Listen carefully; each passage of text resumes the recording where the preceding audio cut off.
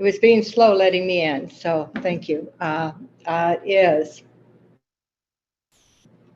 is Tuesday, August 3rd, 2021. The time is 4:02.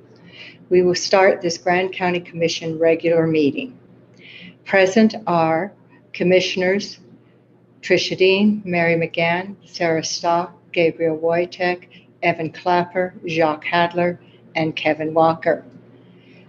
We have County Commission Administrator Chris Baird, Associate Commission Administrator Mallory Nassau, Quinn Hall,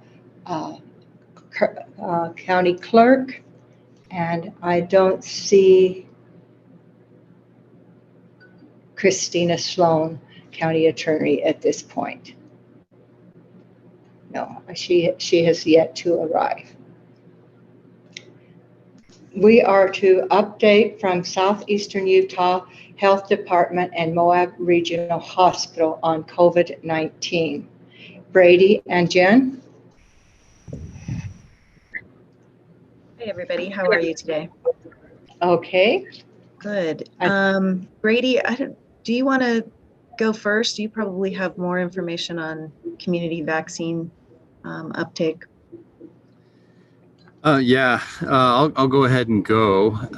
And I don't know how well my sound or video is working, and I'm not able to present right now, but I did send a few things along that are I think ended up in the commission's packet.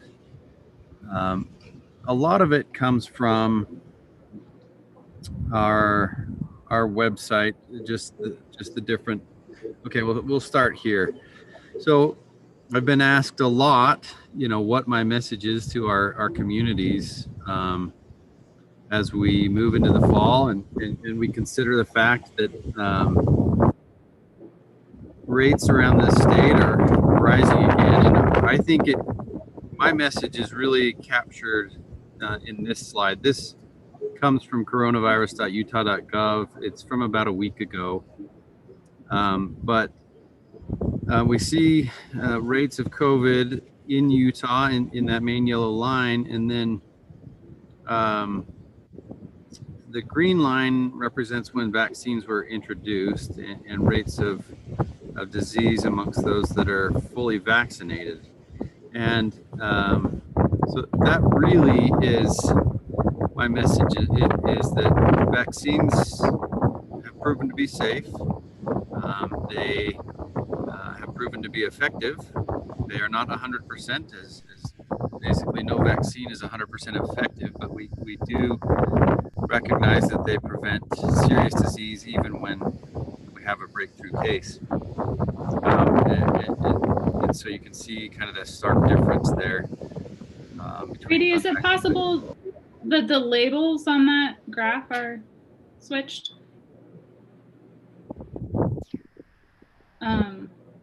Whoever's sharing the screen, yeah.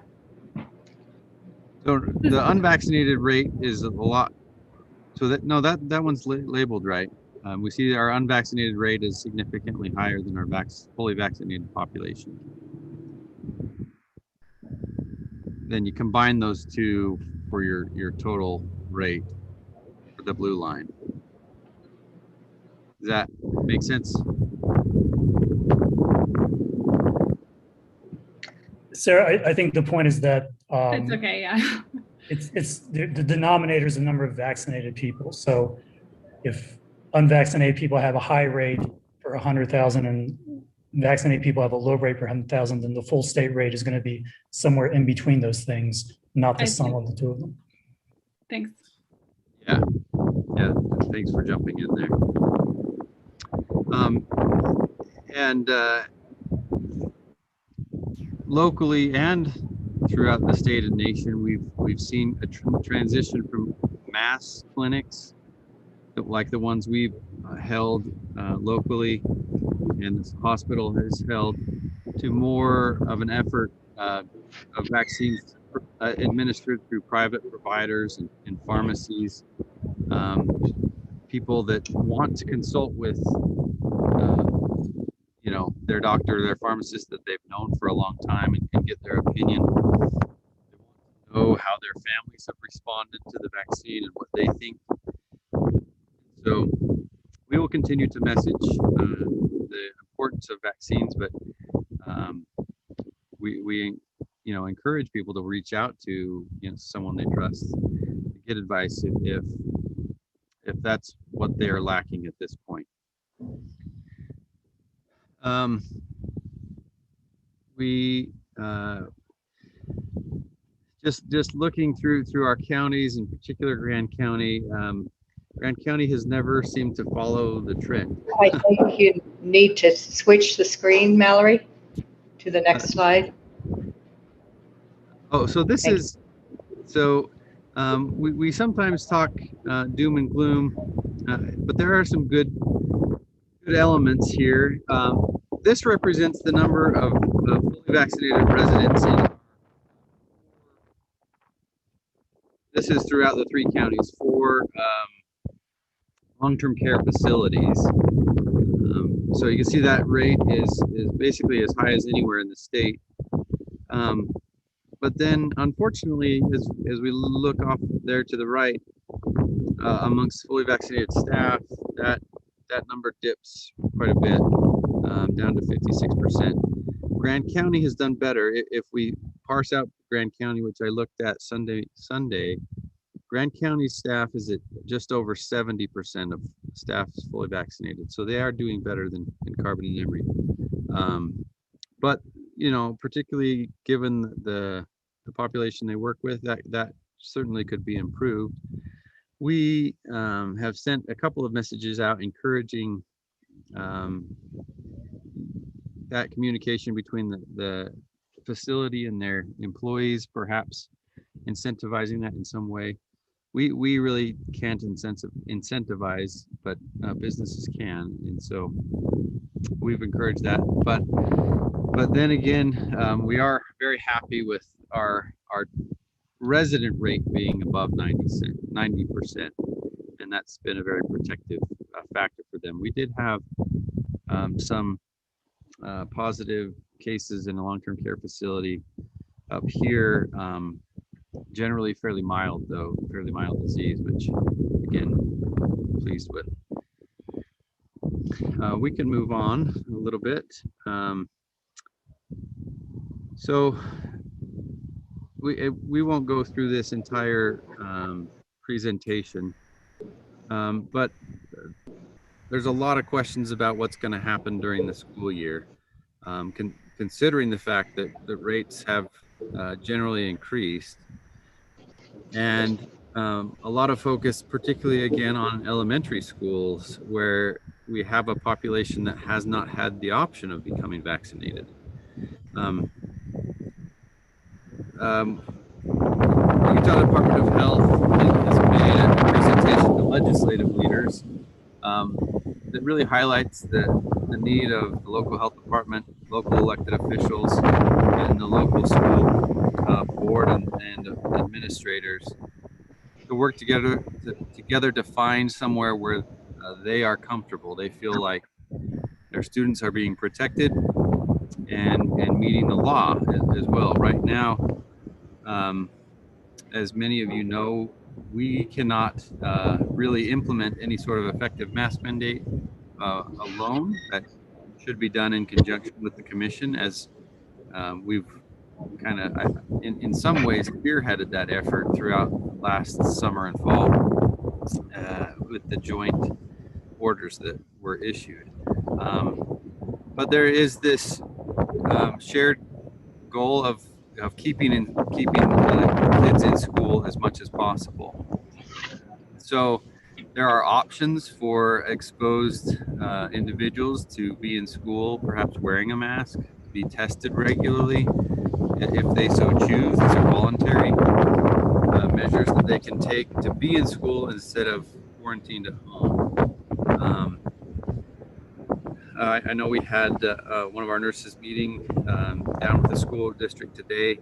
We'll continue those conversations over the next week to 2 weeks to finalize the plans that we have moving forward. But all in all, there is a heightened emphasis on the role of the public to do what is right. Now that we're we're a year and a half into this, and so determining what they feel like is safe for their children, and we will do our best to, in any case, inform when any exposure has happened. But the safety measures will be higher in elementary schools than they are in middle schools and high schools, generally in view of the fact that those children can't be vaccinated at all. We move through here, this presentation, we can skip this. So this is kind of the historical trends, and we're a little bit higher than we were last year at this time with K through 12. A lot of this has to do with the Delta variant. It seems to infect those that are younger a little more readily, and it spreads more readily. And so we can't ignore its impact on our community. The vaccine thus far is not as effective against Delta variant. You know, we dropped from 95, 97% efficacy down to 85 to 88% efficacy, depending on type of vaccine. But even with that drop, though, it's still very effective and very encouraged. We can move on through here. One thing that I wanted to acknowledge certainly is that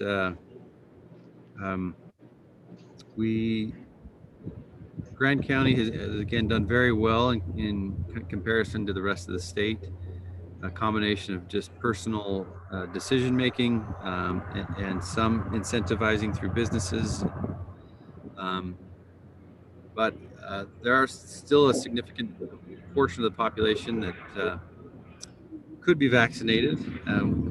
If there is any question or confusion about how to do that or when to do that, we encourage people to reach out to the health department. We will do anything we can to get you scheduled.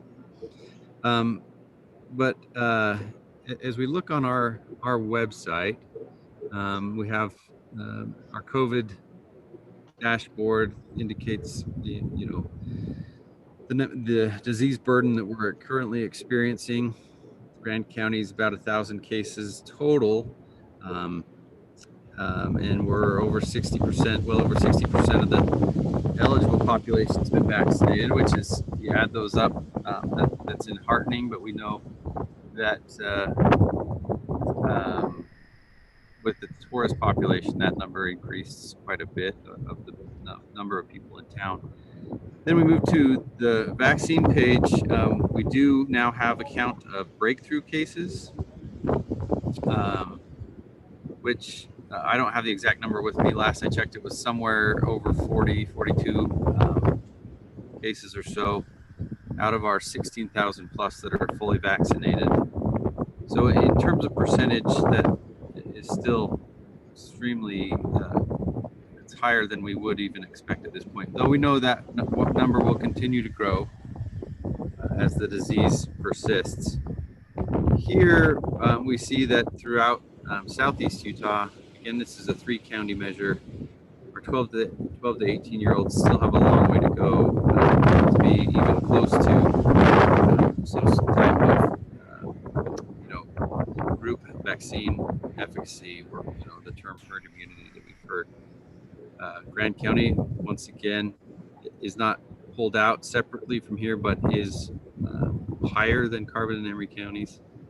I don't have that number with me right at the moment.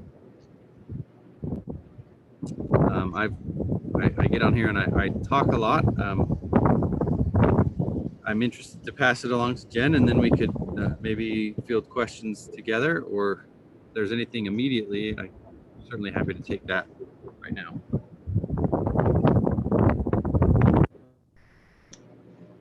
Okay, Mallory, you can stop sharing your screen if you want. Okay, Jen? Thanks, Brady, for sharing that information. A couple of notes just from the hospital, statewide and across the border in Colorado, the ICU utilization is up at 100% in most of the hospitals that we transfer to. We've been having a lot of difficulty getting patients transferred out to ICU facilities over the last couple of weeks. And some of that is just normal summer increase in ICU utilization. Some of it is due to COVID cases because most of the facilities have stood down their COVID wings, their overflow wings. And because of staffing challenges in all of the facilities, I mean, this is a nationwide problem, standing those COVID overflow wings back up is impossible. So we're seeing it here at Moab Regional with huge staffing challenges, and they're seeing it all across the state. So in several cases, we have had to transfer people as far away as St. George in order to find a bed for them. And that's just not an ideal situation. We are seeing more cases of severe disease in unvaccinated people who are quite a bit younger. So people should be aware of that, for some reason it's the Delta variant does seem to be hitting younger people harder than previous variants. The CDC has recommended that people wear masks in indoor public spaces in counties where there's a high rate of spread. And when I checked last week, and Brady may be able to speak to this, Grand County, it was recommended that people wear masks in indoor public places, regardless of their vaccination status. And let's see, our 7-day rolling average for people testing positive for COVID is at 15%. So that means 15% of the people presenting with any of the 10 symptoms of COVID are positive with COVID. That's usually, we're seeing a handful of positive people each day, 1, 2, 3 a day. Most of them are local right now in terms of what I was just looking at on our spreadsheet. I think the only other big note is that insurance companies have started to pay for travel testing. So if you're going somewhere and want to get a travel test before you leave, you can now use your insurance to do that. We also have a cash pay price for anybody who needs travel testing that has a discount associated with it. And I think that's it, unless there are questions for me. Well, I don't know which one could answer this, probably Brady. There was such confusion between what the federal map said and what Grand County, what was being said on the state as far as our transmission rate. It's hard to know which one to follow.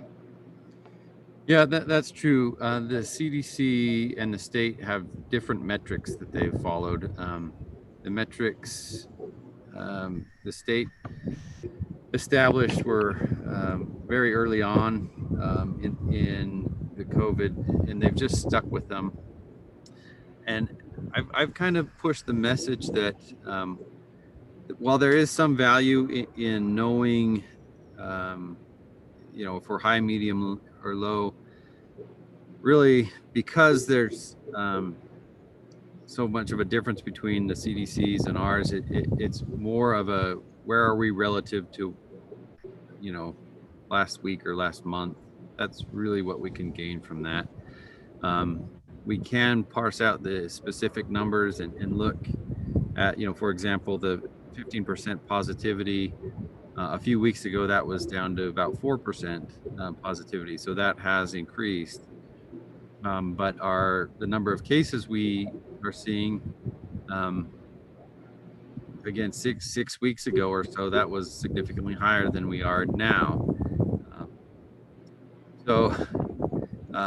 In many ways, we are doing better, but we are still have a burden of sick and hospitalized individuals that we can't ignore. Thank you.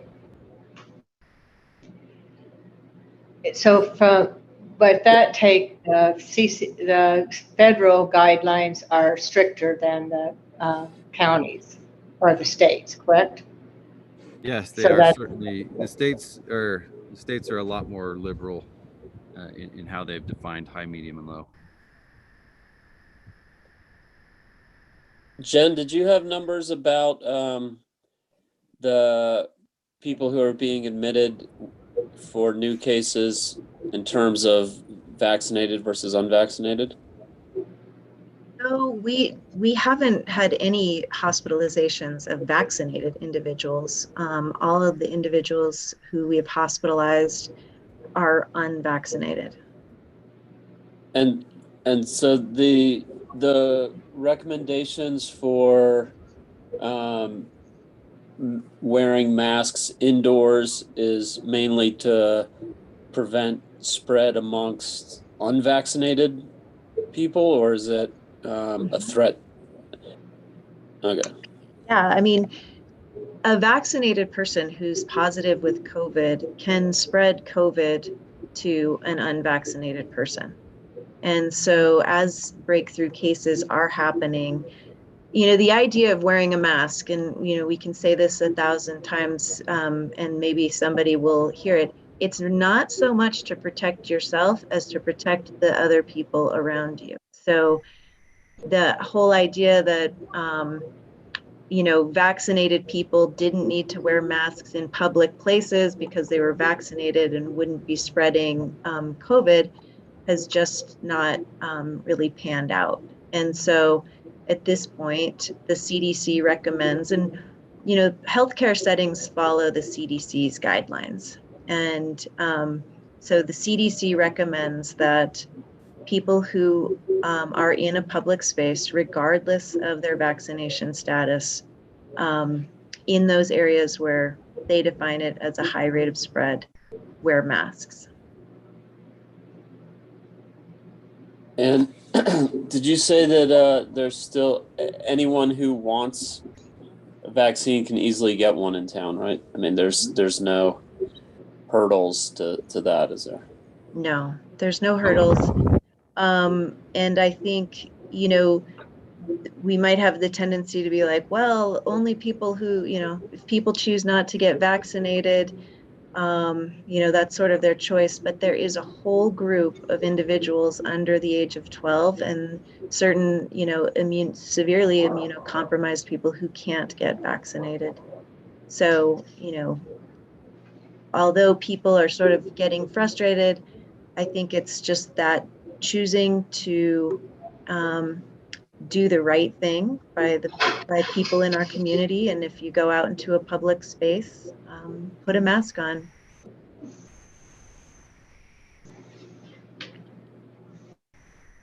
And get a vaccination if you. Do you know the places in town where people can go to get vaccinated? I know they do at City Market.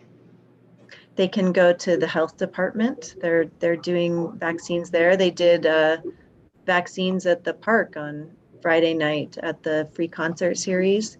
They can go to their healthcare provider here at the hospital. We're giving vaccination. You can sort of just walk in and say, I want a COVID vaccine, and they're getting people in. So we really encourage people to, or they can make an appointment with their doctor and have a conversation and get their shot during their appointment. I know City Market is offering vaccines, and there's a huge lottery. I think you can win $1 million now if they put your name in. But it's through all the Krogers, but that's pretty hefty amount. And you could probably save $1 million by getting a vaccine and not going into the hospital when you get COVID. I'd like to ask a question. Certainly. Does this is perhaps for the chair or the commission from before I started, or perhaps for Brady. So whose responsibility is it to mandate masks in schools? Is that what you said was a combination of Grand County and Southeastern Utah Health Department, or does that go to the state? So I have the ability to do a temporary mask order if I notify the county commission 24 hours before it happens, and it would have to be ratified shortly thereafter. And as far as I understand, that can only remain in place for 30 days. I don't know enough about renewal and if that can be renewed over and over, but that's in response to legislation that was enacted this past session. Thank you. Brady, at the Public Health Board meeting this last week, there were some updates regarding vaccine clinic efforts, particularly in Grand County, and sort of there has been significant interest in Grand County. Can you provide a little bit of an update to the commission and public regarding that?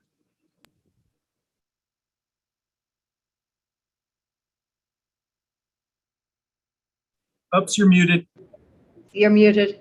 Oh, so when I think about vaccines and I want to be happy, I think generally about Grand County, just because of how eagerly the vaccine has been received, not just from our efforts, but also from the hospital, from City Market, and now again we've got personal providers that are offering it.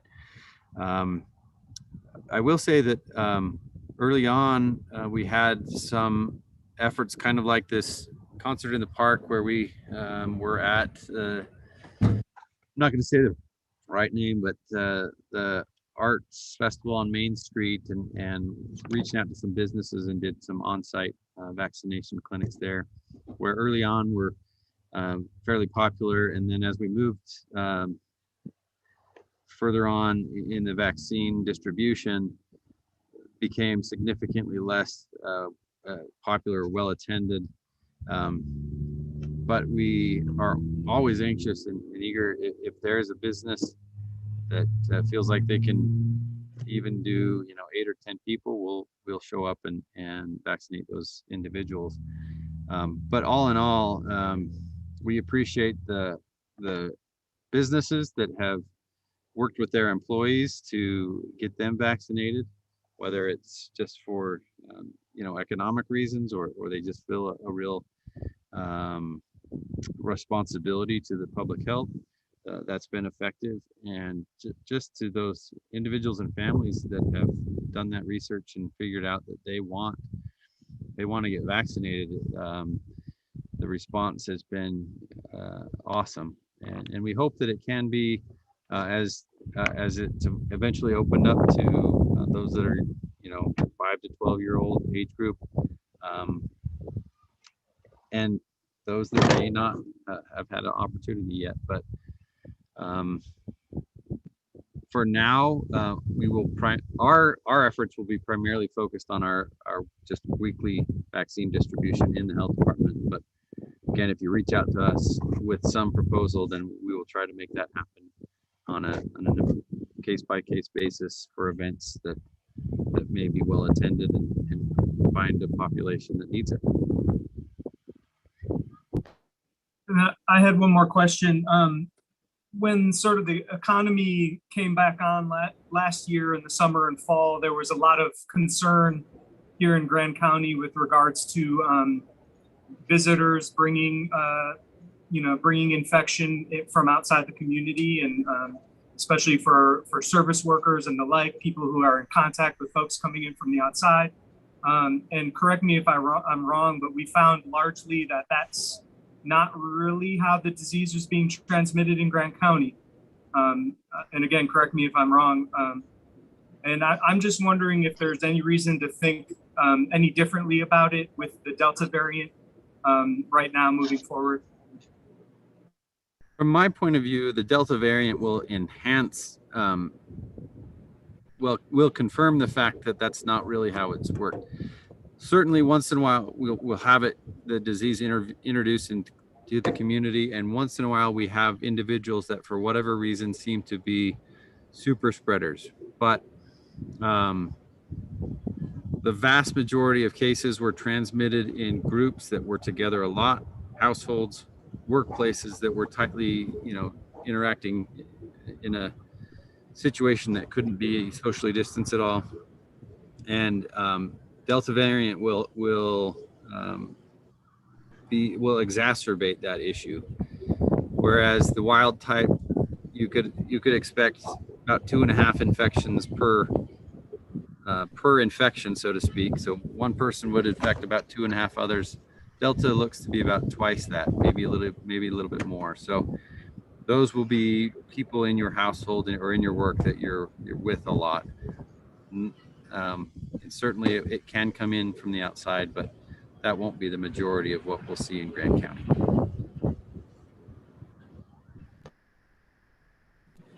Thank you. I have a question for Jen. Have you had any under 12 hospitalizations at MRH? We have not.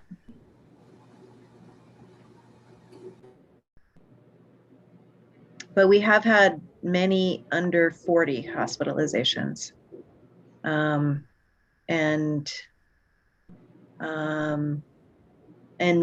many under 30 hospitalizations. I'm trying to think if anybody under 20. There may have been one under 20. Well, that's a lot different than it was before, as far as age. Because the person that was airlifted out had to be transferred rather, was in their 50s, correct? I believe so, yeah. Thank you. Any further questions? Thank you both. Thank you, Brady, and thank you, Jen, for coming and talking. And hopefully people that are listening, this has helped the community as well. I would just add 100% of our healthcare providers, our physicians have chosen to get vaccinated at Moab Regional Hospital. Right. So if your doctor is a good guide for you, follow in their footsteps. Thanks, everybody. Thank you.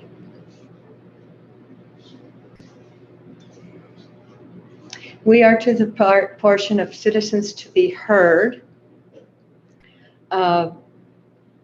There's a link, and if you want to speak and you're on a phone, press *6 to unmute. Citizens to be heard, we like to keep the comments under 3 minutes. So thank you. Do we have any citizens to be heard?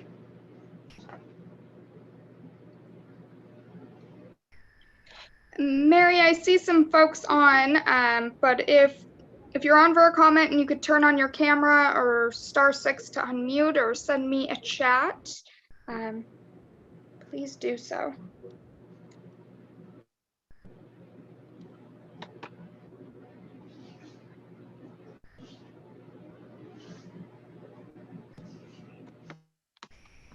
There will be another opportunity for citizens to be heard at approximately 6 o'clock. We are to the portion of our meeting where we approval of minutes for July 20th, 2021. Do I have a motion? I'll move to approve the minutes of July 20th, 2021 of the Grand County Commission meeting. Thank you, Jacques. Do I have a second? Seconded by Evan Clapper. Discussion. All in favor, say aye. Anyone opposed? Passes unanimously. Ratification of payment of bills. Trish? You're muted. You're muted. I think Gabriel was trying to make the motion. Okay, If Oh, I may, Gabriel? Yes. I would like to make a motion to approve Grand County bills for August 3rd, 2021. Total of bills in the amount of $1,212,121.96. Total payroll in the amount of $251,279.87. Total bills and payroll in the amount of $1,463,401.83. Motion by Gabriel Wojtek. Do we have a second? I'll second. Second by Kevin Walker. Discussion. Seeing none, I'll call for a vote. All in favor of approving the bills as read? Anyone opposed? Thank you. We are to commission member disclosures. Do we have anybody that has a disclosure for any item on this agenda? Yes, Jacques. I would like to disclose concerning item, which one was it? The tax on campers and vehicles, that I run a small van camper rental business. Any other disclosures? Thank you. This is a very long agenda, so I'm requesting commissioners to do their best to keep your report on highlight. Thank you. Trish? Mute. There you go. Mine's really short, Mary. I missed a planning commission meeting because of a family illness. Sorry, on the 26th of July. And on the 28th, we had a Thompson Springs Water District meeting. We had a Thompson Springs Water District gathering where we interviewed some prospective new water board members. And that was it. It's pretty quiet. Thank you. Thank you. That was quiet. Jacques? Mine's pretty short too. I did miss a Motorized Trails Committee meeting. Unfortunately, I was out of town. I did attend the Chamber of Commerce meeting last Wednesday. The main point of discussion was a chamber chat regarding the Arches reservation system that will be upcoming. And I also attended a System of the Trails meeting last Friday where we talked about sustainable messaging on items such as water bottles and trail ambassador strips. And that's it. Thank you. Thank you. Kevin? I attended a general plan steering committee meeting and the same sustainable trails meeting that Josh just referred to. Thank you. Sarah? I attended a meeting with Christina Young, the USU Horticulture and Natural Resources person, and also the Moab Area Watershed Partnership meeting. We discussed briefly this idea of setting a community yield or consensus yield as opposed to spending so much time focusing on safe yield, rather than relying on safe yield to trigger action, which wouldn't protect the wetland or whatever.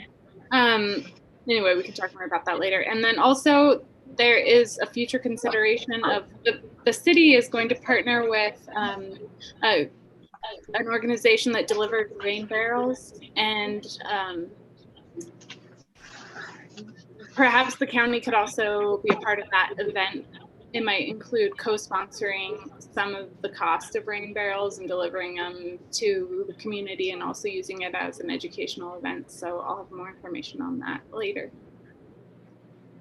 Thank you. Thank you, Sarah. Evan?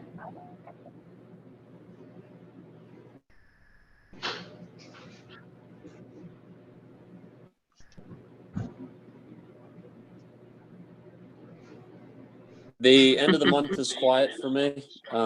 I think everything that I was involved in happened through email. I didn't attend anything in person, and nothing to share or report on here. Thank you. Gabriel? My main highlight was attending the Southeastern Utah Health Department Public Health Board meeting. That was on the 27th. Through the Healthcare Enhancement Act, SEUHD was awarded an additional $2.7 million in funding for multiple COVID programs, including infection prevention, epidemiology, and outreach. The health department was also able to extend another salary bonus to reward its staff for all its hard work during the pandemic. So it was a great thing to be able to do. And we also approved that housing regulation that we all had our eyes on some meetings ago. And I also met with Christina Young from the new person at USU Extension for natural resources and horticulture. And that's all I have. Thank you. Thank you very much. I got everybody, correct? Kevin, did I get you? Yes, okay. We had our first UMTRA meeting with our new liaison, Jessica Thacker. It went really well. She has some new slides and new ways of presenting, so that's always interesting. But I will be talking about, we have an item on the agenda where you will find out what they've been doing.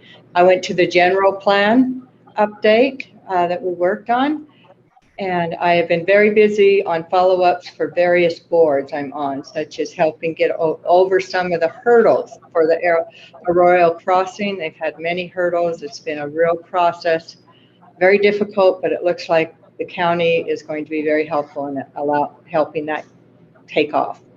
I've also working on getting the resolution between San Juan County, Moab, and Grand County, and getting a meeting, and so we can do something like that. Worked with fire warden compensation and the Book Cliff Highway, doing some work on that. So those are the things I've been doing. Thank you. We are to elected official reports. Are there any elected officials that would like to report?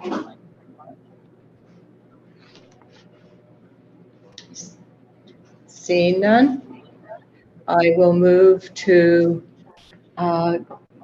commission report. General Commission Administrator report. Chris Baird and Mallory. So first off, just an update on some of the flooding, especially because of the Pack Creek flash floods. Our emergency management director and flood administrator. You're cutting out a tremendous amount, Chris. I can hardly hear you, understand you. Well, how about if Mallory goes first and I'll call it? Okay, Mallory? Yes, hopefully I won't have issues with mine either. But I just have a few quick things. I was out of town for a few days, but outside of that, I've been working on forms, checklists, various templates for the special event committee, and I am almost done with getting those out to everybody and kind of outlining the process. And hopefully what we'll end up doing is implementing something where everything is the exact same, very easy to follow, clear to the applicant and staff, what the next steps are, what's needed, timeframes. So if anybody who's not on the special event committee wants to see those just for fun, let me know. And then the other thing that I wanted to report back to you all is that Matt, Chris, and I did do some testing for the hybrid kind of setup.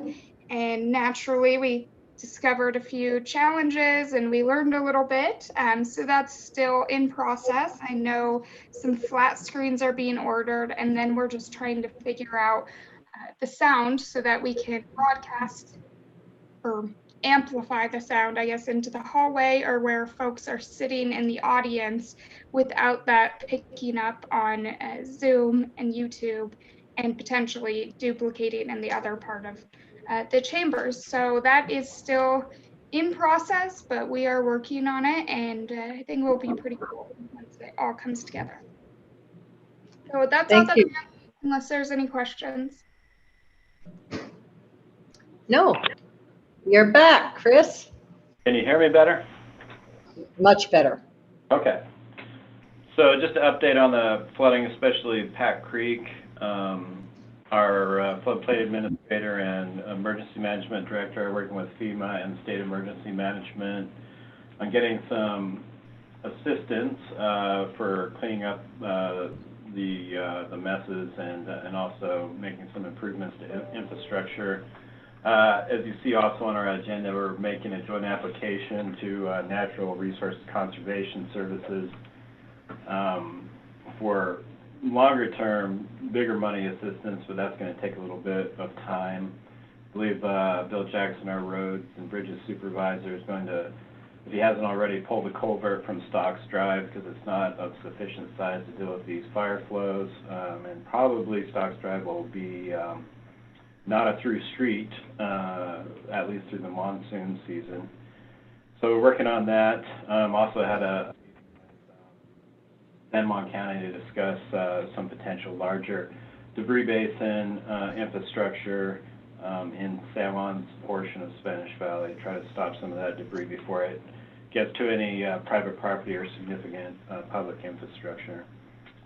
Moving on with the budget, I found out that the ARPA money that we are going to get, the almost 1.9 million, is going to come in 2 payouts about a year apart. So when we originally adopted our budget amendment, I put the entire amount into this year, but it's actually going to be half this year and half next year. Also, got our May sales and use tax numbers in. They're still very high, in fact, higher than any historical figures, but they have dropped down a bit from April's numbers. So I'm going to revise, some of these projections as we go, and then when we get closer to working out some of the budget details, I'll continually refine our projections. It's pretty wild numbers, and I think I am somewhat suspicious that with such a dramatic increase in these figures and these collection rates that there may be, some element of sort of flatlining or potentially even decreases in revenue as things normalize. And so I just want to be, fairly conservative. But I'll update you on that as we go. With regard to the budgeting process for 2022, we will initiate that with the Budget Advisory Board and Committee. We'll work with department heads and elected offices through September and October. And then in the first week of November, the County Commission needs to formally adopt a tentative budget. At that point, then the budgeting process switches over to the County Commission, and we'll schedule, as many budget meetings with the County Commission as we need to finish off and finalize the 2022 budget, and we'll need to adopt that before the end of the year. Normally, we shoot to get that done the first meeting in December. So that's the process for budgeting, and I believe a couple of you are on the Budget Advisory Board. Then also, as Mary indicated, working with the Moab Area Community Land Trust, they're in need of a little bit of administrative assistance and some startup funding. So I'll probably be bringing something to you in a couple weeks to help them get up off the ground and get going with some of their immediate needs and projects. And I believe our staff is also going to lend some services to them as well. That's all I have for now.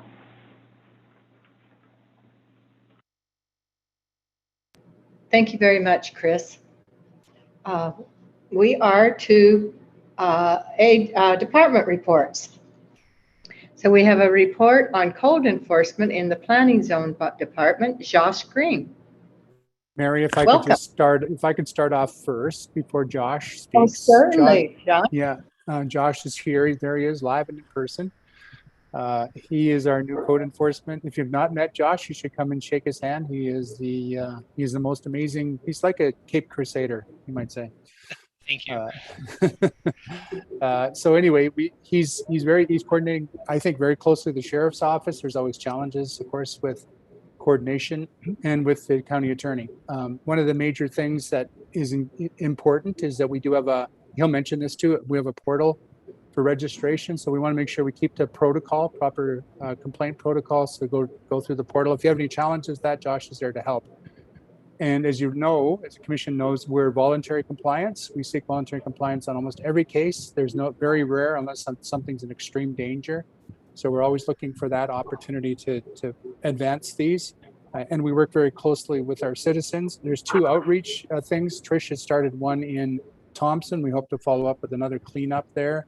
And then we're looking at Roberts Road and other areas as well in the coming time frames. So Josh, I'll turn it back over to you. Thank you, sir. So I had 3 attachments sent to you guys. I'm not sure if you have access to those right now. With code enforcement, I came on June 3rd. I've been here, a little over 2 months now. When I came on, there was some open cases that had been open since February that I kind of went through. I closed things out with help from the building inspector, and then also from planning and zoning with Mary Hoffine was very helpful with that as well. So one of the attachments I sent you says violations serve future monitoring and dark skies update.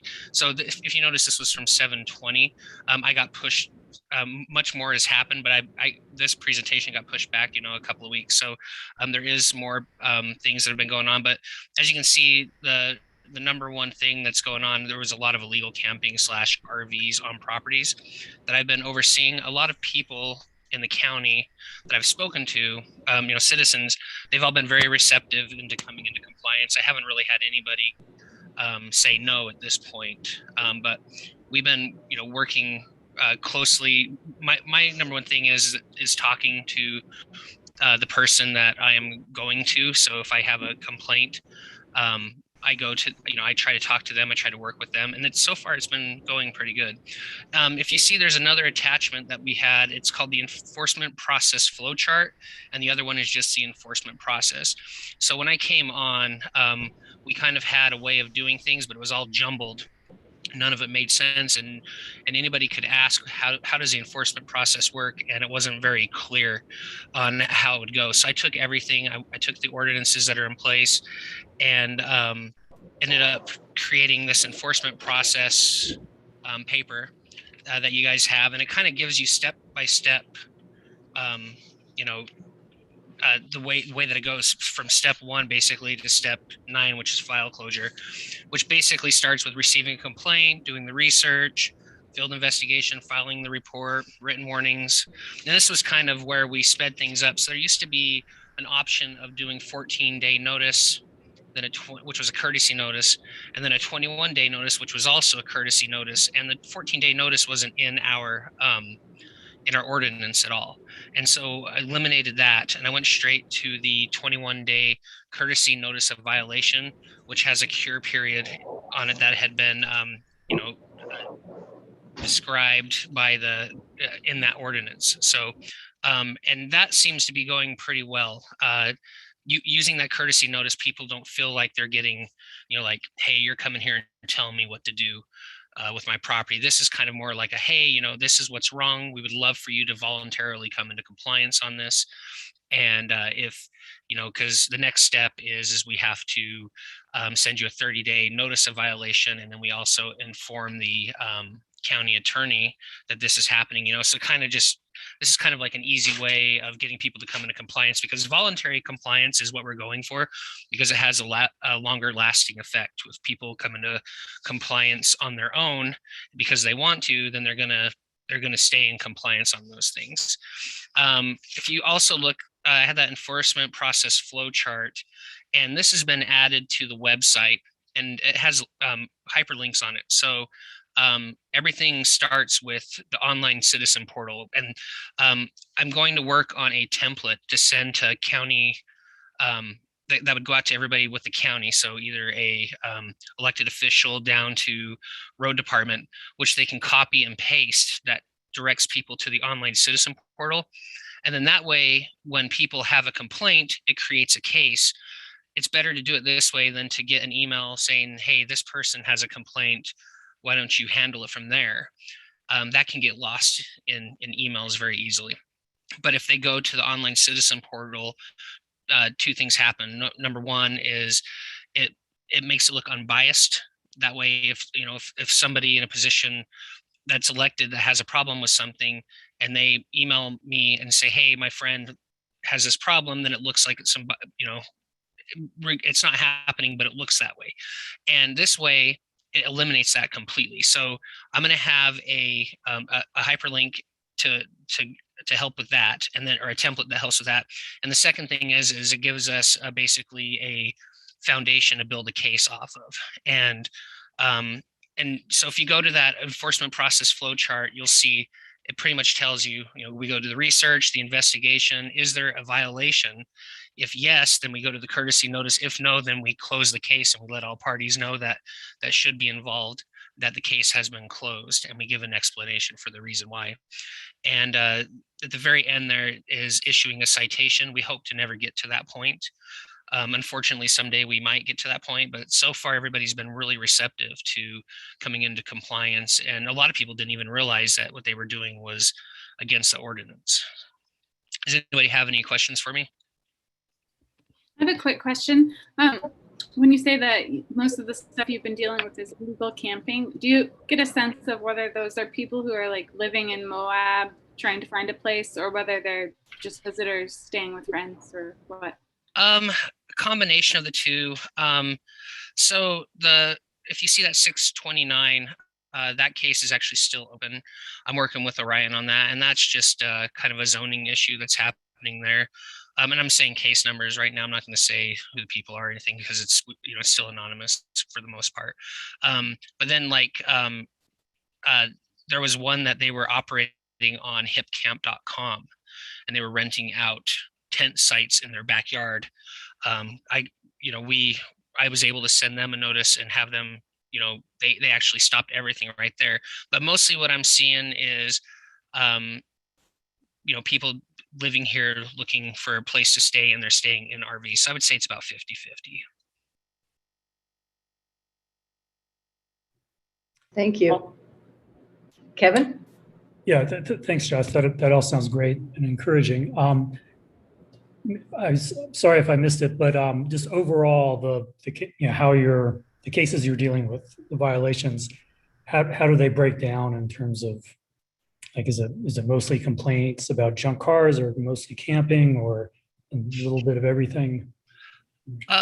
Right now, it's almost like a theme happens, and then that same week everybody submits something over that. So like one week it was illegal camping, the next week it was junk and refuse. I got a couple cases, or word of mouth on that. Mostly what I'm seeing right now, like the illegal camping and RVs on property, I haven't had any new cases on that for the past probably 2 weeks. But it's kind of everything. I have a complaint over trees being cut down. I have complaint over storage of a mini excavator on a property, just stuff like that. And those ones are pretty easy to close out real fast, because there's really no violation there to store, your registered vehicle on your property.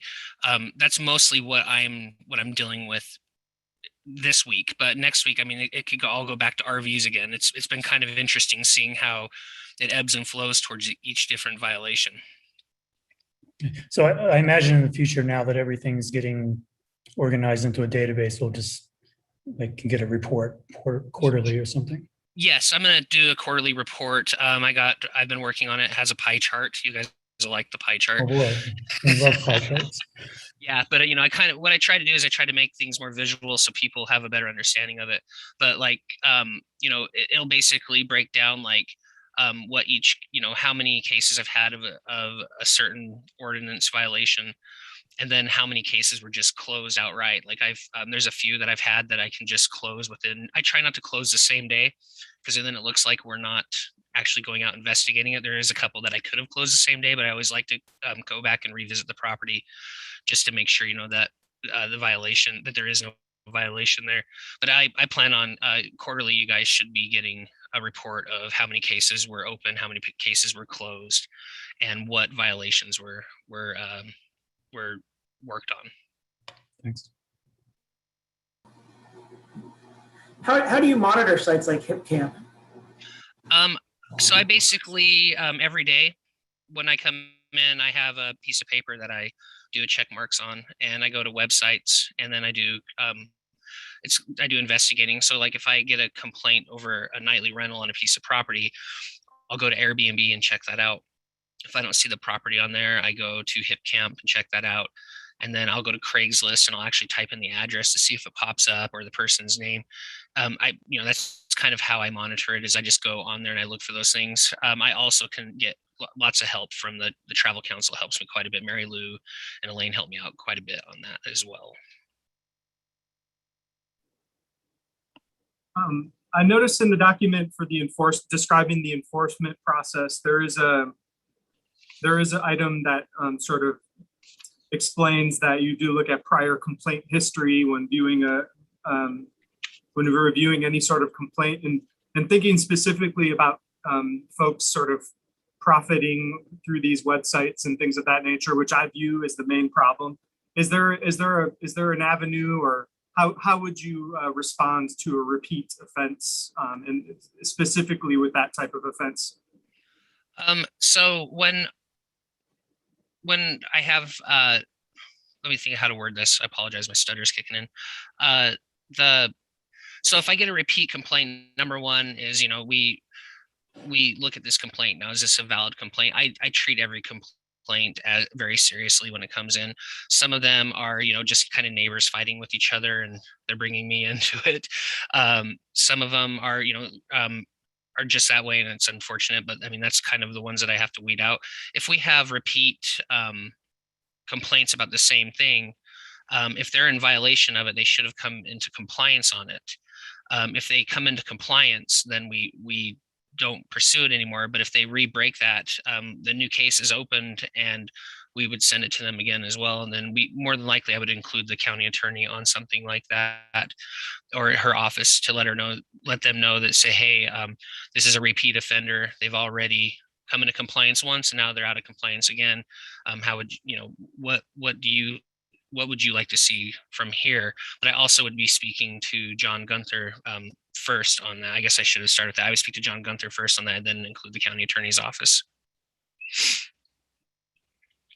Great, thank you. And I would just say that I do really appreciate the sort of soft enforcement approach that you're describing, and hopefully, you don't get sort of repeat violators in that way. That would, cause some sort of need to put more tooth in the enforcement.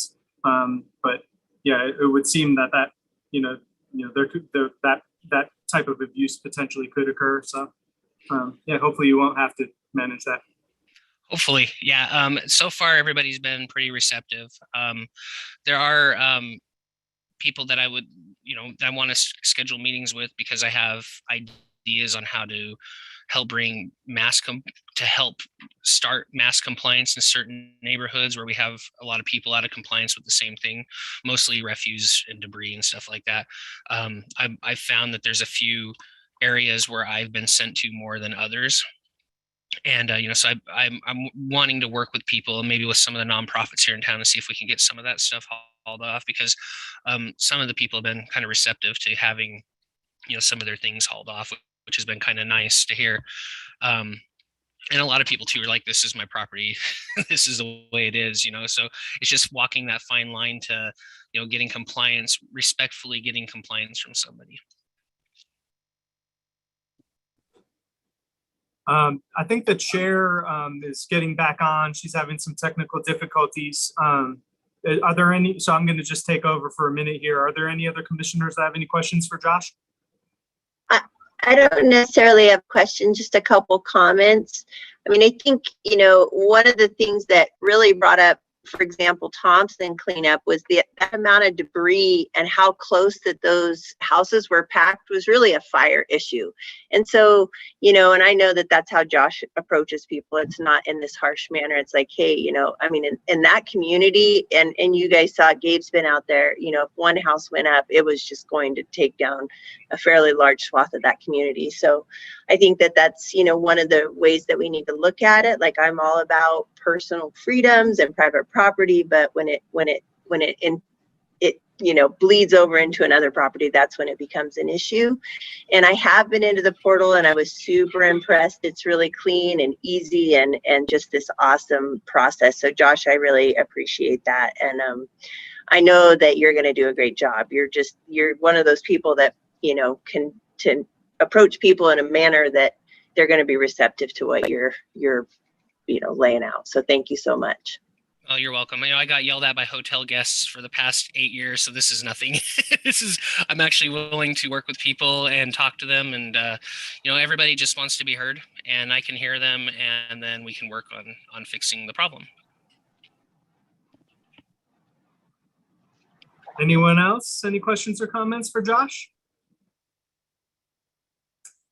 All right, well, thank you so much, and great to meet you virtually. Looking forward to meeting you personally, in person.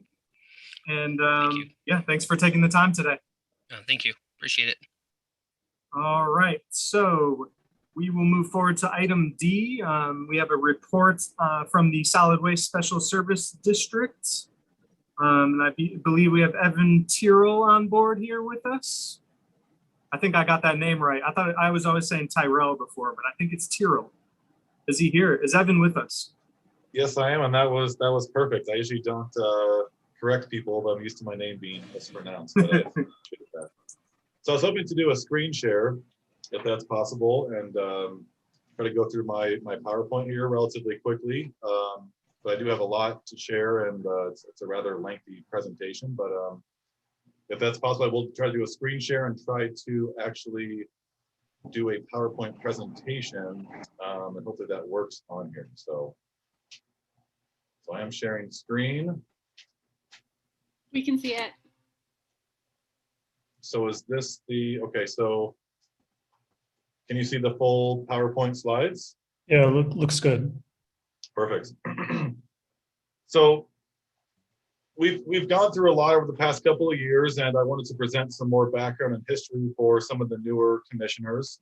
So I've kind of organized this PowerPoint for history, where we're at now, what are our plans, and what are our challenges. And a lot's happened just recently with this organization, but I would like to just kind of first say that we have, over the past 2.5 years roughly that I've been with the organization, built an excellent team, and we have actually accomplished light years of progress at all of our facilities. And this will hopefully highlight that, and I'm happy to answer any questions as well. So we were created in 1993 by the Grand County Council, now Commission, for several purposes. Historically, the Moab landfill, or the old city dump, was a pre-regulatory landfill that had to be closed, and Grand County needed to find a place to bring all of its municipal solid waste and other trash. So the main reason to start was to identify sites, build, and manage a sanitary landfill.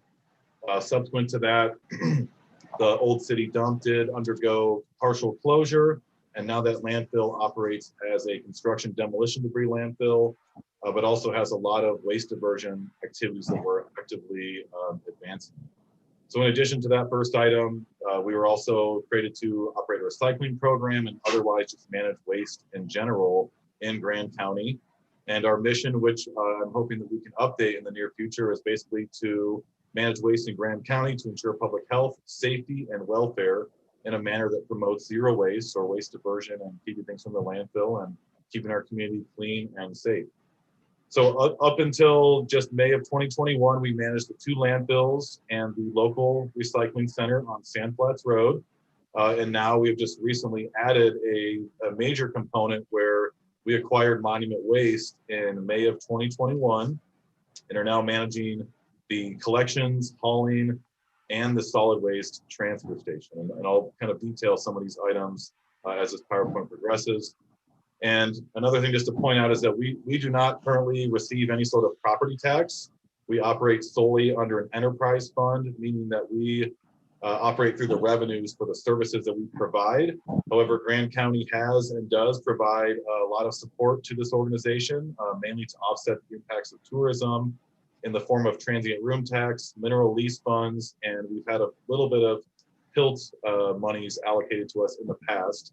So this year, our original budget, which needs to be updated at this point in time, and we will be amending our budget in the future, The original budget did forecast 74% of our total revenues, or I'm sorry, 24% of total revenues associated with transient room tax and mineral lease funds that were allocated by Grand County.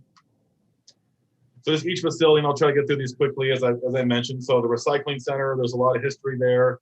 But since, you know, I've taken over and we've built our staff and have a great staff that is really committed to this organization and very helpful and knowledgeable, we have maintained and kept the facility clean, organized, and free of backlog materials. We've also ensured that all materials are actually sent to domestic markets. They are not shipped overseas. So all the things the vendors we use, the mills we send things to, the cardboard mills, we send them to regional and if not domestic nearby end users for that. So e-waste, universal waste, we've really tried to expand that. We now have that every Saturday on a weekly basis from 8 a.m. to 1 p.m. There's information on our website. I have a small flyer on here as well. And then last year, obviously, with the onset of COVID, and you know, we're still working through various components of COVID mitigation measures, but we did basically implement a very comprehensive health and safety program and plan there. We installed lanes, we installed new fencing, we had some policies and procedures in place for that, and as well as our other facilities. That was a really positive thing and kept not only the workers safe, but the general public safe to use that facility. In 2020, we were awarded the Local Government Recycler of the Year Award by the Recycling Coalition of Utah. That was a pretty prestigious kind of thing for us to get, and in my opinion, well-deserved, and it was really great to be recognized by a state entity.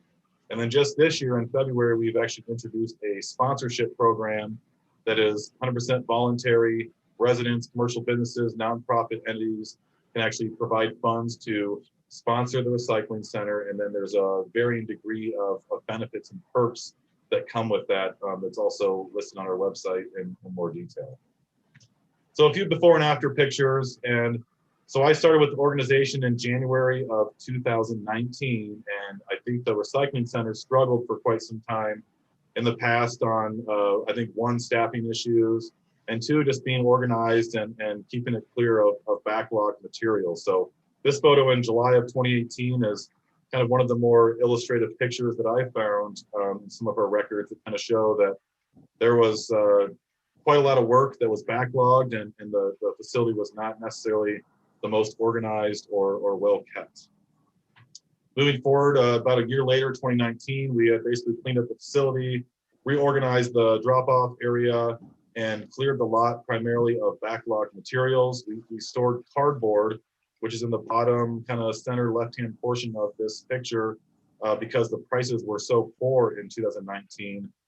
We sold cardboard for roughly $5 a ton. Just last month, we sold cardboard for, I think it was $105 a ton. So the commodity markets are back and the pricing is much better. And today, this was just about a week ago, you know, we're maintaining the yard and keeping it organized. And I've really been committed to ongoing continuous improvements at all of our facilities. And we certainly have done that, and at a minimum have maintained them. We also changed the public drop-off areas. I mentioned we kind of inverted it. This looks a little bit different today. We've actually installed some new kind of green painted bins for collections, and it looks a little bit cleaner. We're working on some enhanced signage in the future. We actually pulled some old parking stops that were brought to the landfill and actually reclaimed those and painted those yellow as kind of safety berms, and it keeps the area organized and helps with logistics for the recycling center. And then in 2019, I just wanted to just kind of show this because, you know, we did shut down for about a month during the onset of COVID. And when we reopened with very limited hours, we had a huge rush of not only residents, but also commercial entities that came to the recycling center. And this is kind of with our parking stalls, and we minimized it to three persons or three groups in the recycling center at any given time. But does emphasize that the recycling center continues to be a highly valued asset to our community. And on these days where we had limited hours of operations, we saw more than 100 vehicles on a routine basis for close to a month when we did this before we reopened with regular hours. So the COVID-19 recycling rush, I wanted to kind of highlight that a little bit. Moab landfill, we've got a historic image down there, and that's when the city managed the facility in collaboration with Grand County. Was once coined America's most scenic dump. I don't necessarily like that word. It is now a landfill, and we do manage the closed portion of that facility. And now that facility serves as primarily, as I mentioned before, a construction and demolition debris landfill only. We also accept yard waste where we're reclaiming that material. Waste tires go to this facility, scrap metal, and it's just right up the hill on Sandflats. And one of the major accomplishments that we've had is this facility was originally thought when I came on board, I was told less than 10 years. Looking at projections, we were actually anticipated to close in the mid 2020s. But we at this point kind of increased the lifetime of this facility for at least 20 additional years, if not 30 years. So we're performing a large scale excavation in an area that was not previously used for landfilling. This is reclaiming future airspace or volume for landfilling materials, and then dirt for cover materials for daily cover, for closing activities, and just site management and roads and so forth. We have reclaimed in the past couple of years thousands of cubic yards of green waste in the form of mulch, and just late 2019 and late 2020 and through this year, through the month of June, we had sold over 2,000 cubic yards of that material to various businesses, residents, and landscaping companies. The new Arroyo Crossing subdivision, I think they ordered, it was roughly 240 plus cubic yards. And so it's been a really great beneficial reuse, and it's waste diversion, and it's keeping materials out of the landfill and so on and so forth. So we're doing the best we can to reclaim everything, divert materials. So we also try to divert clean asphalt and concrete for ongoing road improvements, facility improvements, et cetera. And we have gotten rid of a lot of bulk waste tires, more than 1,000 tons since 2019. Our pile is growing again right now, and the price for tire removal continues to increase. So we're trying to evaluate what state funds and resources are available to continually move this pile and not let it pile up to what it was a couple of years ago. And then we're diverting other various materials, scrap metal, bulky waste, those types of items as well. So again, some before and after pictures. This was a few months after I'd started. The facility was just basically construction demolition debris was all over the place. And you can see the large tire pile in the background. That was about 900 tons we removed in late 2019. But we've made some serious progress here, and this facility has seen very impressive transformation as a whole. So March 2019, moving forward by October, we had really managed most of the materials that were exposed. We had covered everything. We started to kind of reform the facility and so forth. A lot of the tires had been removed, and that portion towards the orange tires and the back kind of right portion, that's the first phase of the middle school demolition. That's where that material ended up. But just moving forward and seeing where we're at, by May of this year, we had started our excavation, and we're looking towards the LaSalle Mountains. And if you looking behind this area is where we're actually moving forward with this excavation to reclaim future airspace. So that road going down is basically our excavation pit where we're hauling material out of dirt for stockpiling, and then that's reclaiming our volume for the facility. So May of 2020, August of 2020, progress continues. Facility has kind of seen ongoing improvements, looking cleaner, more organized. That pile in the middle, so we use the large equipment tire to kind of identify where roadways are, and as a safety kind of measure for residential and commercial customers. And that pile in the middle is asphalt that we have actually reclaimed. And you can see that in the next picture I'll sneak through. But the one thing, if you look on the far right side of the image, so instead of sloping this, we kind of have taken this kind of benching approach. So it maximizes our airspace and maximizes our dirt that we've reclaimed. So in this picture, this is again looking towards the LaSalle Mountains, but we've essentially taken this benching approach where we maximize our reclaimed dirt and airspace. And as the landfill, once we're done with this excavation, as the landfill goes higher in elevation, each one of these benches will be cut out subsequent to reaching those levels. And again, reclaiming more airspace and more dirt for cover materials. May of this year, we started to place that asphalt. Now we're building our road going into the facility. That was also underlain by reclaimed concrete that was still landfilled, obviously, but serves as bridging material for that and strengthens that road. And then just by last week, we did see the school demolition come in. So we've actually got a lot of material over the past, through the month of July and June, mainly in June. But again, we're still moving forward with this excavation, and we're hoping to have this area completely open by the end of this year, and it's still a work in progress. So again, a lot of just ongoing huge improvements. Our mulching activities, that's a tub grinder. We subcontract that out. We reclaim all the green waste that turns into the form of mulch. This mulch can also in the future be screened to remove the fine grained particulates, but also could serve as a future feedstock for a composting operation. So June, we had the chipping, and then we were essentially swimming in mulch. This year we had some more. Only to be. Oh, something just happened there. And then this year we also did another round of grinding, reclaimed again, like as I mentioned, thousands of yards of green waste, and have very clean, high quality mulch material that we've sold quite a bit of this year primarily as compared to last year.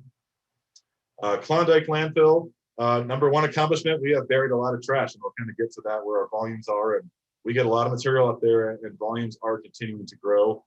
Last year we did acquire a new trash or refuse compactor. That's that upper right-hand picture. The older compactor was not the best and most well-maintained machine, but it also could not keep up with the growing volumes we're seeing at the Klondike landfill. And then the other major highlights and accomplishments is that we've addressed several historical operational deficiencies. We've addressed windblown litter, removed hazardous high walls, and reworked basic extensive areas around the facility to make sure that we are in full compliance with our permit and that we're actively planning and managing material to the best of our ability and minimizing our airspace utilization to preserve this facility for as long as we can. And Klondike landfill, I think, has a minimum 60. We haven't really upped our kind of estimates on this, but we're probably looking at 60 to at least 120 years, probably towards the higher side of our available airspace at that facility. Only half of the landfill is currently developed. We have a total of 80 acres, only 40 acres are developed. But of those 40 acres that are developed, maybe at most half is actually being utilized for landfilling. The rest is just being used for the ongoing operation of the facility. And then we've actually conducted some land surveys that will support future planning and airspace utilization studies. So again, I'll try to get through these quickly, but this is probably right when I started with the organization, and and I can't take credit for all these accomplishments. We've got a great team. We've got a great operations manager, Chris Scoville, who started as our facility supervisor in November of 2018, has taken these operations to a whole new level, and we've made some serious accomplishments. So the magenta box is essentially where that hazardous high wall was located, and that's several football fields in length. And in some places, it was a sheer high wall cliff, probably more than roughly 30 feet high in places. And then the other arrows are pointing to basically solid waste materials that were not effectively managed, that were basically left exposed at the facility. And those were things that we prioritized on from the get-go, and we've since taken care of those things. So by August of 2019, we had started to address that high wall. We had actually filled in solid waste material and then covered up and regraded these slopes. So we had about half of it completed at this time. That high wall is now completely gone. And you can see the top of cell 2, which is our second cell to the left of that upper mound, has been reorganized, and it's still kind of work in progress at that point. But then by June of 2020, this is the top of that area where that unmanaged waste was. This was actually a huge amount of work, and we actually were able to resume active landfilling on this area of the landfill. And this was just a huge transformation in itself, and very just telling us the progress we've made. Although we don't have a lot of before and afters on that, but just the first image does relate to that. This just kind of shows an overview of the site. I won't get into details here, but this is available for public download, and the commission members can look at this and understand, how this landfill is built. But all landfills are built to basically divert water from running onto the site from outside of the site. So you have a run-on control, and then managing water that hits the site as for runoff controls. And everything is basically designed to centralize to the bottom left-hand portion of this map here, to that detention basin. So everything is routed to a centralized location where the water that hits the landfill goes to a central location, and it doesn't go off site. It remains safe and contained. so it doesn't have contamination perhaps that could be present from hitting landfill areas, which we don't have any concerns with that, nor any evidence to indicate that. And then cell 3, this is kind of a relatively recent picture, but we are really doing a lot better in planning operations, moving the lifts and the working faces, and in our progression and fill sequence on the landfills. And again, just accomplishments here are it's, you got to kind of see them in person and know what it was before and after. And but the pictures kind of tell a pretty big story here with the Klondike landfill. So this graph illustrates just municipal solid waste, so household commercial trash, tonnages by month from 2015 through 2021. You can see obviously it's kind of like a normal bell-shaped curve. It kind of shows and illustrates the impact of the off-season or in-season for tourism and so forth. Obviously, we had some declines in tonnages during the onset of COVID in April and May of 2020 primarily. Those quickly rebounded. This year we have hit monthly records on numerous months, but we've also hit all-time records in tons of MSW going to the landfill. So we hit a record in April, all-time monthly record of over 1,400 tons of municipal solid waste. And then June actually slightly exceeded that. So I didn't actually update this, but those bars really show that we are seeing increasing volumes, and it kind of illustrates that the tourism season is kind of growing to the off season and to those extremes. So November, December of last year, October, these months are seeing quite increases. July of this year, we just got our numbers in. It slowed down, I think, due to the heat for the season. And we were just right between, we were about 1,250 tons. So we actually were slowly lower than last year for July. Those numbers have not been added to this graph. And I won't spend too much time on this, but this is kind of a preliminary waste diversion analysis and evaluating. So now, since we have all of our recycling data centralized in one entity, we can really see what is our true diversion rate from the landfill. And this was kind of based on just municipal solid waste. So I kind of won't go to too much detail, but if we look at just municipal solid waste and just the materials that we ship off for recycling for the first half of 2021, so January through June, our diversion rate is actually rather low and has a lot of room for improvement. So just looking at municipal solid waste, our diversion rate as a whole was only about 7.4%. National average is roughly 30% and above for most communities. But again, this is just one type of material. But the other thing I wanted to highlight are the kind of like the tan orange lines. So even though the tons of municipal solid waste increased dramatically throughout the year from January through June, the tonnage of the single stream recycling that was shipped remained relatively flat or stagnant. So those numbers did not necessarily increase, which to me indicates that we have a lot of room for improvements, and a lot of these businesses that serve a lot of tourism related type activities can do a lot better in helping us to recycle and to divert waste from the landfill. So, but a few notes. So when we take all the tonnages of all waste, we were roughly 10.6% for the first half of the year.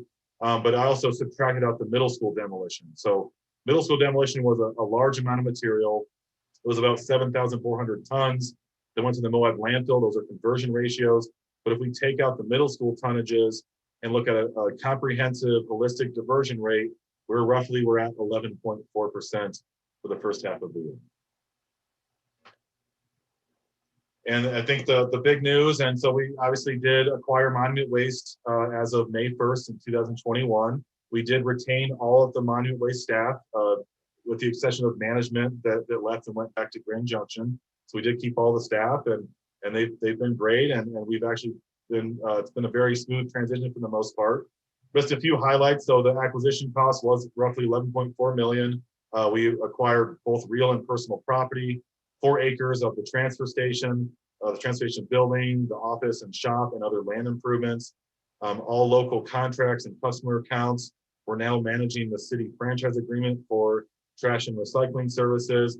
And then also obviously purchased a series of garbage trucks, recycling trucks, roll-off trucks, heavy equipment, et cetera, and a variety of other containers and that we are utilizing on our day-to-day operations.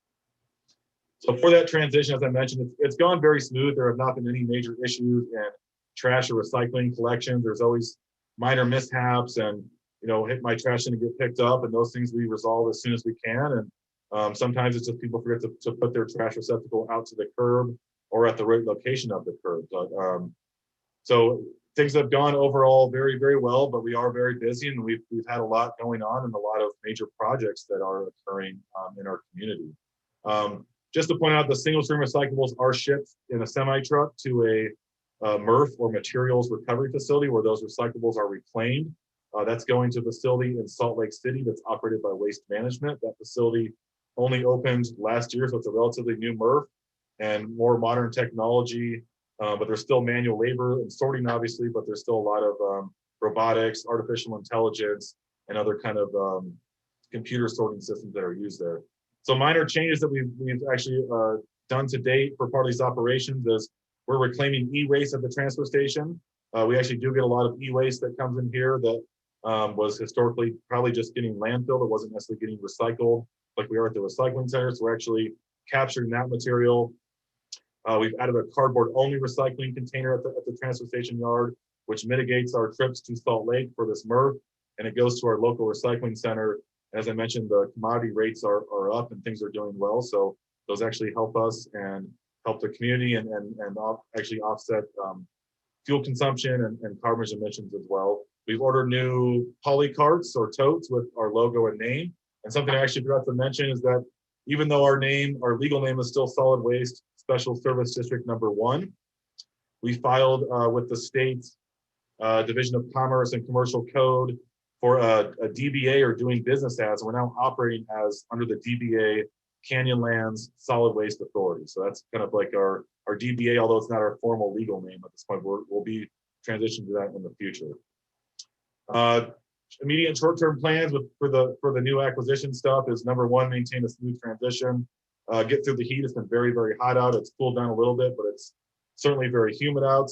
We're planning to continually evaluate all operations, identify synergies, other cost savings opportunities, and look for any shortfalls and inefficiencies if those are applicable. And one thing I didn't mention during just the previous slide is, as part of our acquisition of Monument Waste, we had a very in-depth due diligence period where we retained and hired waste acquisition experts, legal counsel, real estate property experts. We had all sorts of assessments. We actually looked at the financials. We conducted a quality of earnings analysis with the two entities' financials combined, and it essentially showed that yes, this is the right decision to make, and that we can meet our bond repayment obligations, which the bond was what we used to acquire the organization with that $11.4 million, but the bond was actually $13.5 million, which I'll get to next, where we have our amortization and repayment schedule. But things are going good, and forecasts are indicating that, again, that's very manageable, that we can repay that. But also just to point out that financial analysis did for the at least the new and upcoming future years did include ongoing support from Grand County in the form of TRT and hopefully mineral lease monies as well. So other things that we're looking to do, and I think once the season slows down, is to optimize our collection routes, but also consider expanding them. We're looking into Thompson Springs right now and may start collecting their household and residential commercial trash there. We're planning a large rebranding effort. So some of the trucks still have Monument Waste on those. We're actually actively getting the logos taken off and are ordering new logos and to brand those trucks and containers. And then obviously we're looking at placing containers in public places, improving the aesthetics of those containers. So as part of our recent polycart order, we're planning to actually transition all of the brown and yellow carts that are currently for recycling to all blue recycling carts, which is the very typical kind of nationwide norm and standard for the color of recycling carts. So we're actually be switching out to all blue carts for recycling in the future. Few other quick items. Obviously, we're looking at existing conditions with new assets. So some of the trucks and things are old. We're evaluating those and identifying what capital improvements we need to prioritize for in the future. The office that we have acquired, we need to expand that, grow it, hopefully internally into our shop, basically just build off a renovation that kind of advances into our shop that's connected to our office, and have for more staffing offices and to plan for future growth, and obviously ensure that our debt repayment obligations are met, and set aside monthly allocations and funds to our PTIF investment accounts. And again, this is a bit complex, a lot of numbers here, but basically just shows our amortization schedule. Roughly, we owe on our bond about $960,000 on an annual basis. So we're looking at those repayment schedules and the set-asides that we need to make those bond repayments. However, in addition to just the bond repayment, in any waste organization, landfilling, and even the hauling trucks, we need to be setting aside ample funds to support future investments for capital improvements and other things at these facilities. So this is a high level, but our monthly amount that we're hoping to actually be able to deposit for investment is roughly $117,000. Some months when it's slower and we don't have big revenues coming in, we can kind of reallocate and take some of these more optional ones and set aside, but obviously prioritizing on the ones we need to make our bond repayment. So I'm going to just skip through this one. This has some more notes and so forth. The general public can read, the commission can read.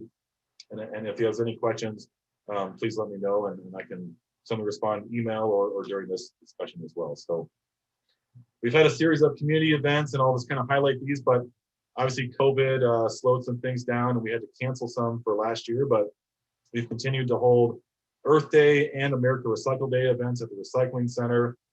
We've been doing a lot of Cash for Cans events where people can bring in aluminum cans and actually get paid for them. And that's been done under various sponsors. Moab Solutions, Poison Spider Bicycles, and Burden Company have actually been sponsors, and we really appreciate that. And those events we're planning to continue on an annual basis. Excuse me. Our household hazardous waste collection event, we held one this year in March. We had to cancel it last year. Again, that's a pretty pricey event for a one-day event. Our external costs were roughly $14,000 for that event. We're still holding the Moab landfill spring and fall voucher cleanup events. 2020, we canceled that, but we did resume that this year. And our fall event will be on October 25th through November 6th. We're actually doing digital vouchers now, where people can actually sign up through our website. And we'll have some advertisements out as we approach fall for that event as well.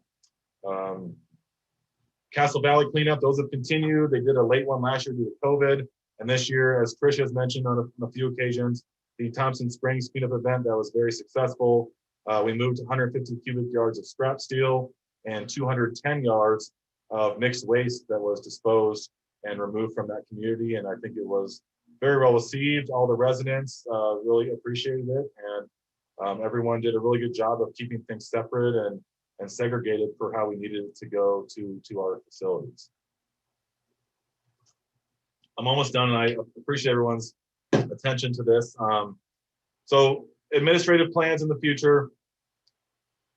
One thing I'm thinking of is we should consider hiring a full-time education outreach coordinator. Obviously, with our diversion rates, there's a lot of work that needs to be done. There's a lot of room for improvements. I won't read through all of these, but obviously it can really help with mitigating tourist impacts and enhancing recycling and reuse efforts from local businesses, but residents and just everyone in our communities.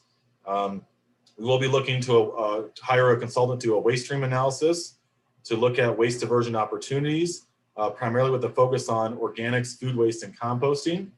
We're looking at optimizing our organizational structure with the huge growth that we just incurred, and then ultimately looking at our mission and vision statements and developing a strategic plan for the solid waste districts. Operational plans, as I mentioned before, I've been committed to just ongoing continuous improvements. Obviously, we're going to be continuing to evaluate all operations to optimize them. Number one, with safety, as a number one kind of priority for the organization. So workplace safety and culture is huge in this industry. The solid waste industry as a whole, until this year, was considered the 5th most hazardous occupation in the United States. This year it went down to number 6. So that's definitely a very high priority and a high focus for us as we have grown substantially and have taken over much more responsibilities in our community. And other things that I won't necessarily read through, we're really hoping to develop and implement a tiered composting operations plan. Moab Landfill, the recycling center, could be a host of a future in-vessel composting perhaps. We're looking at all these options. It's a lot of time, effort, and money to get these things started. So it would be a tiered plan and would be implemented in multiple stages.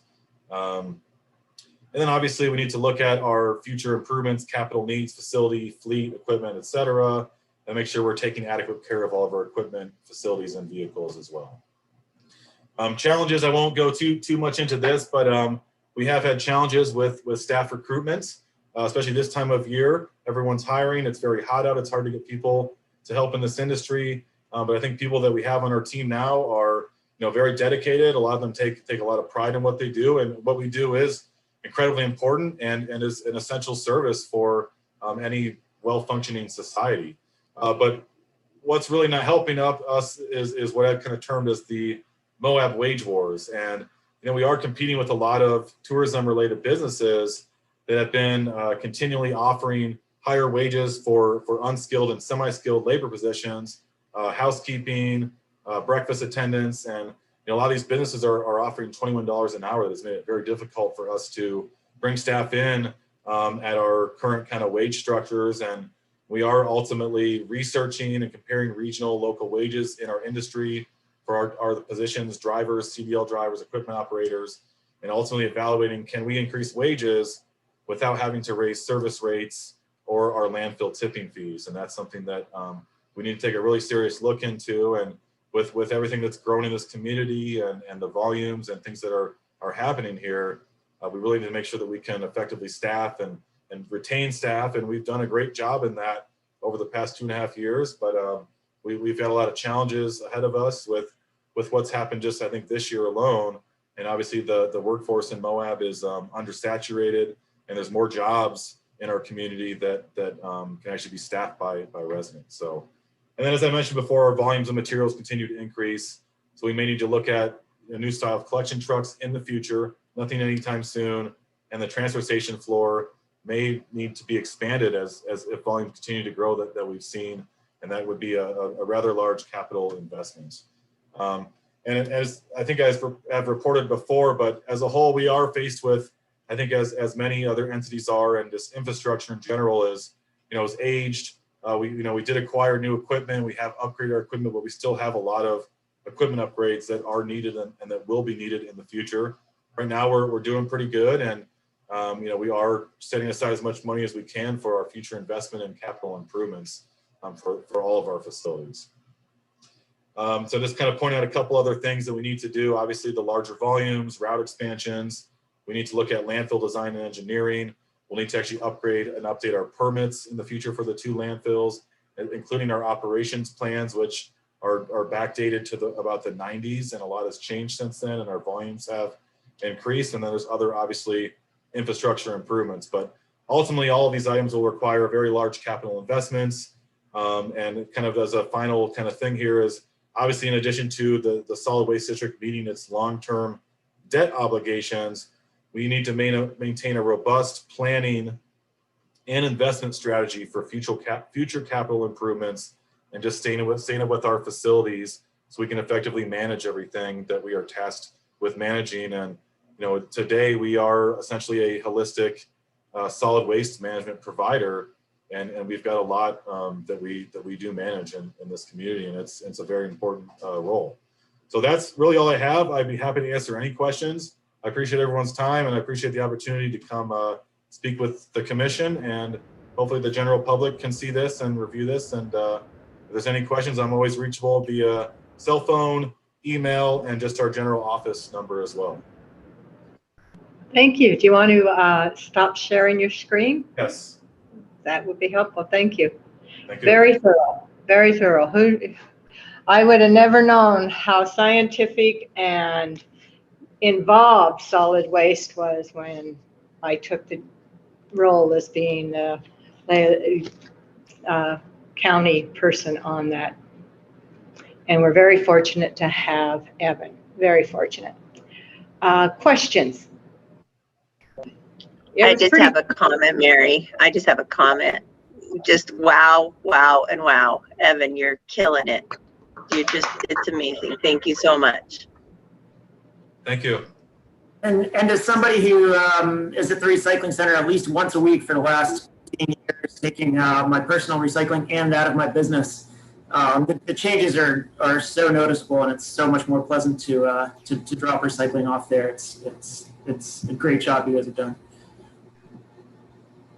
Thank you. We really appreciate the recognition, and the staff definitely works very hard and takes a lot of effort and pride in what they do. So we really tried to grow that culture as well. Thank you.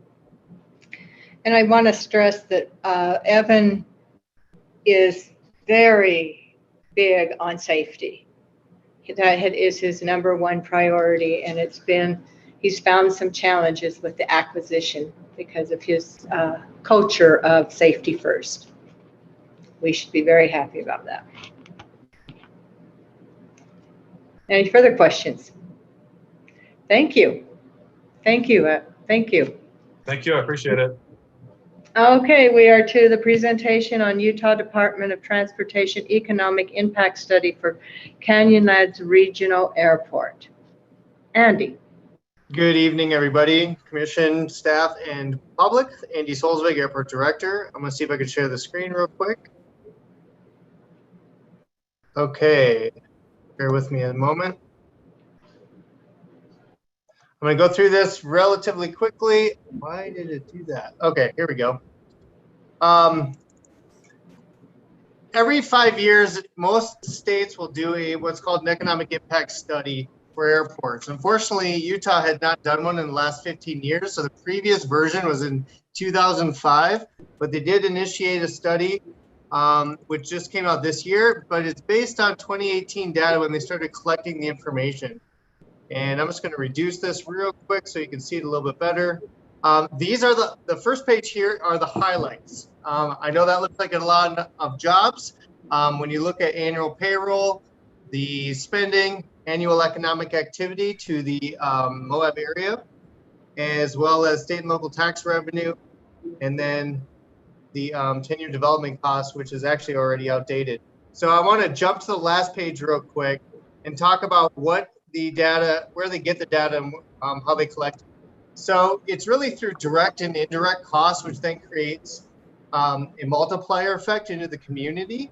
And so what we're looking at is average capital investment, management and business tenants, so all the various businesses at the airports, general aviation and customer visitor, commercial visitor expenditures. And then you look at, so when you compare these things with employment, annual payroll, and the average annual spend, that's how you get your total economic activity. So that's where that information is coming from. So we're going to jump back up to where the data is so that you can get a better understanding of where these numbers actually come from. Keep in mind, this information is a few years old, but the airport does have a lot of jobs, not only at the airport, but throughout the community that support the operation. So you can see the numbers here a little bit below under the employment section with the direct, indirect, and total. That's how we get to that total number 488. So when you're looking at that, we're talking about the county employees, vehicle maintenance, HR, attorney, and finance. There's all the different departments help us, the airport department, to operate just with the county itself. Then you have airline, skydive, red tail, Pinnacle, TSA, fuelers, cargo facility, or cargo flights, life flights, fire activity. So there's all these different operations that happen at the airport, which ultimately benefit for a variety of sales and user groups. And then indirect jobs, when you think about that, it talks about the travel. You have hotels that are assisting all the customers, off-airport rentals, which could be rental vehicles. We're seeing more and more of that, as well as the various activities and restaurant activity. So the impact from the customers alone is pretty significant.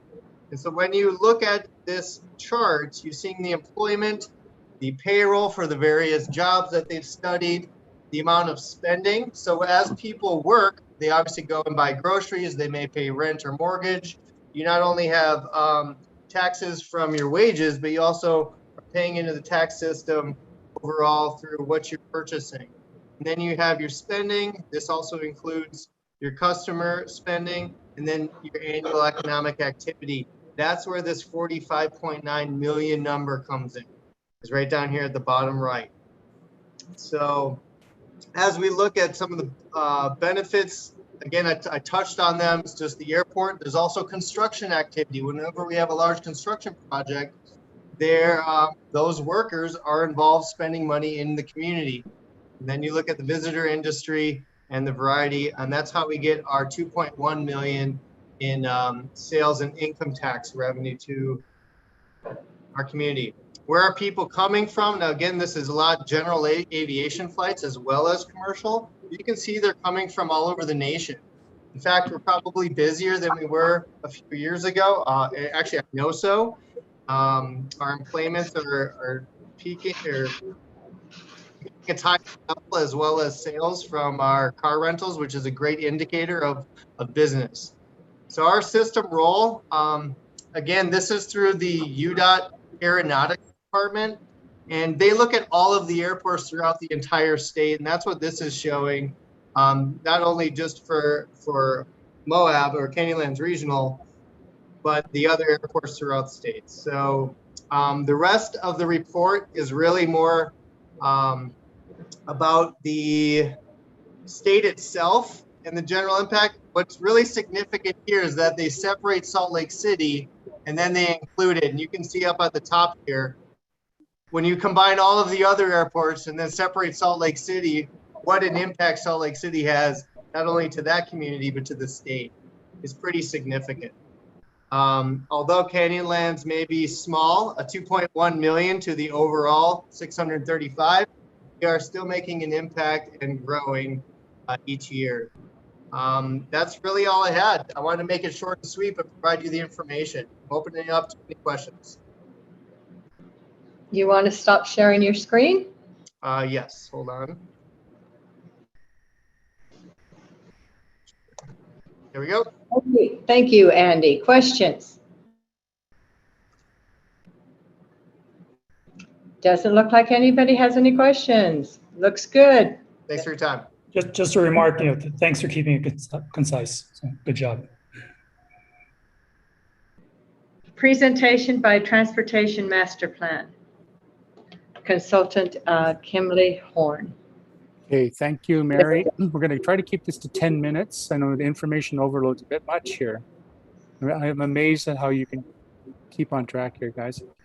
Okay, so we have, I think Bill Jackson should be here. Yeah, he is here too. So he'll probably want to introduce Brent Crowther with Kimberly Horn, who's going to give a short presentation, 10 minutes, hopefully, Brent, on the Transportation Master Plan and its impact in the community for both the city and the county. And it's just being kicked off. So we got a public engagement element that's really important.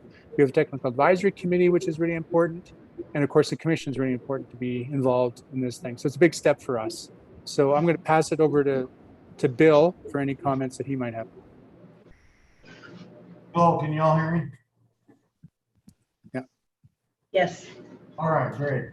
So yeah, I'm excited about this as well. We went through the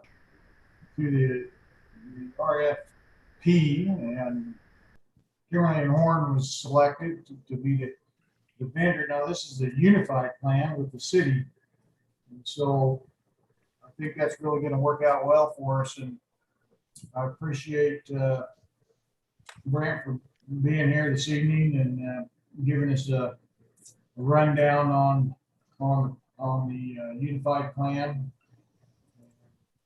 I think at this point we'll just have Brent take it over and give us our presentation. Great. You hear me okay? Yes, sir. Yeah. Okay, great. So I'll just go ahead and share my screen here.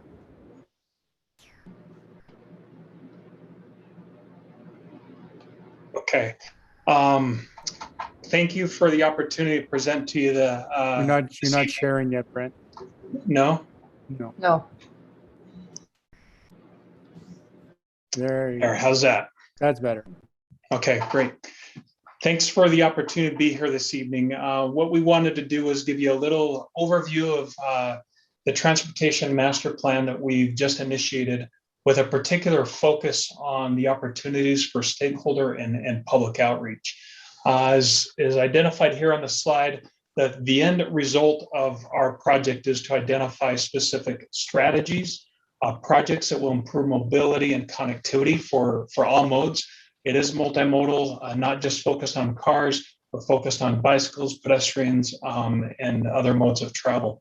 Some of the strategies that we'll be looking at, bicycle and pedestrian, street connections, parking, access management, traffic signalization, etc. The project, the eventual outcome of the project, obviously is to improve mobility for residents and visitors. And we will get to that point, identifying recommendations that consider stakeholder, community, and technical advisory committee input. We will also be providing cost estimates for each of the recommendations that come out of the plan. We've broken our project into 9 tasks, as you can see identified here. Task 3, 5. You're not moving. You're not moving. Your screen's not moving. Wonder why. Okay, We're not sorry sure about what that. you're talking about. Okay, sorry about that. I thought I was moving, and okay. Now you are moving. Okay, great. Okay. I'll just back up. Sorry about that. We're focused on identifying actionable steps and goals to improve mobility, and I've listed here some of the strategies: bicycle and pedestrian, street connections, parking, access management, traffic signal improvements, etc. We will identify a prioritized list of projects, and we will prepare planning level cost estimates, so those can be budgeted for and programmed into county processes as well as city. We've broken our project into 9 work tasks. As you can see here on tasks 3, 5, 6, and 9, we are going to have specific opportunities for public and stakeholder input. Our first input will be during task 3. We will identify stakeholder groups that I'll talk about more here in a minute. And then we have 3 public meetings during task 5 to get input on current conditions, task 6 to get input on strategies, and then task 8 to review the draft plan. Our project is led by a project management team consisting from representatives from both the county and the city of Moab, as I've listed here, and then a consulting firm, Kinley Horn and Associates, and I am the project manager for that. We have a technical advisory committee that will also be advising us during the course of the project, consisting of staff from a variety of disciplines within the city and the county, as listed here. Now, I want to focus on what are the roles and responsibilities for each of these decision-making bodies. Ultimate decision-making will be from the project management team, making those final decisions, considering TAC, stakeholder group, and public outreach. The role of the technical advisory committee really is to provide well-informed information and data to the project team and to the project management team. We have stakeholder focus groups. Their role is to provide ideas and feedback. We will present concepts to them. We want them to tell us what they think of those concepts with a focus on those advantages and disadvantages. And then the public will have an opportunity to provide input, ideas, feedback on our strategies and our draft plan. Our project schedule is listed here, and I've highlighted in orange those key opportunities to provide public input. Our first opportunity will be coming up here towards the end of August. We are in the process of organizing the stakeholder groups into those 9 groups that I'll describe here in a minute. And then coming up here later on during the November-December timeframe, we'll have community meeting number 1 as well as stakeholder presentations. Community meeting number 2 in the spring, or pardon me, in the early 2022 to provide input on strategies, and then in the spring Again, stakeholder groups, and community number 3 to provide input on the draft plan. Here, I have a list of what those stakeholder groups are anticipated to consist of. Again, we're establishing 9 groups, and we're looking for input on community members to be a part of those groups, representing business owners, schools, emergency services, land management agencies, and then a group with citizens, as you can see listed here. We will also have an opportunity for continuous input during the duration of the project. We have established a project website that we are getting populated. You can see that grandcountymoabtmp.com. We have a Gmail address that folks can provide input at any time, that it's monitored. And then we have a hotline that will also be monitored. Folks can call, and if we can understand what their concern is or input, and we can address that and direct that call accordingly. Community meeting number 1 will focus on getting input on those current conditions. We anticipate that the first meeting will be conducted virtually. We will advertise on social media, news release, and we'll have an accompanying online engagement tool, a SurveyMonkey, Social Pinpoint, or similar. Community meeting number 2 will be focused on strategies development. Again, it will, pending COVID conditions, we anticipate that meeting will be in person. And the purpose of that will be to provide input on opportunities and constraints associated with potential strategies. Again, we'll be advertising social media and a news release. Community meeting number 3 will be input on the draft plan. Again, anticipated to be in person, and doing our best to get the word out, advertising. We'll be able to notify all the previous folks who have participated in the first set of community meetings. With that, open to any questions or discussions you may have on our process as we embark on the study.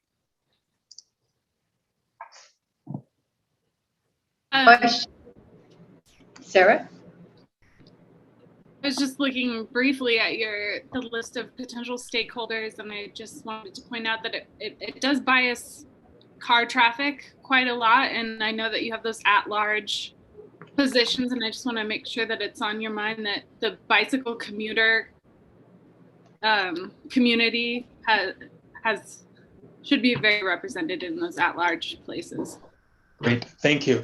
And if you have specific suggestions for representatives of that, feel free to give that to John, and he'll pass it on to us, and we'd like to extend those invitations within the next week or so if we can. Oh, okay, thanks. Thank you. Any other further questions? I would, go ahead. No, go ahead, Mary. Well, mine wasn't a question. Okay. If I may, this is Bill. I think that's kind of what on this community and stakeholder engagement, these groups, I think we're kind of looking to the commission to fill those groups with individual people, make suggestions for that. Is that kind of what we're looking for, Brent? Yeah, absolutely. Yep. And these are intended to be small groups. And so, we're thinking about 8 people per stakeholder group. And so if you have suggestions, they're probably going to be overlap. We did the same presentation to the city of Moab. They'll probably be suggesting some folks. I would guess many of those will be in common and overlap with those from the county. And so there's not a hard and fast rule, so many from the county, so from the city. We want community representatives. And so looking for your input on those. And if you can provide those to Bill or to John, we'd like to organize those groups and extend those invitations within the next week or 2. Thank you. Yeah, so my question might be more for John or Chris than it is for Brent, but you, in one of your slides, you said the project management team would be making final decisions, but I would have thought that ultimately the city council and county commission would be ratifying the plan or not. Could you clarify that? Absolutely, Kevin. The final decision makers are the public and you, of course, the commissioners, elected officials. So but I think what Brent was getting at is the formal plan, the formal vetting part of it happens with administration, and then it's presented as a policy document and an update to the general plan, which will include hopefully a land use strategy at the same time and a public engagement strategy, might I say that, because these things will be ongoing and this is not just a one-year project. So we're looking at something that'll be over the long term. Okay, thanks. Any further questions? Bill, I want to just personally thank you for you and your staff for all the hard extra work you had to do over these last 2 weeks with the floods. I know it's been challenging, and it's nice to know that we have people on board that can do the job and do it well. So thank you very much. Thank you, Mary. Appreciate that. You know, it's pretty noticeable around here in the valley, but you know, we've had some other flood occurrences up, you know, in some of our outback roads too that don't get quite the attention, and nor should they. So we've been pretty busy, you know, countywide. Thank you. And thank you. Any further questions? Great presentation. We are to our general business action items. It is 6 o'clock. Is there anyone on citizens to be heard? Oh, go ahead. It looks like somebody with the last four digits is 0361. Are you on for public comment? Yes, I am, and state your name Cliff. and okay. It's Go Cliff ahead, Kuntz Cliff. from Ride with Respect. And I'd like to speak about the public lands bill. Glad that you're taking it on, and want to acknowledge that it could be a great thing if in fact it provides some security in the long term for all stakeholders. Since it would be the most important piece of legislation in Grand County's history, the process should be thorough. And I appreciate the personal invitation I received to participate. I hope it will extend to the Motorized Trails Committee, among others, in the Moab community. And then since state law requires the county to submit an extensive report on any proposed public lands legislation, and since the report must include impacts to other counties that are predicted, I think it'll be important for us to engage those other counties along with the governor, state legislature, and all members of the Utah delegation.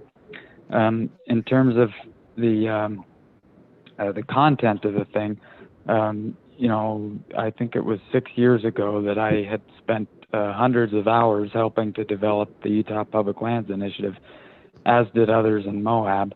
Although no one thought that the PLI was perfect, you know, I think it was a good start. It got a lot done, even though it didn't get to the finish line. And so I think it would be most appropriate to start where we left off with the PLI and then ask the public what they think should change. I did check out the subcommittee's idea to designate the majority of BLM land as conservation areas. And the extent of that does concern me. Not that I'm categorically against NCAs, but even the NCAs that are OHV friendly in theory haven't been as OHV friendly in practice. Another couple points about the NCAs. The NCAs appear to be on top of some forthcoming wilderness proposals, and I think since the NCAs and wilderness and any other designations affect one another, they should really be considered in tandem. And then finally, in terms of the funding, you know, I certainly agree with the goal of getting more funding to the BLM or others to do work on the ground. I'm just not yet convinced of the long-term overall funding benefits of NCAs over NRAs or any other designations, especially considering that NCAs require duplicating efforts in the sense that an NCA has its own RMP and staff separate from the field office. So there's a lot of things to work out. I don't envy your job, but I do want to participate going forward. Thank you. Thank you. Anyone else? Kaylin, are you on for citizens to be heard? Bryce Perriott? I am here, sorry. Okay. Are you here for citizens to be heard? I am. Okay. Am Go I ahead. 3 minutes. 3 minutes, yes. State Thank your you. name. This is Kaylin Jones, speaking as a citizen despite my default name. I'm joining you this evening to comment on,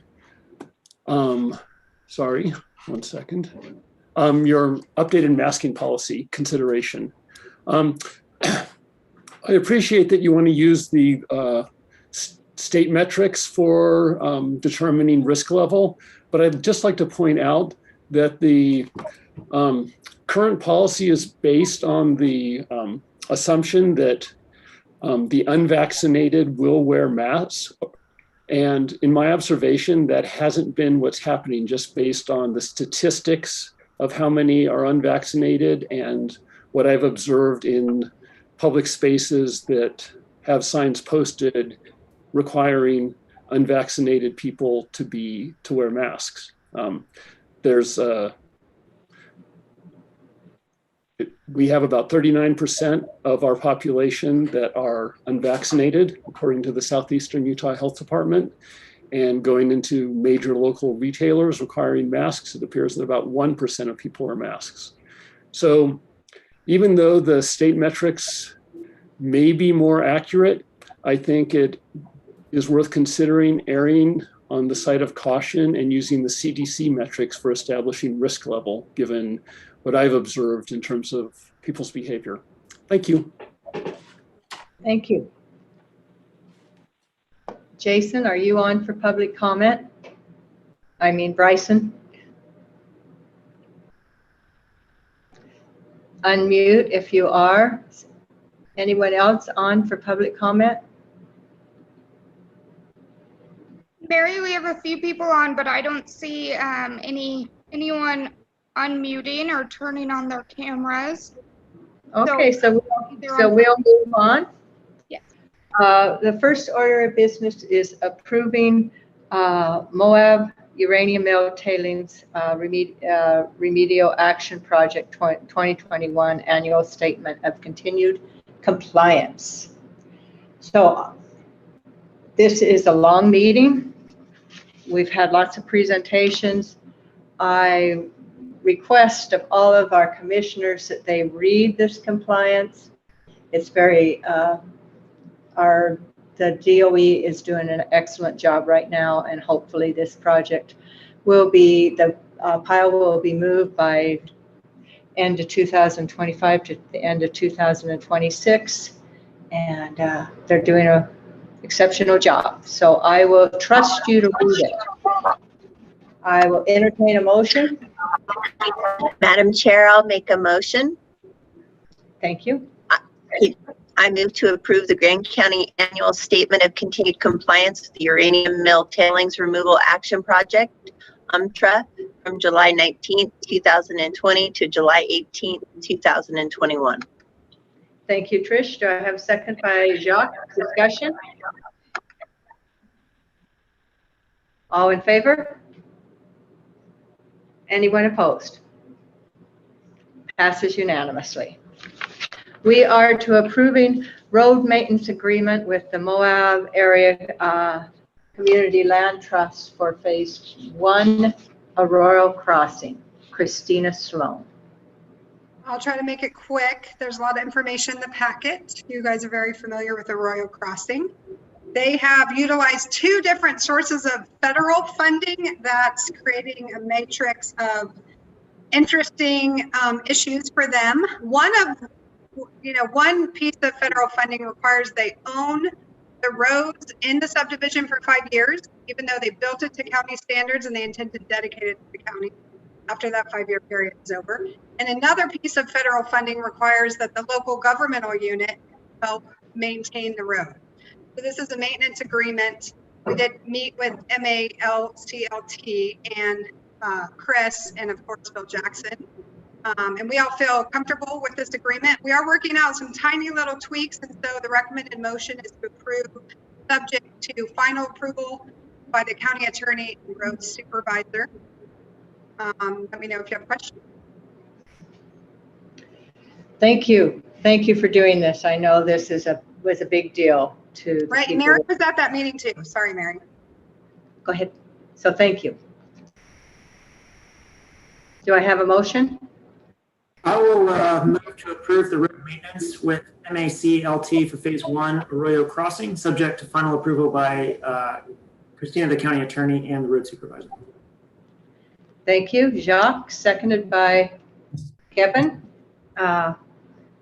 Questions? All in favor? Anyone opposed? Passes unanimously. Thank you, Christina. Revising approval of the PGP Auto Show at Spanish Valley Trail Arena. Angie. Hello, everyone. Hello. I would like to take a moment to discuss an event that has already been permitted, the PGP Car Show. The reason for bringing this event back to the commission is to review the participant allowance that was put on this event. A 1,000-person cap was put on this event, mostly due to the COVID ordinance that was in place at the time. We would like the commission to consider the PGP Car Show to allow their 1,000-person participant limit to their ticket sales and not to include vehicle registration. We have the event sponsor on this meeting, and they would like to take a moment to explain their event plan. Brenner Perriott, are you on? Can you take a moment to go over with commission? Yep. Can you guys see me okay? Yes. All right. So I just have a little bit of information for you guys. I will keep it quick, so I'm not keeping you up for the whole agenda. I have 3 main points just to kind of clarify what the show is about, who we are, and kind of our need for the capacity. So I'll kind of start with the capacity and kind of an example. So we're capable on this field of holding about 370 cars. And what we're really looking at is if, these 370 car registers brought a family member or a couple friends with them, then we'll hit that 1,000-person point before we even into our spectators or staff. So what we're kind of asking for is, in comparison to past events, obviously like the Moab Car Show, we saw it bring upwards of 30,000 people for quite a few years. I'm not saying I want tons of access, you know what I mean? I don't need 30,000 access, but I would like enough to, make this event capable, especially with supporting our locals and getting them out of the house in an outdoor event. I don't think it's too unreasonable it being outside. So yeah, and specifically is being 1,000 spectators allowed, not including our staff or our registers that are going to be at the event that have entered in the event, more beyond just being a spectator. Also leading into that, it's pretty clear what we're looking for there, but our aspirations for this event, my original analysis and our proposal kind of skews from the direct options that we're looking for the Moab Car or for the PGP Auto Show this year. It was never our intention to negatively affect our community with loud noises or extensive car events or anything along those lines, especially at this location. That was more future aspirations for events located at facilities that can adhere to it. Obviously, our Moab community is not looking for things like that. So what we've done is in our sign-up forms, we've expressed the noise issues, starting up vehicles and revving them during the show. And we've also noted that we don't condone the main street cruising as usual. We've explained the reckless driving issues and how busy our town is, and just trying to get our participants to understand that, this show is for visual at a location physically, not this whole weekend event where everyone gets to be crazy. We're really trying our best to make sure that's a truth and not just something we're saying around. It's in our forums, it's in every conversation we discuss with our registrants. And also to kind of relate into the car activities, I think we could be of assistance in monitoring the decibel performance with performance applied vehicles while at our event. With the current situation, I think it'd be really helpful to see some of these vehicles that are coming off of the manufacturing facility lots with exhaust that could be way over the decibel ranges we've been discussing. So that is kind of just some option that you may have to monitoring some decibels of cars that are federally regulated and legal, that may give you some insight in how loud vehicles may be straight off the manufacturing floor. And then to finalize this and wrap it up here, I just wanted to talk about us as locals and who we are and why we want to have an auto show. So our local community itself has been well invested in the automotive industry for well over a century. My family alone has been enjoying cars and running cars, fixing cars in the automotive business since the early 1920s. They ran that automotive business all the way to the 80s, and then now we're kind of taking on that torch and keeping the automotive repair in this town. There's a lot of us here that really love cars. I can tell you there's more than 1,000 people that would love to attend a car event and enjoy cars in this town. We have tons of car enthusiasts supporting us, parts stores, tons of people that are super excited for us to do this. And we just really want you guys to see that it's an encourage for the locals, by the locals. I'm born and raised here. All of the local businesses that are supporting us, they're all diehard locals that are really just looking for something for all of us to do and have fun with. Never was my intentions to be a negative event for our community. So I just wanted to make that a positive aspiration that we're going to do everything in our power to make it a real event. We want it to be professional. We want it to be high tier. We're not looking for the low class style events. We just really want to be professional and be, our locals for locals and anybody else that would be willing to, participate with us. So we're just looking to display our passions that a lot of us spend countless hours on, and we just want to show off our styles. So this just, can you hear me? Well, I was going to say, I think we got the message. Your passion is real. Your passion is real, and we appreciate it. I love people with great passions. So yes. Yeah, this is just our lifestyle, and we're not planning on giving it up anytime soon. So as, local community members, we really just hope that we can get some support behind this type of event. Okay, thank you. Thank you, guys. Angie, is there anyone else you would like? I believe it was just Brenner. That's all I have. Okay. I need to apologize. I didn't disclose at the beginning of the meeting because I forgot this event was on. And my son owns a welding business that Del Perriott is part of. And I want to disclose that. Thank you. Okay. Questions? I don't have questions, Mary. I would move to make a motion. Okay, go for it. I move to approve the revised 2021 Perriott's Garage Performance Auto Show Special Event Permit, excluding vehicle owners and event staff from the 1,000 participant limit. Motion by Trish. Do I have a second? Seconded by Jacques. Discussion. Mary, I'd just like to make a couple quick comments. I called Brenner when I saw this back on the agenda. I think a lot of the Perriotts, I think a lot of the business that they have done throughout the years and the current business that Bryson and Brenner are running. And, they are just extremely passionate about what they're doing. And I really think they're doing this for the community. And a couple, terms that I pulled out of the strategic plan were family friendly. And I think that this event, adheres to that. And community, we're pushing this agenda of community. And I think that, the Perriotts are a huge part of our community, and this event is about community. So that's it for me. Thank you. Anyone else? Yeah, I would just say, to me, it looks like it's a reasonable request.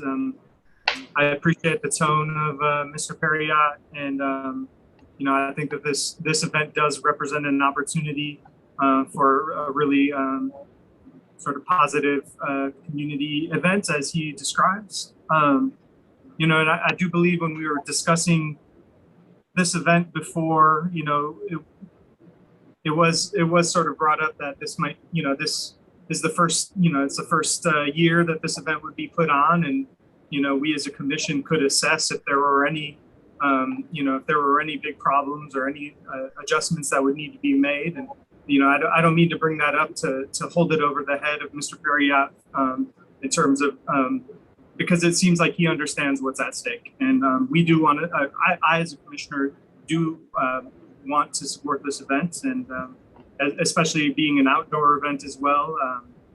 I'm, that leaves me less concerned with complications due to COVID. So that's really all I have to comment at this moment. Thank you. Thank you, Gabriel. Any other comments? Yeah, I was glad to hear about the steps the event organizers are taking to minimize disruption and noise from the event. And I think that's very important. And I think Gabe is right that, at least in my view, at least, this is a sort of a one-year trial.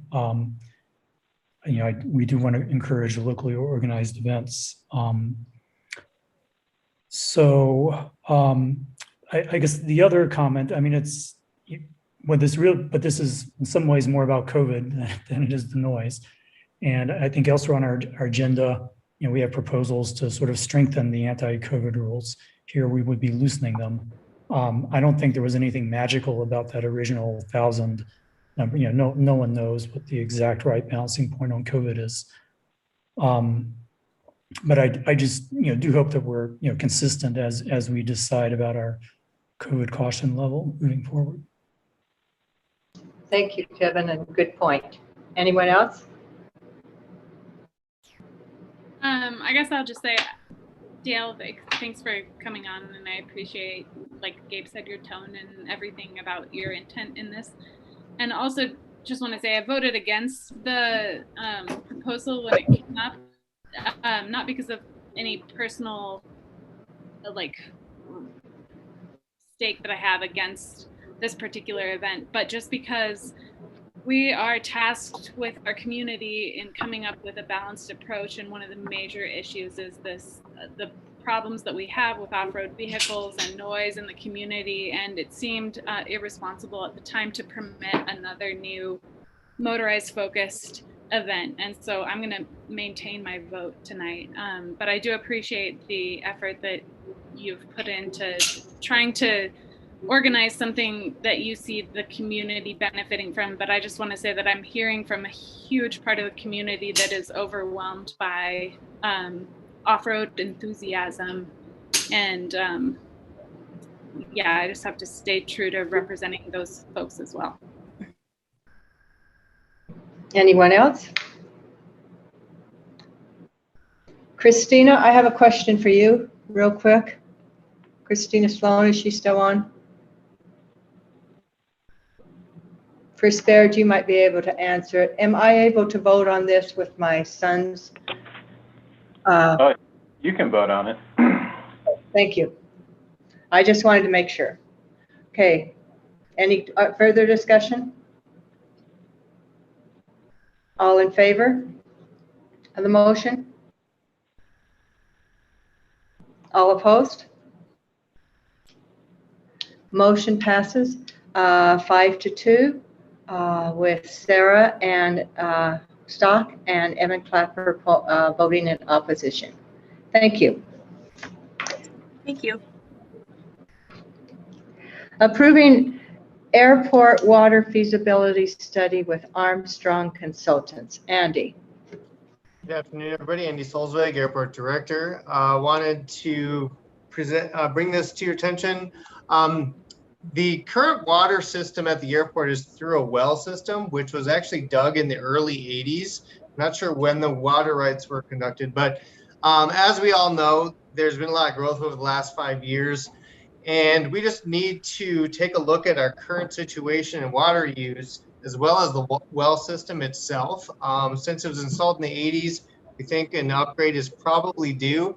And we want to hire Armstrong who will then hire a subcontractor to take a look at our current year's well system and then what the future will look like, so that we can make sure we are not only meeting our requirements, but being able to handle future growth and capacity needs as it relates to water usage.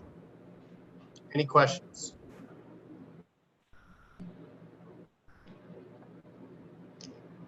Seeing none, I call for a motion.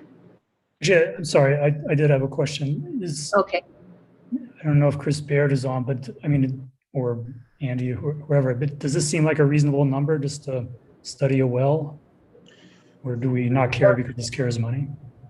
Well, and that's a fair question. I didn't mean to mention that. I did run this by the Federal Aviation Administration. It is an eligible project. We can use the stimulus grant funds that will pay 100% of it. The number is provided on a ballpark based on previous experience. So, I mean, I don't know how accurate that is. I can just trust their word on it. I'm thinking it's reasonable. That it seems like a solid number, but now keep in mind too, this is phase 1 of 2 phases. So once we know what we are dealing with from a water usage standpoint, then we can look at further utility master development, which is where we ultimately want to get, because we need to look at right sizing the various pipes and systems and everything else for future needs. If that makes sense. Any further questions? I just have a quick comment.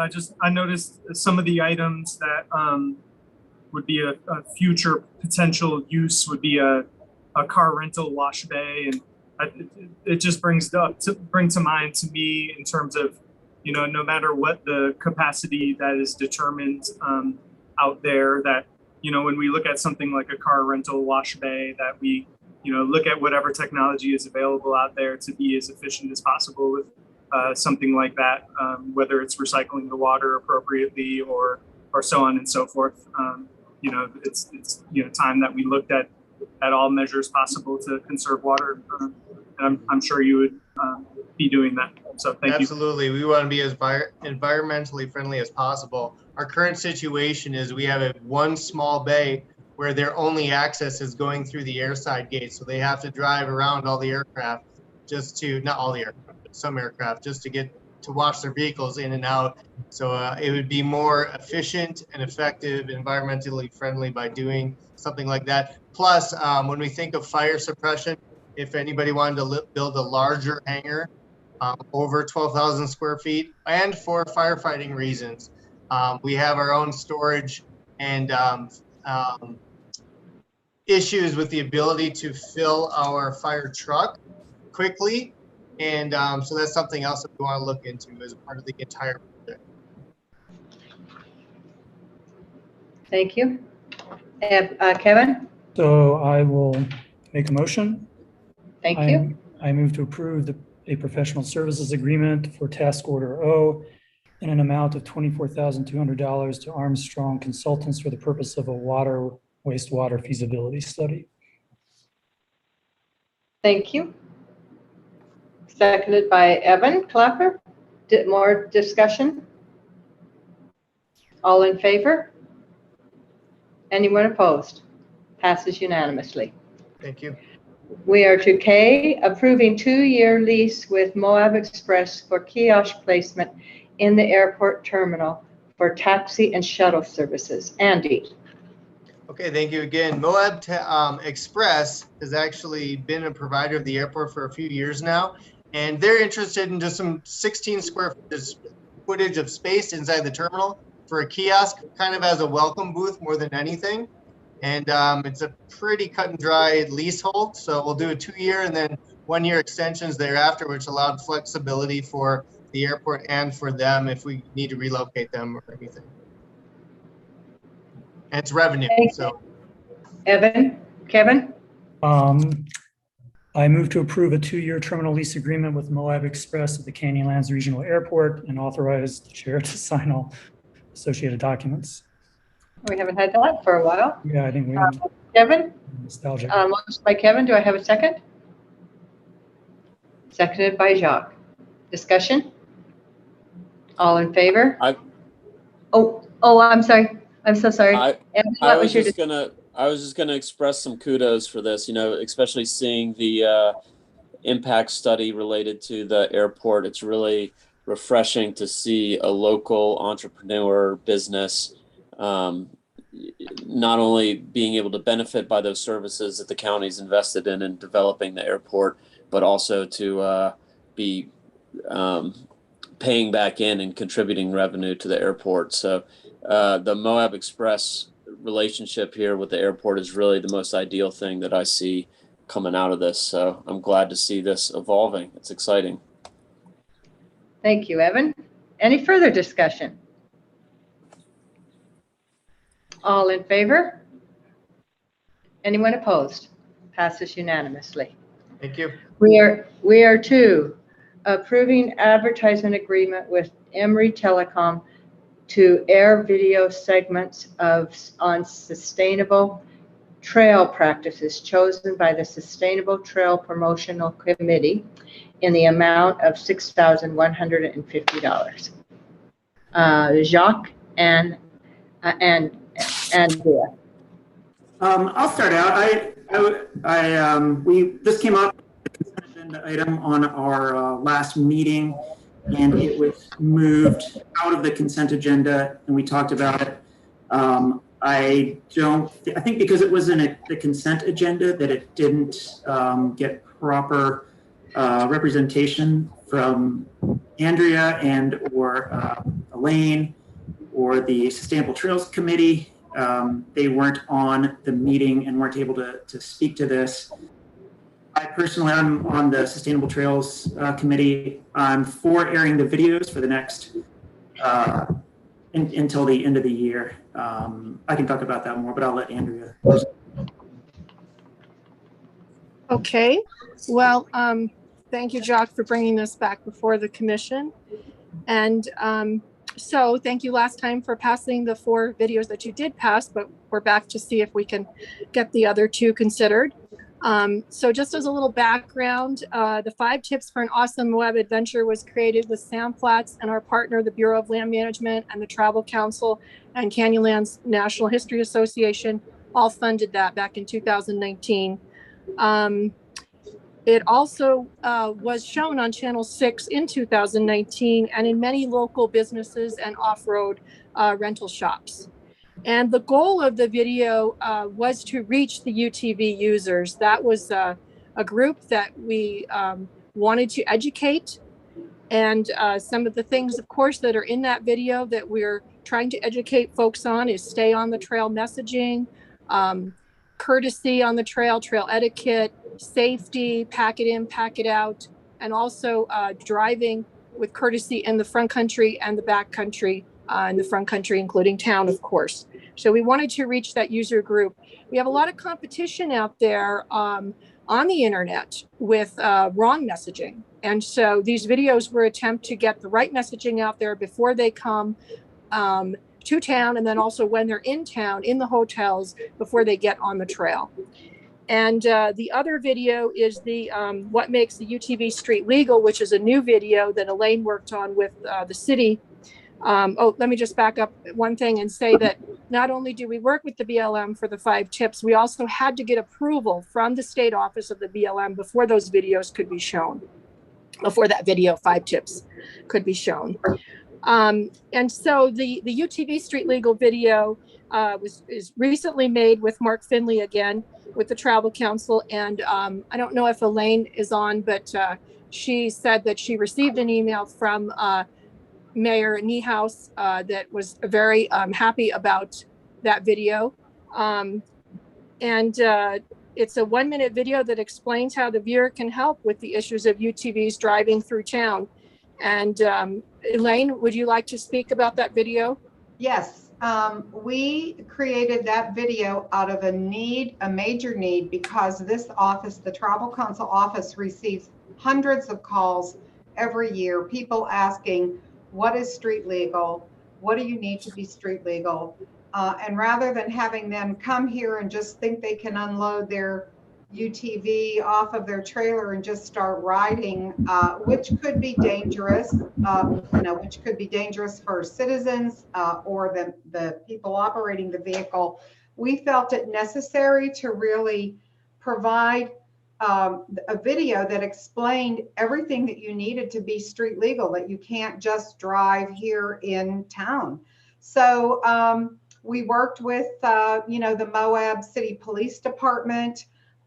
We really crafted all of the messaging before and made sure it was correct. We worked with one of the local businesses, and everything that we do or we produce as far as videos always has to be approved. We go to the land agencies first to make sure that it's approved, that we've got the right messaging. We don't just publish something and put it out there. So the video was really an educational video to prevent people from just bringing their UTV and thinking they could ride it all through town or just ride it anywhere. So the mayor was very complimentary about her, her comments about the video, and we're really happy that we went to the extent to produce the video. So education is what we're all about and have been for several years now, and that's merely what this, we weren't highlighting that you could come here and just ride your video. We want to make sure people understand that if you don't have a blinker, if all of the things that you need to have on that vehicle to approve it to ride in town and to drive slow. I mean, there are police in the video showing and stopping a UTV, and the threat is that if you don't have what's right, or you're driving fast and not obeying the speed limit, you could be stopped. So. Thank you, Elaine. And I just wanted to say that we spoke with Mark Finley, or I spoke with Mark Finley, and he's the filmmaker, and he'd be happy to help us do some editing if we need to do it to make it more balanced between the different user groups and put more mountain bikers and hikers into the video. He can do that for us because he does have a lot of footage. But I still think, the core message needs to still be visuals aimed at the UTVs, because that is the group that we are trying to reach. And you have to, you want to pull them in so that they will watch the video and continue to watch the video. So there needs to be footage of the UTVs in the video to educate them. And the last part I wanted to say that I think that the Channel 6 and the hotels, the 100 properties that they have, is a perfect place. Social media, on the internet, they're not here yet. And when they're here, they're in their hotel rooms after recreating on the trail. Sorry. They're in their hotel rooms after recreating on the trail, and they're apt to watch the television, and you have a target audience there. And they can take what they learn right out on the trail the next day. And I also think that something the filmmaker talked about with me was we do have a lot of UTV rental places in town, and people can't help but see that advertising for those. And I don't know that I think that getting this information out to a large targeted audience outweighs the possibility of a few added rentals. But again, we can work with the filmmaker to make it a little more balanced. And we already talked about some places that could be cut and added to. So happy to do that, of course. But I think what I'm coming to you before tonight is hopefully approval for these 2 videos to be added to the other 4, so we can get them up and running ASAP. And then we can work on editing them, and maybe in a month or 2 months, we can probably a month or 6 weeks, we could have an edited one to switch out after some scenes, however we do that process. So thank you. Any questions? Questions from the commission? No questions? Okay. To get the discussion started, I would move to approve the Emory Telecom advertisement agreement for 6 video segments on ETV Channel 6 and authorize the chair to sign the contract agreement. The terms of this agreement include $750 for the 5 video segments on ETV Channel 6 for the term of 1 month to run to June 21, and $900 per month for 6 video segments on ETV Channel 6 for the term of 6 months to run July 21 through December 21. Yes, There's Andrea? actually an edit to that. I'm sorry, because of the timing, the time frame from the first time. So it actually should read $750 per month for 5 videos for the term of June and July, because they did run the 5 tips through there. Okay. There's a little confusion. They did pull it July 31st. And then the next one would say $900 per month for 6 videos for the term of 5 months to run August through December. I would amend my motion to include the edits the Sand Flats director mentioned. Okay. Very well done. Good job, Kevin. Do I have a second? I'll second that. Second by Jacques. Discussion. Yeah, I abstained from this vote last time because I know that the long term that had gone into this, that the work that had gone into these videos, that they were already kind of out there in existence anyway. So I think with the idea of having some future edits or some other possible videos that are kind of spliced in with these, I really do like it. Andrea, I like your point that the impact of educating the groups and these users is going to have more of an impact than possible few additional rentals that come out of people who are undecided with what to do with their time here. So I think it is good messaging, and I'm sorry I didn't speak up more in our last meeting. I wanted, go ahead, Sarah. Sarah? Oh, I just, thank you, Andrea, and also Elaine for bringing it back so that we can actually have this discussion. It felt sort of weird to have it without any back and forth. And I understand the sentiment that, yeah, we need to educate the UTV users, but also I think that even if these segments are running the rest of this year, that when we're creating advertisements like this, we really need to understand the impact that all of that has on our bigger brand. What is Grand County? What do people come here to do? And when all of our imagery, even the billboard in town, is like of a Jeep, of people driving their UTVs in a responsible way, that becomes the brand of Moab. So no matter how we try to advertise to attract different visitors, we're just kind of reinforcing it. And so I know it's a hard balance and a difficult task, and I'm really appreciative of everyone over the years in engaging in this. But I just felt like it was important to bring up, because I do keep seeing these ads that kind of run counter to some of the things that we're trying to do as a commission, like create quieter neighborhoods. And but thank you for being here. Yes, thank you very much. This was helpful. Kevin? Yeah, no, I agree with a lot of what Sarah said. I do acknowledge that certainly there are messages in these videos that we want to be getting out there, but I do think we have to worry about the Moab brand, not a word I like to use, but I think it's very appropriate here. People come to town, and unfortunately they just hear lots and lots of UTVs just walking around our streets, and it's easy to get the impression that Moab is mostly a place for motorized recreation. Those of us who have lived here a long time know that's not true, but I think we're going to have to try very hard in our public advertising and messaging to promote the idea that there's more to do in Moab than just ride around on a motor vehicle.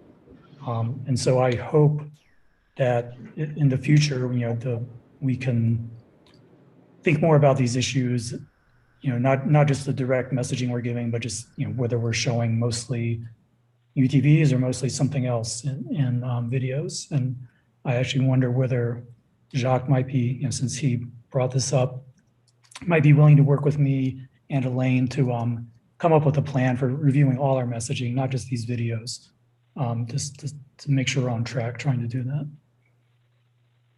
Certainly, Kevin. I think that's a great idea. And on these videos, I definitely think edits are necessary, especially in the 5 tips for an awesome Moab adventure. I watched them a couple more times in preparation for this. and a couple of things stood out. In the 5 tips for an awesome Moab adventure, a lot of the motorized wasn't just UTV. They had quite a bit of footage of dirt bikes and Jeeps, which are a little bit more of a traditional Moab motorized form of recreation. I definitely think the video is motorized heavy, and more balance would be great. But also, these videos on Channel 6 are shown to people who are already here in Moab. They're doing their thing, especially what makes a UTV street legal in Moab is addressing people who already are in town with their machines, and just giving them the education they need, not to act like jerks or to be a problem, but to try to recreate responsibly and be good citizens while they are recreating in Moab. I mean, the cat's out of the bag. There's definitely motorized users here. They're going to be here. I personally don't love the Moab brand or even like the Moab brand tied to motorized, but I don't think this necessarily increases that branding. Something that occurred to me right after the meeting last time, maybe even during the meeting, was that this is a little bit, and I sent an email out with this effect. It's a little bit like saying that sex education promotes promiscuity.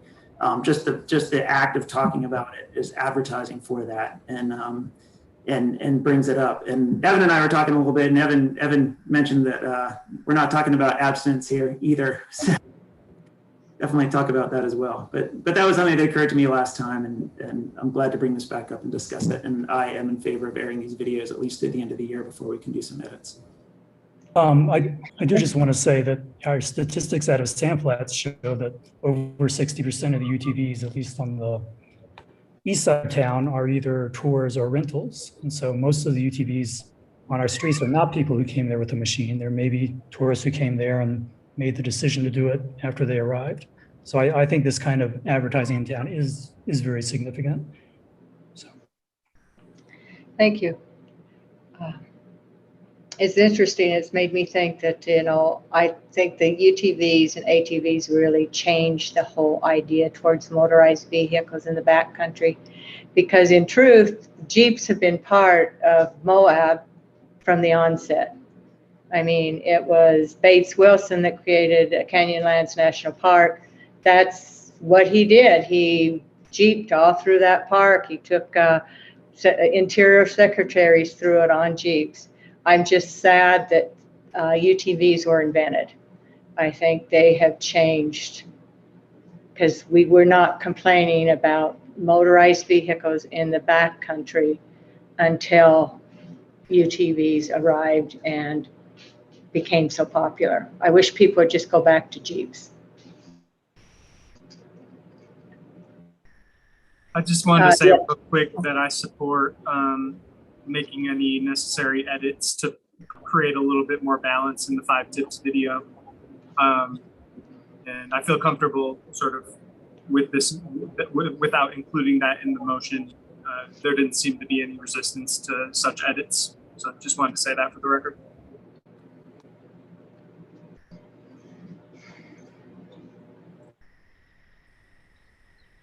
Any further discussion? Did I freeze again? No, I didn't. All in favor? All opposed? Okay, motion passes 6-1 with Sarah Stock in opposition. M, approving two. Thank you. I wish, yeah. I wish you would have been here last week. I think it would have been helpful. Approving 2-year contract renewal. Oh, whoops, I forgot to cross that out. Appointing 3 new volunteer board members to serve on the Travel Council Advisory Board. Elaine. I think we are on M, Mary, approving the 2-year contract. Oh, we are. Approving a 2-year contract renewal with Crowd Riff for the Travel Council in the amount of $36,855. Thank you. Good evening to the commissioners, and thank you for giving me this opportunity to present. And I did have a question from a commissioner to show what this is all about. So I have to share my screen. I don't know if I can I do that, Mallory? Let's see here. Up, yes. All right. So let's see here. So I don't know if you can see that or not. Not yet. Okay, can you see my screen now with CrowdRiff? Yeah. Yes. Okay. So we started using CrowdRiff a couple of years, about 2 years ago, and our contract's up for renewal. The original contract is $40,950. I did get a discount of $4,095.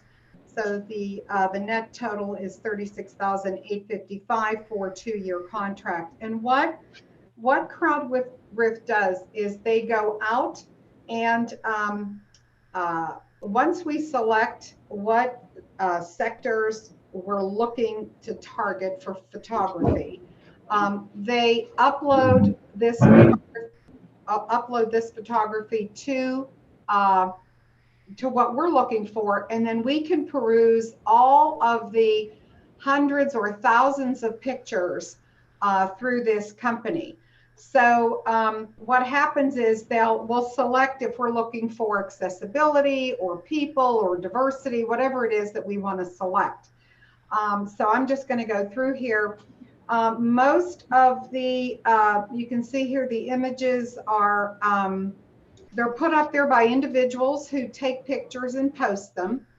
And we go through the vast array of pictures that are up there, and you can see this one block in red is one that we use. It's an inspirational landscape photo, and so what we've done is we go through, we look at all of the different photos, and then once we select a photo that we think that we can use, whether it's in our printed material or in our social media, we then reach out to the owner of that particular photograph to get their approval. We just can't use the photo. We have to ask them if it's approved. And you can see here that this person, Brooke Kiley, responded yes, hashtag yes Moab, that we're allowed to use her particular photograph that she had taken.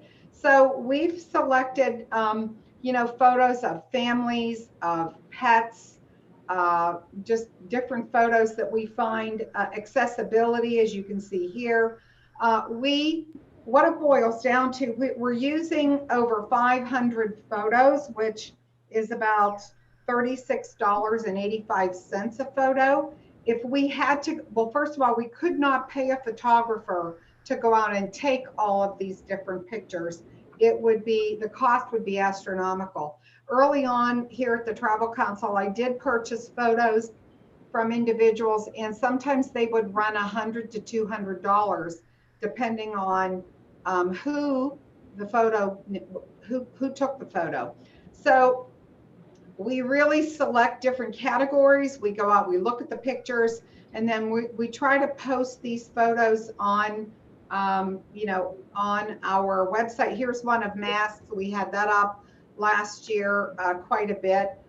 We have a family here down here on the bottom at Arches National Park with face coverings.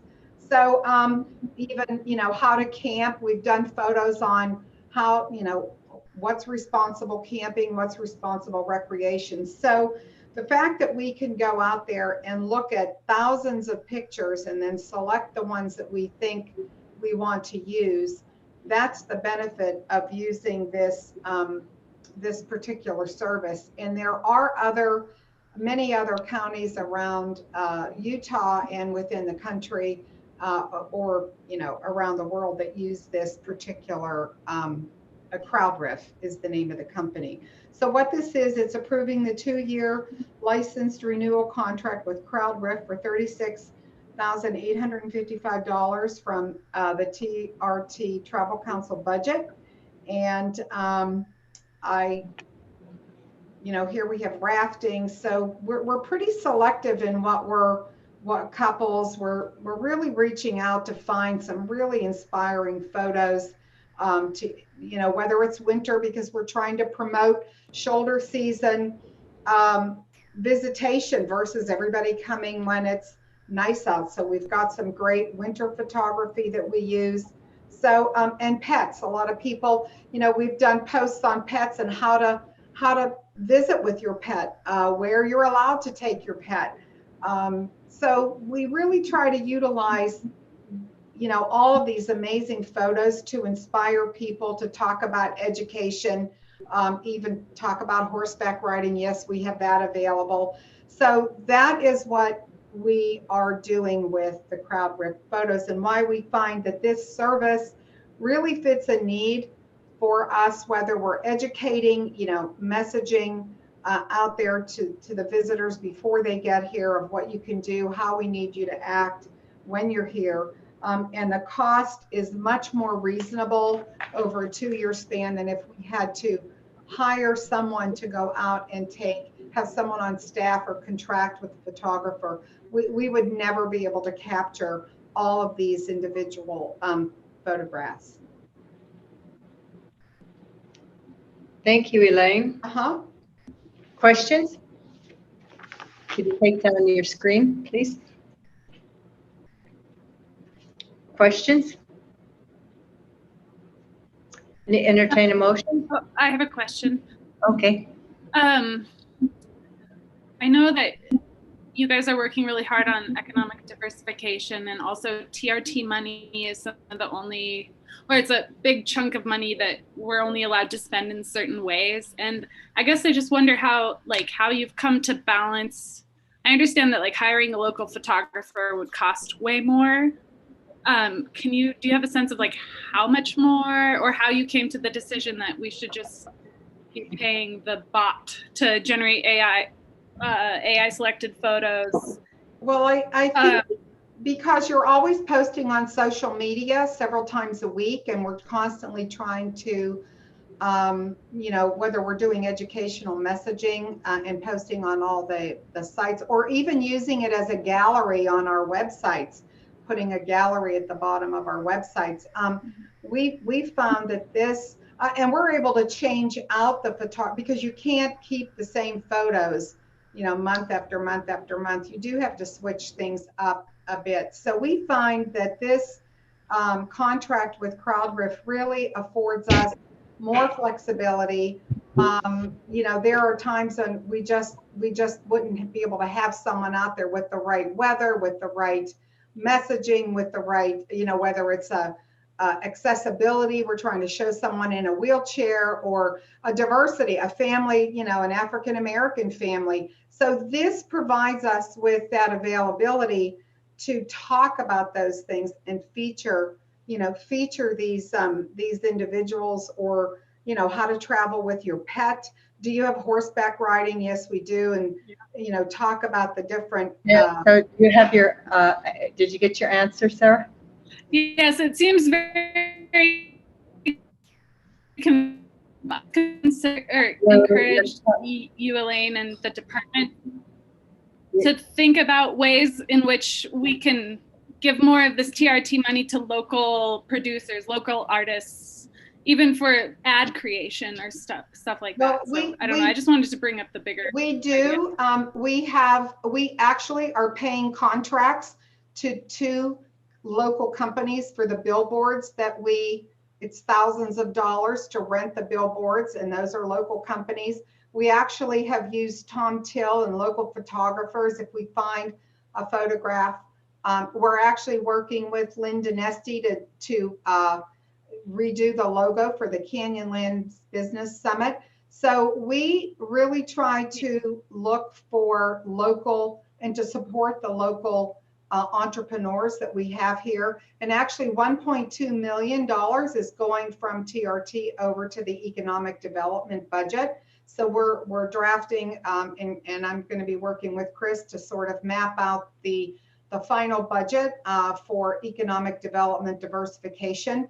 And we do see a lot of that funding, at least what I proposed to Chris, going to the local community for grant, which is not non-hospitality, but going into grant funding to support a myriad of different opportunities for local entrepreneurs.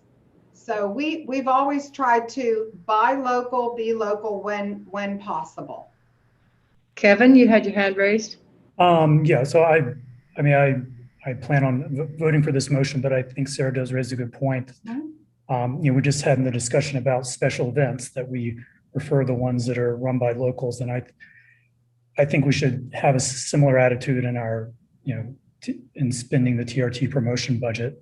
And it sounds like, based on what Elaine just said, we're already doing quite a lot of local engagement, but I suspect there's room for more. Yeah. And I would hope that in the future, we look for opportunities to spend the money locally, even if it isn't here.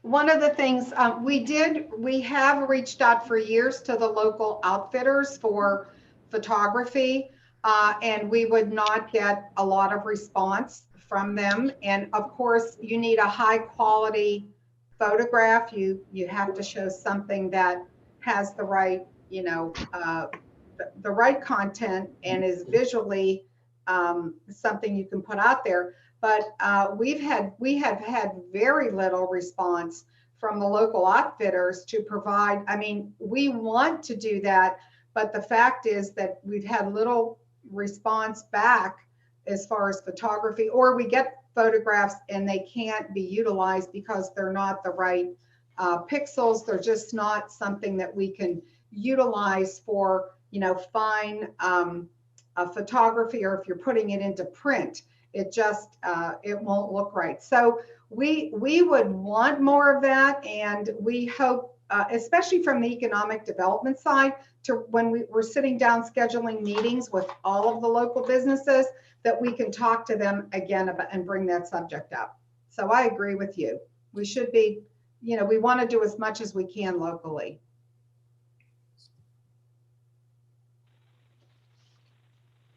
Jacques? Motion, Mary? Excuse me? I would like to make a motion. Thank you. I would move to approve the 2-year contract renewal with Crowdroof. Motion by Jacques. Do I have a second? Good. Seconded by Evan. Discussion? I guess I just wonder if there might be an opportunity for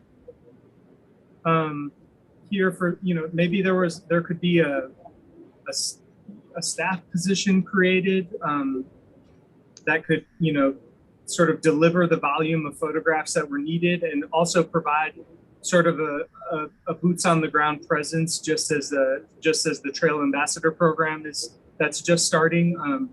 I guess I'm just wondering if there's a way to solve the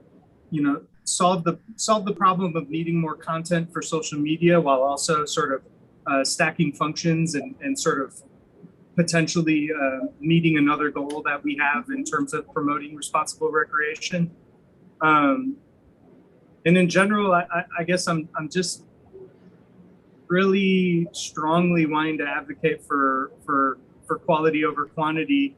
I know that to be able to maintain I don't know a lot about maintaining a social media account, but I am aware that, as you're suggesting, Elaine, that you do need a certain amount of content, and you need to have a presence, and there needs to be an original stream of things to post on. I recognize that.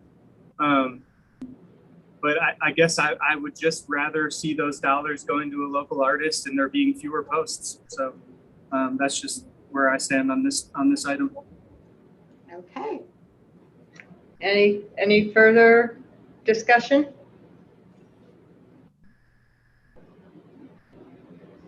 All in favor of the motion? All opposed? Motion passes 5-2 with Gabriel Wojtek and Tricia Dean in opposition. Now we are to Ann. Yes. Approving, appointing 3 new volunteer board members to serve on the Travel Advisory Board. Elaine. Yes, well, we were very fortunate this time to have to interview 5 individuals who put in their application to be on the Travel Council Board. And it was exciting to see that we had so many applicants. And what we're doing is we're replacing 3 individuals who have left the Travel Council Board. One of the terms expires at the end of December, and we have 2 terms that expire at the end of December in 2022. So we are bringing forth to the commission Chanel Marinuzzi, who's the GM of the Homewood Suites, for a term that will expire December 31st of 2021. And then Daniel Loveridge, who's the GM of the Hoodoo Hotel here in Moab, and that term will expire December 31st of 2022. And then Jenny Gleason, who's the Director of Sales and Marketing for Red Tail Aviation, and that term will expire December 12th of 2022. So the board met in an open public meeting on July 20th. We interviewed all 5 candidates. The board voted, and the 3 choices of Chanel, Daniel, and Jenny were brought forth so that I could bring them and propose their positions to the county commission. Questions? So in the motion, one of the dates says December 12th rather than December 31st. Is that correct, or is that a typo? I'm sorry, it should be December, they should both, that's a typo. It should be December 31st of 2022. I had a question about one of the applicants, Thomas Bunn. I made an attempt to contact that applicant, and it wasn't clear from their application what business they were involved in particular. He's a local business owner, and I believe he, let's see, he's a, let me see if I can pull this out here. Really quick, the context that I know Thomas in is he was working at the high school, at least in the spring. Yes, yeah. He took over my position as running a concurrent enrollment program. Right. And so it might be unclear his eligibility to serve on this board. Maybe? Well, the majority of the board has to be involved with TRT collections, and we're replacing Zach Bynum, that was a hotelier, and Sherry Major, that owned ACT Campground, and Katie McKay, that was a representative of the Homewood Suites. So we had 3 individuals that were tied into the collections of the TRT, and now we're replacing 2 of the 3 with those 2 positions, and then Jenny Gleason, who's with Red Tail Aviation, will be the third choice now. And then, of course, at the end of this year, we'll go back out again to ask for additional new applicants. We'll post the position again because it does expire on December 31st of 2021. So we're hoping that, based on the questions and based on the board interviewing the applicants, they felt that these 3 applicants really fit best to cover the requirements of the state code, the 2 of them with the TRT, and then Jenny with Red Tail Aviation. Sorry, Trish, I don't know if I might have not let you finish. Was there something else that you wanted? Okay. I guess the only reason I ask is, I guess, just wondering if in the interest of diversifying the placement of the filling of these positions and, putting, 2 GMs of hotels in, whether it makes sense to try to diversify that as much as possible. But I don't know, you make a good point, that this is just a interim appointment that'll come up at the end of the year. Right. Seems suitable to get through. That could change based on applications we get that will could fill, that position that ends at the end. I might add that VistaHost, who Chanel works with, all 4 of their hotels are taking on our Recreate with Respect, the Do It Like a Moab local sustainability. They're going to be featuring our program in all of their 4 hotels here in Moab, and that is fantastic because we have not had a lodging property that's really partnered with us to push the sustainability, Recreate with Respect messaging, and we'll now have 4 of the Vista Host properties, you know, and the owner has agreed to that, and I just think that is spectacular for all the thousands of visitors that will be staying in those hotels to really see right as they check in that messaging. So I have to congratulate actually Chanel Marinuzzi for that and stepping up to go to bat to make sure that that happened with their corporate office, and we're partnering together now with them. Thank you. Questions? I'd entertain a motion.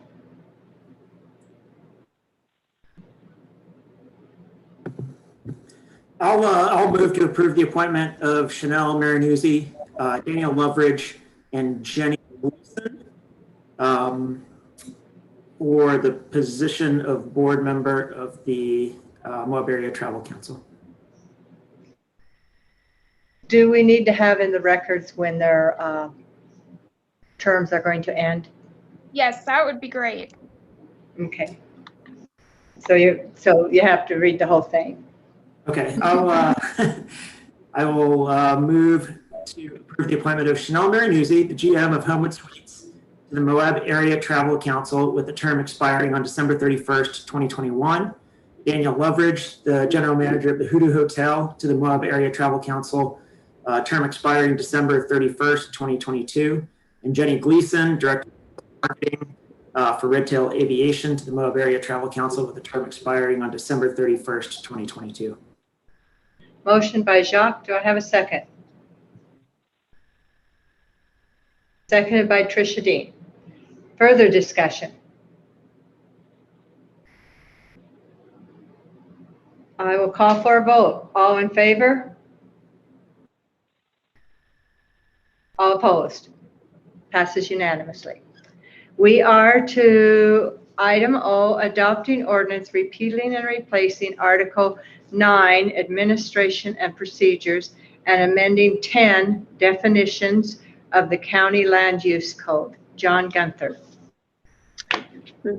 Mary, I'm going to make a motion to postpone agenda item O until the August 17th meeting. It needs more fleshing out. I'll second that.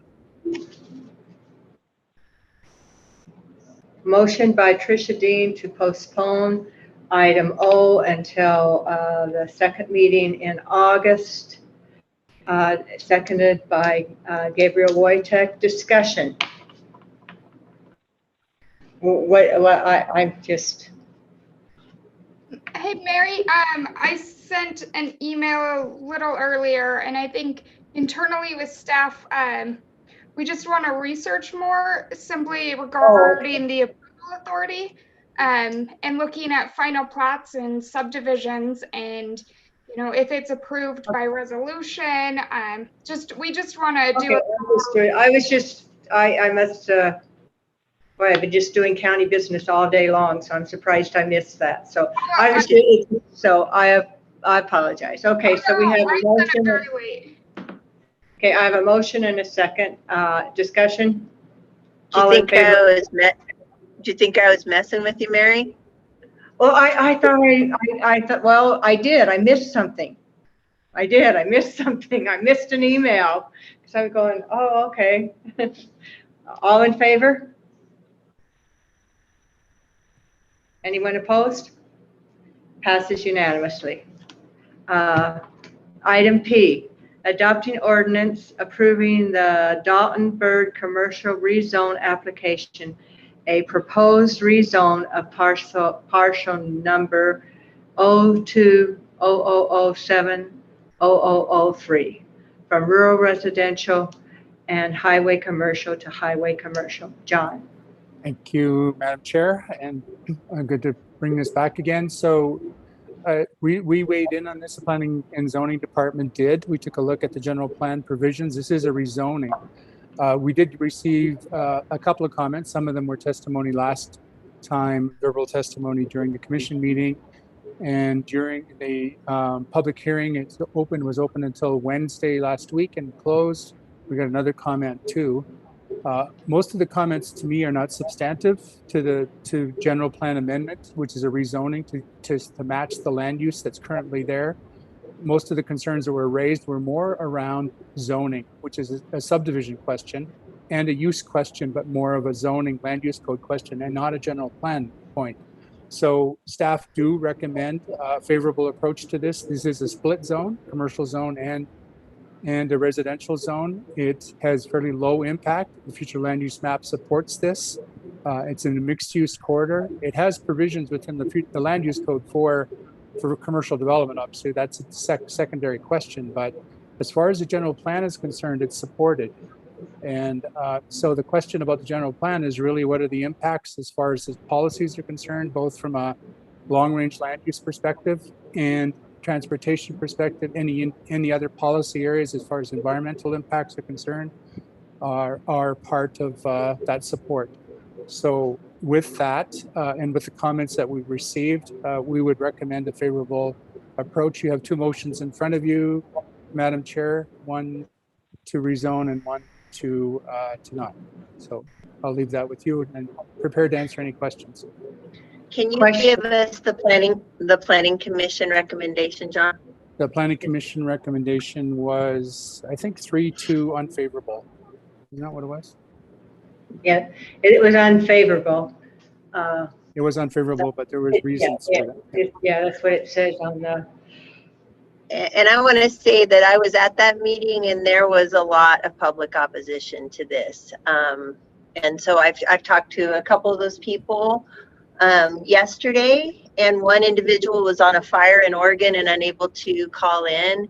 And the other, she's just kind of burnt out. She said, I just feel like I keep fighting these fights and I keep losing. And she was just kind of over it. So that was discouraging to hear from a citizen. If I could just respond to that, Mary. We tried to respond to things that are substantive concerns. Obviously people feel and passionate about things. There's no question about that. This has got long-range land use support. It does have a split zone, which usually means you up zone, you don't down zone the rest of the parcel. It's not the only one that's that way. The real concerns I think that are being raised around development standards and how they interact with the highway itself and what the land use code says. The rezoning doesn't address those. That the rezoning addresses the policies within the general plan. And I have not heard any substantive concerns expressed from any of the comments that have been made around general plan rezoning. But in zoning, if I'm correct, it's unlike conditional uses and others, because zoning is a legislative decision and people can listen to public clamor, is my understanding of the difference. Yeah, the only thing is, Mary, you'd want to make sure you separated clamor and non-substantive opinion from substantive concerns. As much as the commission just to weigh in there, the commission has broad authority over legislative matters. Really can consider anything and put it the way you want. But I do recommend if you're voting against, to articulate why. And for the public, I suppose I haven't seen any comments, so it sounds like we did get some. And for the articulate why you're voting. You're breaking up a lot, Christina. There were comments in the public hearing during the last meeting, and there were quite a bit of public comments during the planning commission meeting. Gabriel, I think, brought it up last time, the idea of, because we have so many split zones, instead of just piecemealing it, looking at all of the split zones and doing a holistic approach to dealing with all of these, not mixed, that are, cut, all these parcels that are cut with two types of zoning. I like that idea. That's actually coming forward to the commission. Sorry, if I can say, Mary, that's coming forward to the commission on August 17th with a future land use analysis that'll deal with all of that. I know when the Carmichael property came up for consideration of rezoning, and there was nobody, I trusted the Carmichaels. I've known them my whole life, but rezoning is, the property can be sold, and what is being proposed by the people that are asking for the zoning, doesn't, once it's zoned, then you can't, I'm babbling, but that's a concern. Kevin? I wanted to make a motion. Okay. So I move to deny the proposed rezone of parcel 02 0007 0003 from rural residential and highway commercial to highway commercial. I'll second that. Seconded by Trish. I might change my mind on this, but I do want to go through the whole process instead of piecemealing. Okay. I have quite a few things to. Since I made the motion, I get to talk first. Go for it. Sorry, Trish. I'm sure you have lots of good things to say. So we've seen a steady stream of these, split zone, rezone proposals over the last 3 or 4 years. I sat through quite a lot of them when I was on the Planning Commission, and there's a lot of variety. Sometimes the rural residential piece of the zone is less than an acre, and it's really not usable on its own. I think those are easy decisions, but a lot of them, including this one, you've got a larger lot here. I think I believe the rural residential part already has a residence on it, and it's 2 acres. It's 2.87 acres. It's almost 3 acres, I believe. Acres. So to me, this, I just don't think we should, given our housing issues, we should be rezoning rural residential to highway commercial. And I especially don't think we should be doing it in this piecemeal fashion that's been coming before us. So I'm pretty much opposed to all of these rezonings along the highway, with some exceptions for when one of the pieces is very small. I would be supportive of taking a more comprehensive look at these parcels. But I guess that's most of what I had to say. But I think Matt Sinaceros raised this, maybe Gabe did also at the last meeting, against piecemealing it. I think that's a very good point. What did you say what was your last sentence? Oh, I was just bringing up the point about doing it holistically rather than piecemealing it. But I was mentioning that Matt Sinaceros in the public comment in the hearing last time brought that point up as well. So okay. Thank you. So Mary, I have a number of things. I was in the Planning Commission meeting, and there was a lot of opposition to this rezone. And I think we need to respect what the Planning Commission comes to the County Commission with. They put a lot of time and effort into those considerations. I think there's a lot of, if we want to consider a rezone, there's a lot of rezoning that could be had that would support housing in our community. But going from rural residential to commercial is not in support of that. We could look at small lot residential, large lot residential, multifamily residential, but that's not what this is asking for. It's talking about more commercial property. Housing continues to be an issue, and yet we want to take residential zoning and turn it into commercial. And I think we really need to look at what we're doing really closely. And I wrote down again a couple quotes from our strategic plan this morning or this afternoon. We want to continue to embrace that small town feel. More commercial zoning does not embrace that. We want to have a livable community. More commercial zoning does not do that. So I implore you to stop.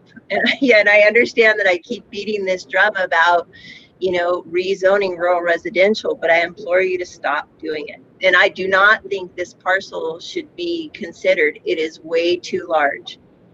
Way too large. Any further discussion or comment? Yeah, I would mention that. Chris, I'm sorry. Go ahead, Evan. In general, I'm not a big fan of the split zones. I know that a lot of these have come through, and I definitely can. I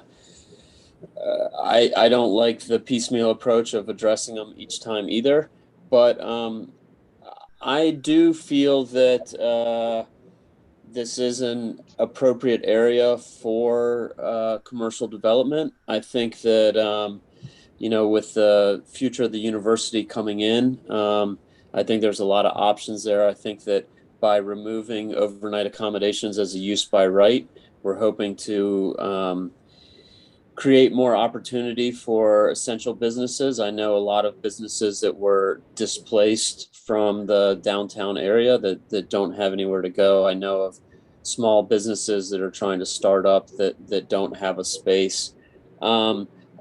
I do have concerns about the lack of transition from the commercial to rural residential. I would like to see something else kind of in between there. I really appreciate the developers' comments on hoping to do some kind of mixed use in that area, but without having a requirement on that. It is kind of like a free for all once that change is made. And so I would just like to say to the planning department and the applicants that I am going to support the motion that's on the table to deny it, but that's just because I do want to look at this in the more holistic manner that's being talked about, and that it sounds like we're gonna start working on that in a couple weeks, and I would like to include this in that. And so even though I'm denying it now tonight, I think that there is a path forward to making changes to this property, and I hope to do it in a way that's is in balance with the community there. I echo exactly what Evan said. That's what I was going to say. I don't have to say it. Chris Baird, did you have your hand raised? Oh, yeah. So I'd just like to say, and this is more generalized comments, and they're somewhat similar to what Evan said, but I'd just like to say that I'm not really happy with any of our commercial zoning. I think it's deficient in a lot of ways. And I do think that the issue with establishing a buffer between any commercial on the highway and residential that abuts it won't be solved without an actual adjustment to the buffers in the zoning itself. And so I'm not happy with, some of those buffers that exist within the highway commercial zoning personally. But beyond that, when we start talking about economic diversification, I think Evan kind of brought up that local commercial businesses really can't compete for property in Grant County, even along the highway. And part of that is because we, in some of these in a lot of these highway commercial zonings, the demand for rather wealthy second homes can outcompete local businesses for commercial property. And so that's a big issue, and that's kind of how this zoning exists now. And so in a lot of cases, I think we need to take a good hard look at really the entire commercial corridor. And it doesn't all need to be just one zoning, but I think that in certain areas we might want to emphasize high density housing, but we also need areas where local businesses can find a niche in our community, because they're getting to the point where even local businesses are having, problems with affordability for land, leases, development, all these things. And a lot of the time for that, taking a more holistic, broader perspective look at all of our commercial zoning and, the whole highway corridor makes a lot of sense to me before we just start trying to fix all these split zone parcels, which is definitely not ideal, but I just don't feel like we have the tools in our toolbox right now to really do it justice. You know, that's my opinion. And I would like to see a total revamp of a lot of these commercial zones and a full reevaluation of the commercial corridor and some other areas in the county that might be appropriate for some mixed use as well. That's all I have. It is a real problem. My son wanted to, as I mentioned, he has that small business. He would love to turn it, it's a welding business, into a one that could hire a lot of people, build things that would be used in Moab, so contractors and such didn't have to go out and get it. But there was no way that you can right now in Grand County for a small business to find a place that they can afford to. So I agree, it's a twofold problem, but I do think we have to take a holistic view. Okay, any further comment?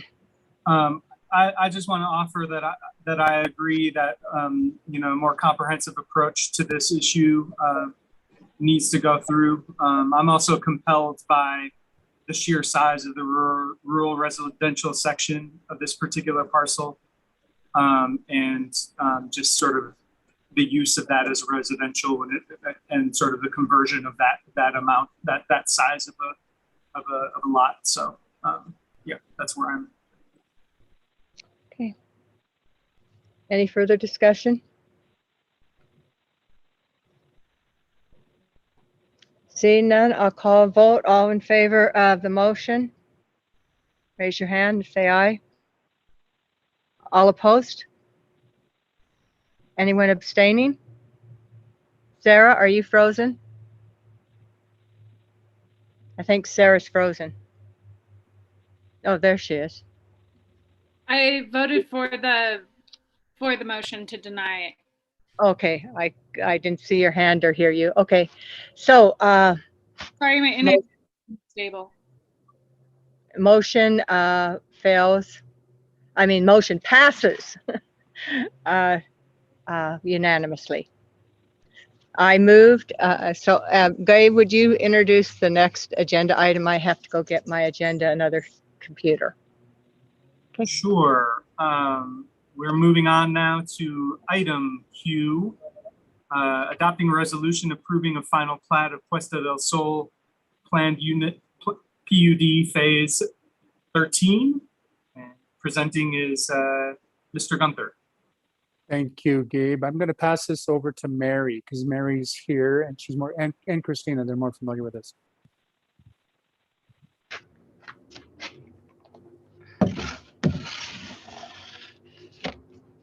Okay. Good evening, everybody. This is a final plat for Puesta del Sol PUD phase 13, and it is the property owners are Robertson Development, and the property owner representative is Joyce Robertson. They submitted this application for the final phase of this subdivision, which includes 9 lots on 4.17 acres of land. The Grand County Council approved the original PUD and preliminary plat in 1996. That's how long this has been going on. And I was one of the people that presented it then too, with amendments to the preliminary plat approved in the subsequent years. This phase is shown as the final plat, and the engineer has reviewed and approved the civil plans for this final plat, which will include the attachment of the cost estimate for the subdivision improvement agreement.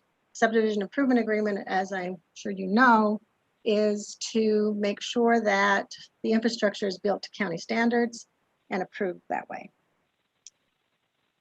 This application complies with all the Grand County final plat requirements and subdivision standards. The proposed final plat is in compliance with the approved PUD for the property. Like I said, the PUD was approved in 1996. There were many iterations of the preliminary plat because there would be times when there wouldn't be anything built. I honestly think this is the first one that has an actual 9 lots. They were usually pretty small. The preliminary plat the preliminary plat was reviewed by the Planning Commission clear back in 1996, and also the final PUD, or the final preliminary plat that this one would be approved with, was approved in July 2nd, 2013. Everything is in place. You see the final plat with your information. There's the PUD with all the, the final plat has all the SIA and the cost estimates. Everything looks in order. Staff is approving it. Have any questions? Questions?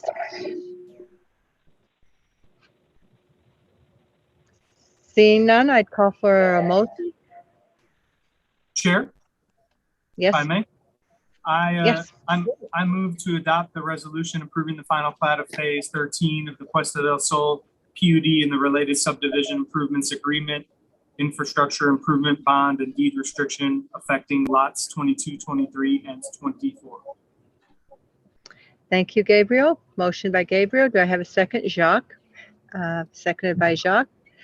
Discussion. All in favor? Anyone opposed? Passes unanimously. Thank you.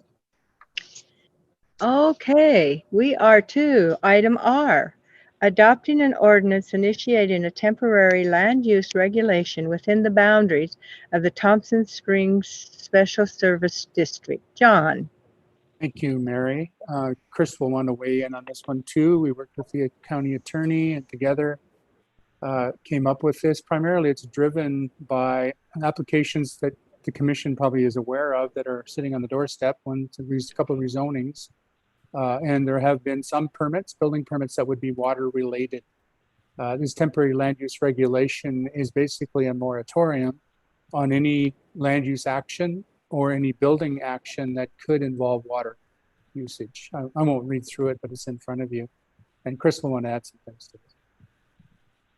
Yeah, so I think, the real summary of the issue is that Thompson Special Service District, which provides water in that area, doesn't have any concrete information regarding their compliance with state requirements for water source capacity. So they are in the process right now of updating their master plan. The outcome of that master plan could say they've got, X amount of water for new development, and then we would lift the moratorium and proceed up to the point where they, have the connections to authorize new growth in the area. But there's also the possibility that the results are that they don't have source capacity for new development, in which case it could be quite some time before they can develop new source capacity. But it's essential, obviously, that if we approve any new construction projects or subdivisions, that we are certain that the water availability and the source capacity is there such that it meets the state's requirements. And so this is what this is about. It could be, that we'll know within 2 or 3 weeks the outcome of that master plan update, and we'll keep you all informed on that. And if there's available capacity, we'll lift the moratorium and they can proceed until they, extinguish their source capacity. Or we may have to keep this moratorium in place until there's new source capacity developed, because there's really no ability for us to approve new subdivisions or construction without legally compliant water source availability. Thank you. Questions?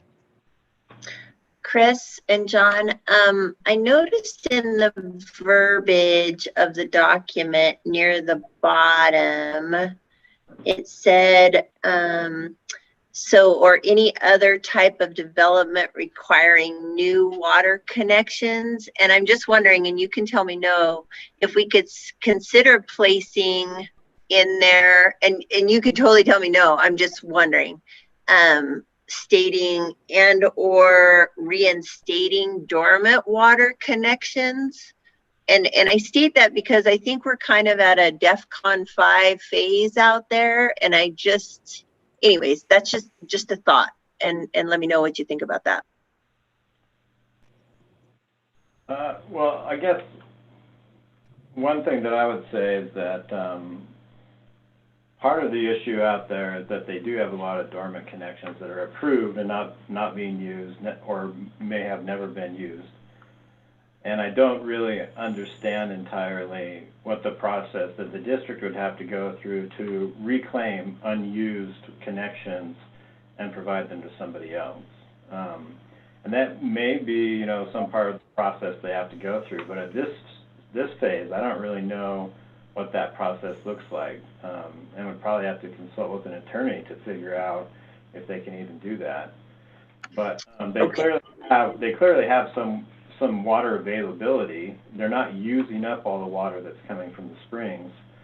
And so it's not necessarily, at this point, a strict wet water issue. It's more an issue of there's a certain amount of source capacity, and then there's a certain number of connections that have been approved on the system.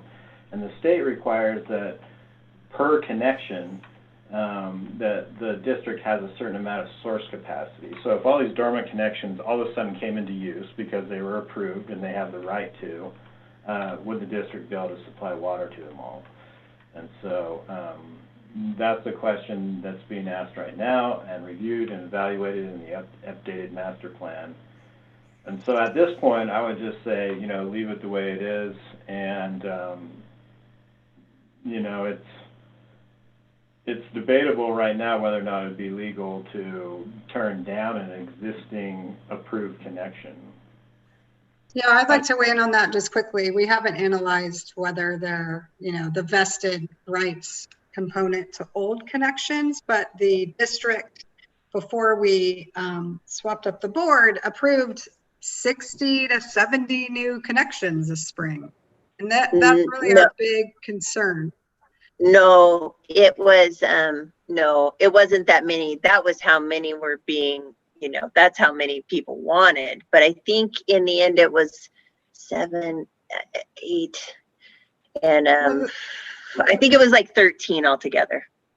Well, I thought those were the individual ones, not including the 2 big subdivision proposals. But the Ballard RV Park was fairly recent, and that was a major contributor to the system.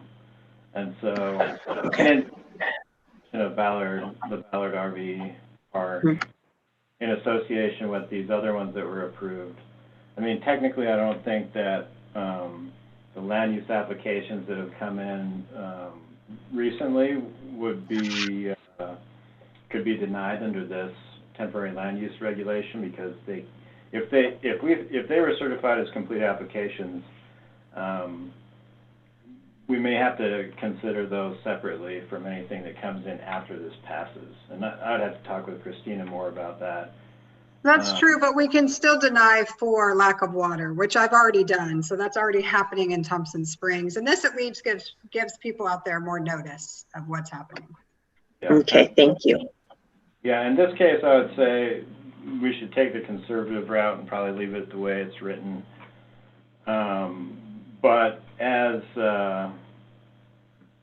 things progress, we can kind of evaluate and touch base with Christina. You know, we'll, you know, nothing has to happen before she gets back from vacation, and so at this point, everybody's kind of on notice that we're all waiting for this master plan update, and even the pending applications that came in before this temporary land use regulation have agreed to stay their application until the master plan is updated. If I could just add one more thing to that, Mary, we are doing a bit of community outreach in Thompson Springs with Tricia's lead. And we have a whole group of things that we'll be talking about, hopefully on August the 19th. We still haven't done the tour, so we want to do a tour out there too. So hopefully this will be part of the discussion, an open discussion with community. Thank you. Madam Chair, I would make a motion. Thank you. Thank you. I move to adopt the proposed ordinance enacting a temporary land use regulation prohibiting subdivision approvals, certain construction, and other development within the Thompson Special Service District boundary. Motion by Trish. Do I have a second? Second. Seconded by Jacques. Discussion? All in favor? Aye. Passes unanimously. Thank you.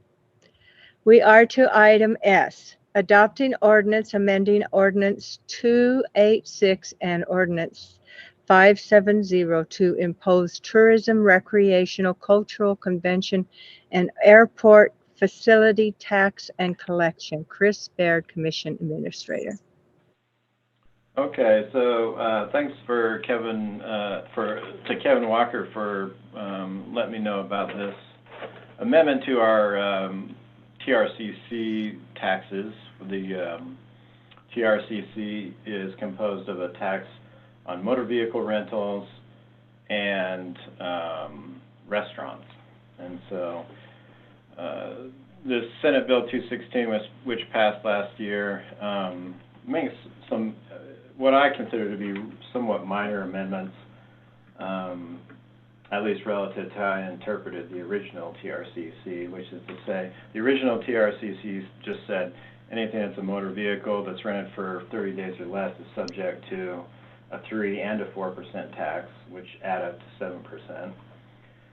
And there wasn't really any specific definition of motor vehicle in the TRCC statute. And in my opinion, anything that was rented for on-highway use that has a motor probably is subject to the original 7% tax. But I suppose there was some gray area there. And so this bill was run, and it mentions OHVs, off-highway vehicles. So, you know, that would kind of take away the splitting of hairs of whether or not a street legal OHV is a motor vehicle subject to the original 7% tax or not. You know, and so if we adopt this, then it really makes no difference. There's no ability to split hairs that way.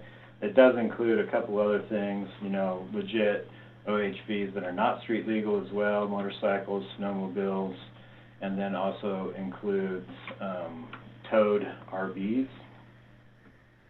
And so it would add a few things to the roster of what could be taxed for short-term rentals of these vehicles and recreational vehicles. And so, again, I don't see it as necessarily being a major increase to our revenue or a major change for most, because I do think that the street legal OHVs were,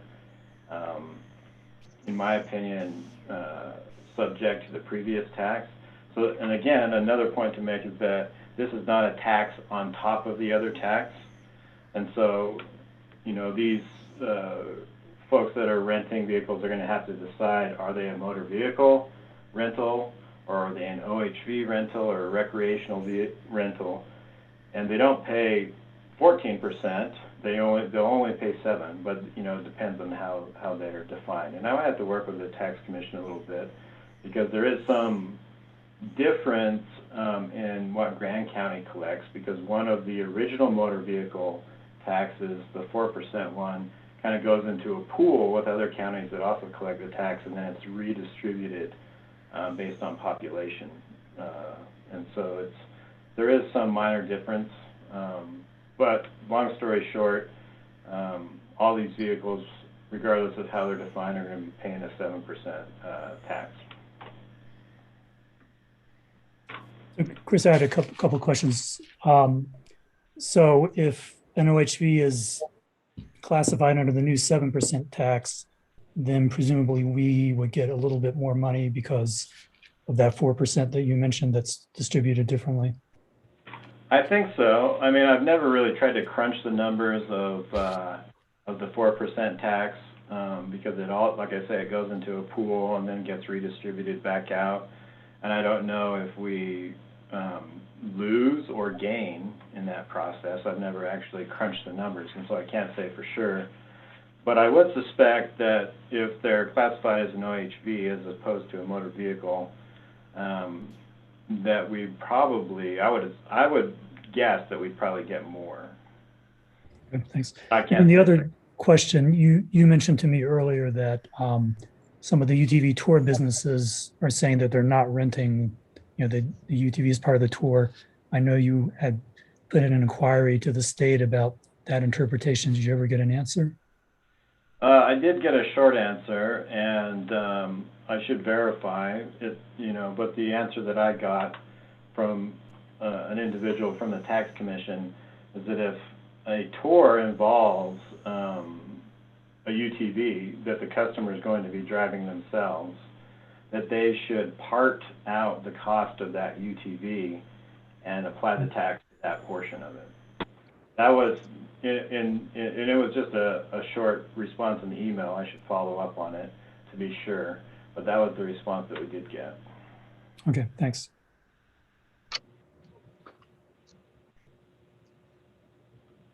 Can I make a motion? Yes.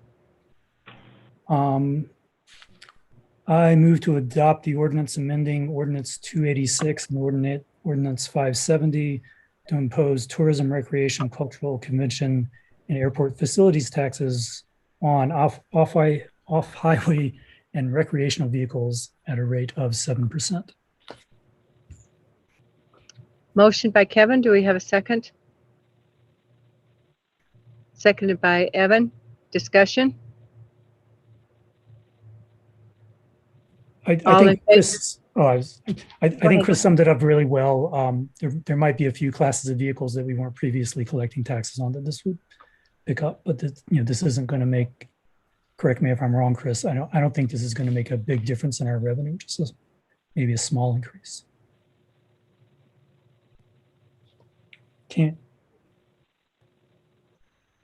Sorry, I was unmuted. I would just say that the interpretation, of how the tax is applied could make a bigger difference than instituting this tax.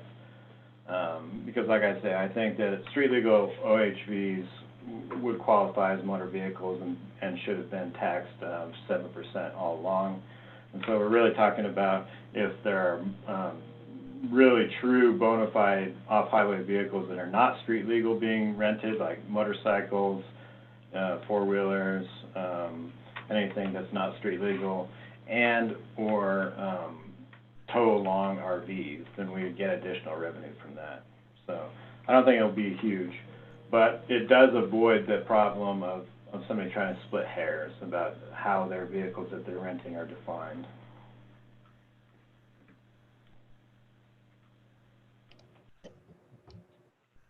Any further discussion?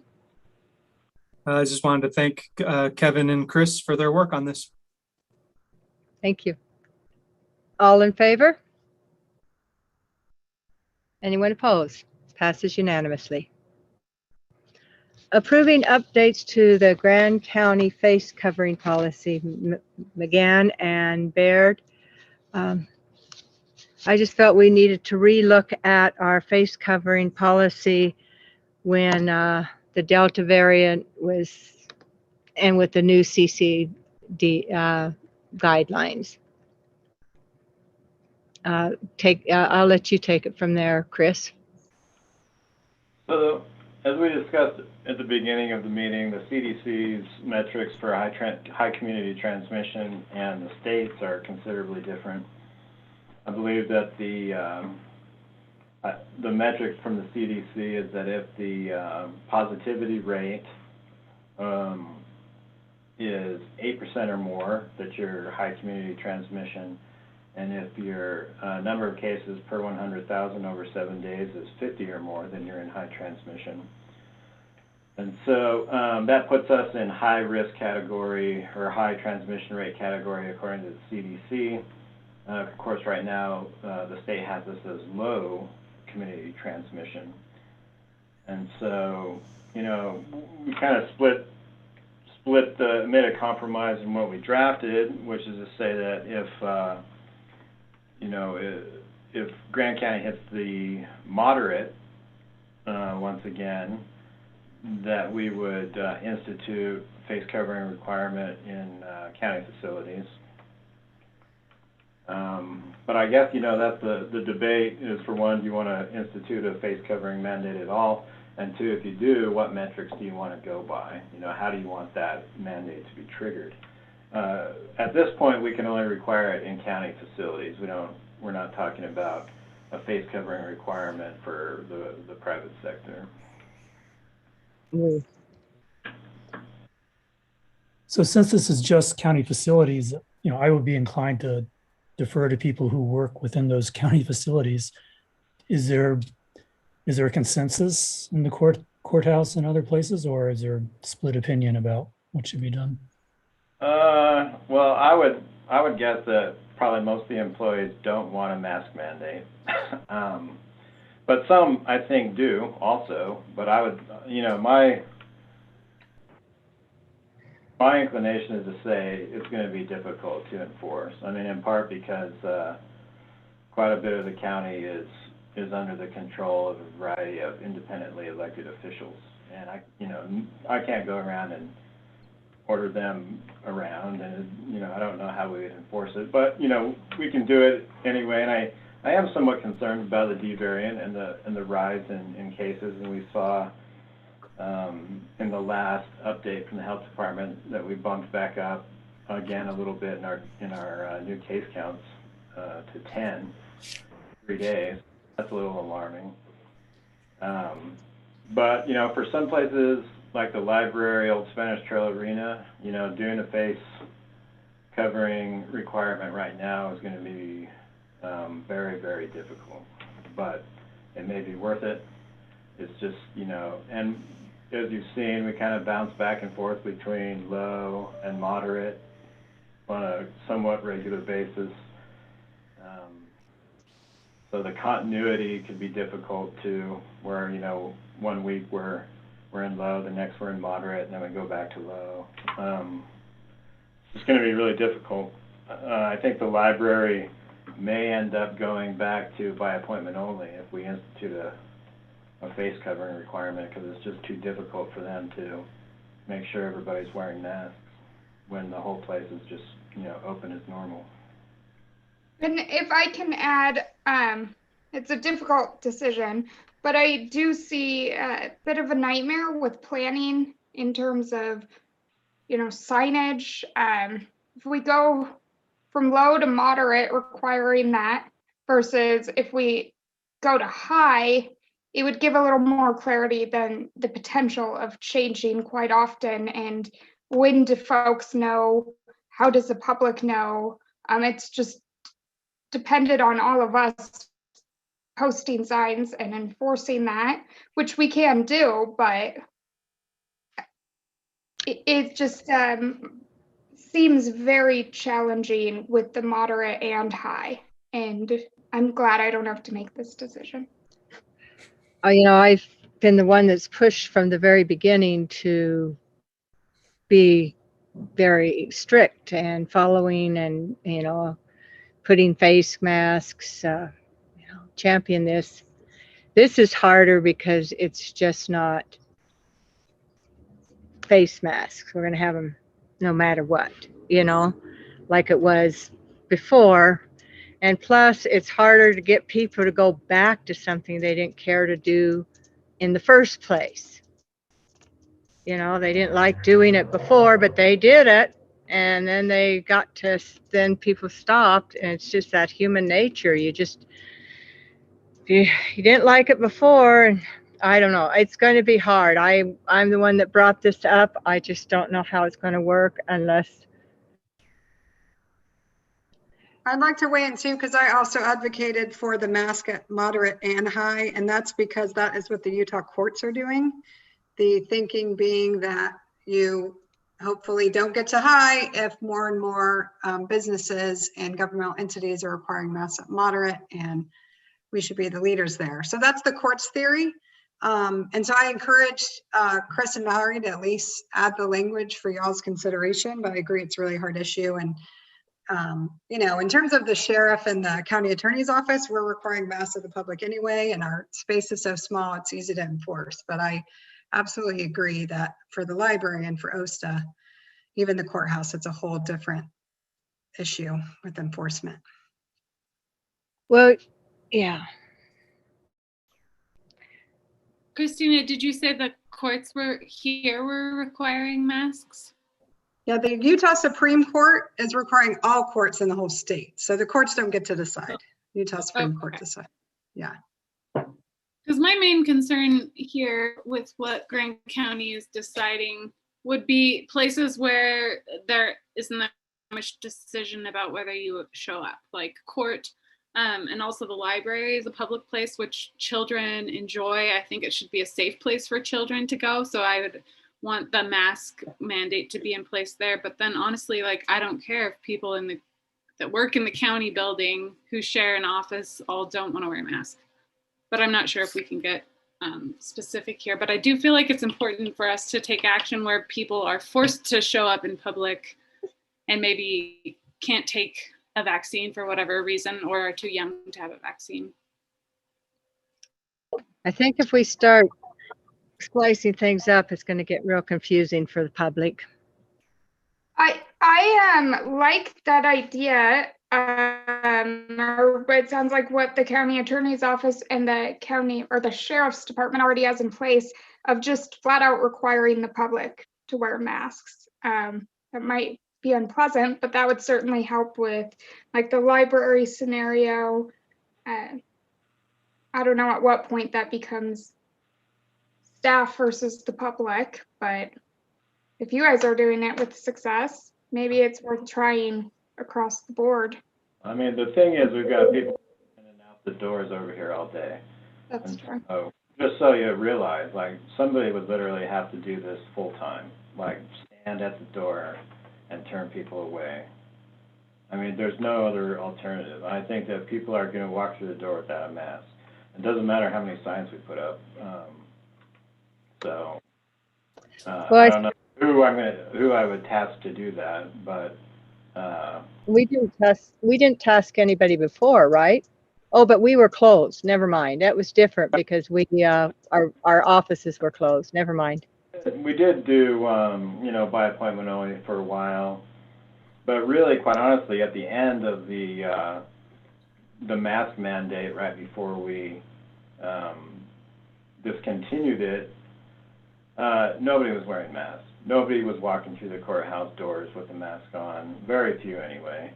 And most department employees had quit wearing them also. And so, I mean, just have to realize, like, this is going to be a major challenge to get the county employees and the public to wear a mask. And there's probably going to be, a lot of confrontations at this point. Like scary type confrontations. And that's, where it gets a little concerning to me. And then, which employee can we sacrifice to stand at the door and make sure everybody has a mask on that walks through the door?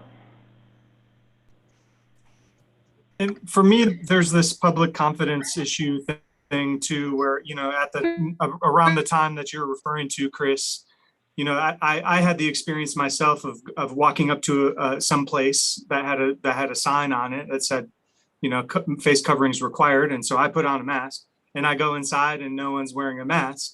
And that's much more maddening to me because I didn't know what to expect. And I was basically given all these mixed signals than whether if I just knew straight up, okay, I know to expect that there might not be mask wearing in this location. And if I'm really concerned about my exposure, I'm going to figure out a different way to do my business there. I had another question, like say the library, if it were the will of the staff and the administration of the library, would they be able to create their own policy with regards to masks for that facility alone, or? Oh yeah, well that's always an option. I mean, at this point, our policy is completely up to us, and we have the ability to do whatever we think will work, and maybe that would be a better approach than a one-size-fits-all type of policy. But yeah, it's just going to be really challenging, and I know that most people have gotten used to not wearing a mask wherever they go, and so a lot of people that will come to the courthouse, you can put a sign up on the door, they don't read it. I can tell you that, and so they're going to walk through the door without a mask on. So what I'm hearing from Chris and Mallory is there's not a lot of enthusiasm for getting strict on masks and possible support for requiring masks if we get to the Utah high transmission level rating. Am I hearing correctly?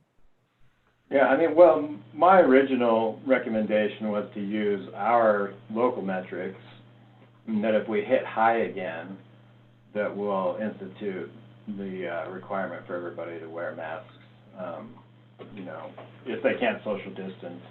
We were never requiring masks if you're in a room by yourself, but if you're, you know, around somebody else and you can't social distance, then we require masks. And I think that if we go back to high, according to state's metrics, you know, I would feel in favor of that. But moderate and low, it bounces around so much and changes. And again, I just, you know, I don't see a lot of statistics that we're having a big problem with breakthrough cases or any real significant community transmission at this point. That could change, and maybe, you know, it's the wrong decision to make, but if we went that route. And so we did draft it, you know, to trigger at moderate, in my opinion, as a compromise, but even that's going to be pretty difficult. Well, I think if we get to high, we need to be really proactive. I like the idea of people wearing masks at a lower rate, you know, but it's the implementation of it is, I think, sounds almost impossible. But if we got to high, then I would be really scared. I would think, you know, this would be a very dangerous time. And I would like to see the mask mandate in our buildings.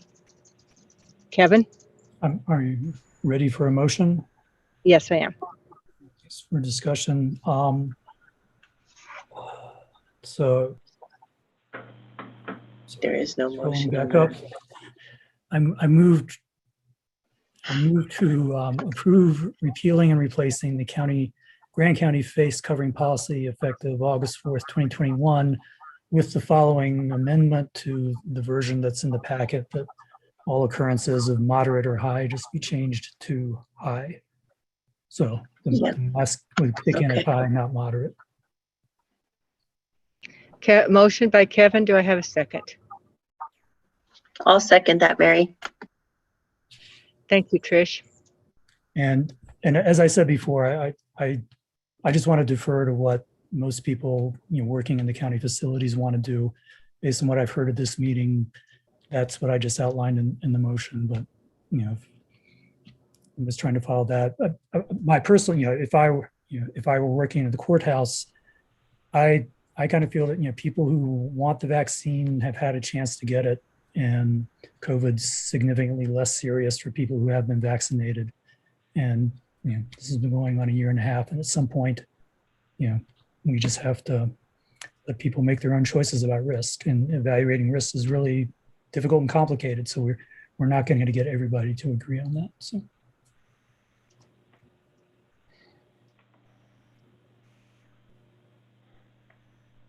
Sarah? Sarah? You're muted. You're muted. Okay. Sorry. I'm not on the library board, but I wonder if whoever is could take back the message that we encouraged. We got a public comment from the children's librarian concerned about COVID transmission in the library, and I think that we should empower the library to make policies that they feel safe with. And I would be encouraging of a mask mandate in children's library. My kid in there. Yep. But I also don't feel like this needs to come from Grand County if the folks in the library feel capable of drafting their own policy. Yeah, Sarah, I will. Sorry, go ahead, Chris. Sorry, one thing I'd say, you know, we got kind of the opposite, not the full-on opposite, but not the same opinion from the library director. Right. Yeah, my idea would be that the children's library section was a mask section. That might be really hard. I don't know. Whatever. Well, and I will pass that along, Sarah. And I think about, and I know I was the children's librarian there a bajillion years ago, and I think it's really imperative that the library be open in the summer for children, because there are kids that spend a lot of time there.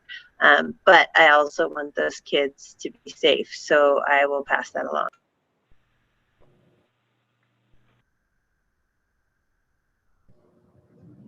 Any further discussion? All in favor of the motion? Anyone opposed? Motion passes unanimously. Approving letter to Community Renewable Energy Program regarding board members and appointing alternative board members to the Community Renewable Energy Board. Sarah. John with Planning and Zoning kindly volunteered to fill the other spot on the Community Renewable Energy Program Board.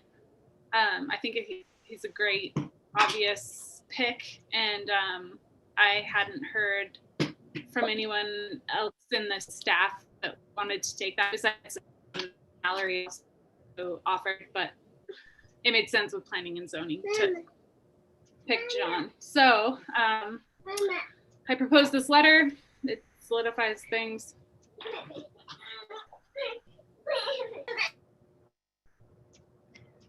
Questions? Do I have a motion?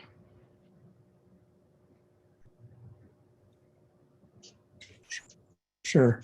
I move to approve the letter to the Community Renewable Energy Program regarding the appointment of Grand County's Community Renewable Energy Board members. Motion by Kevin. Do I have a second? Second by Trish. Discussion? All in favor? Anyone opposed? Passes unanimously.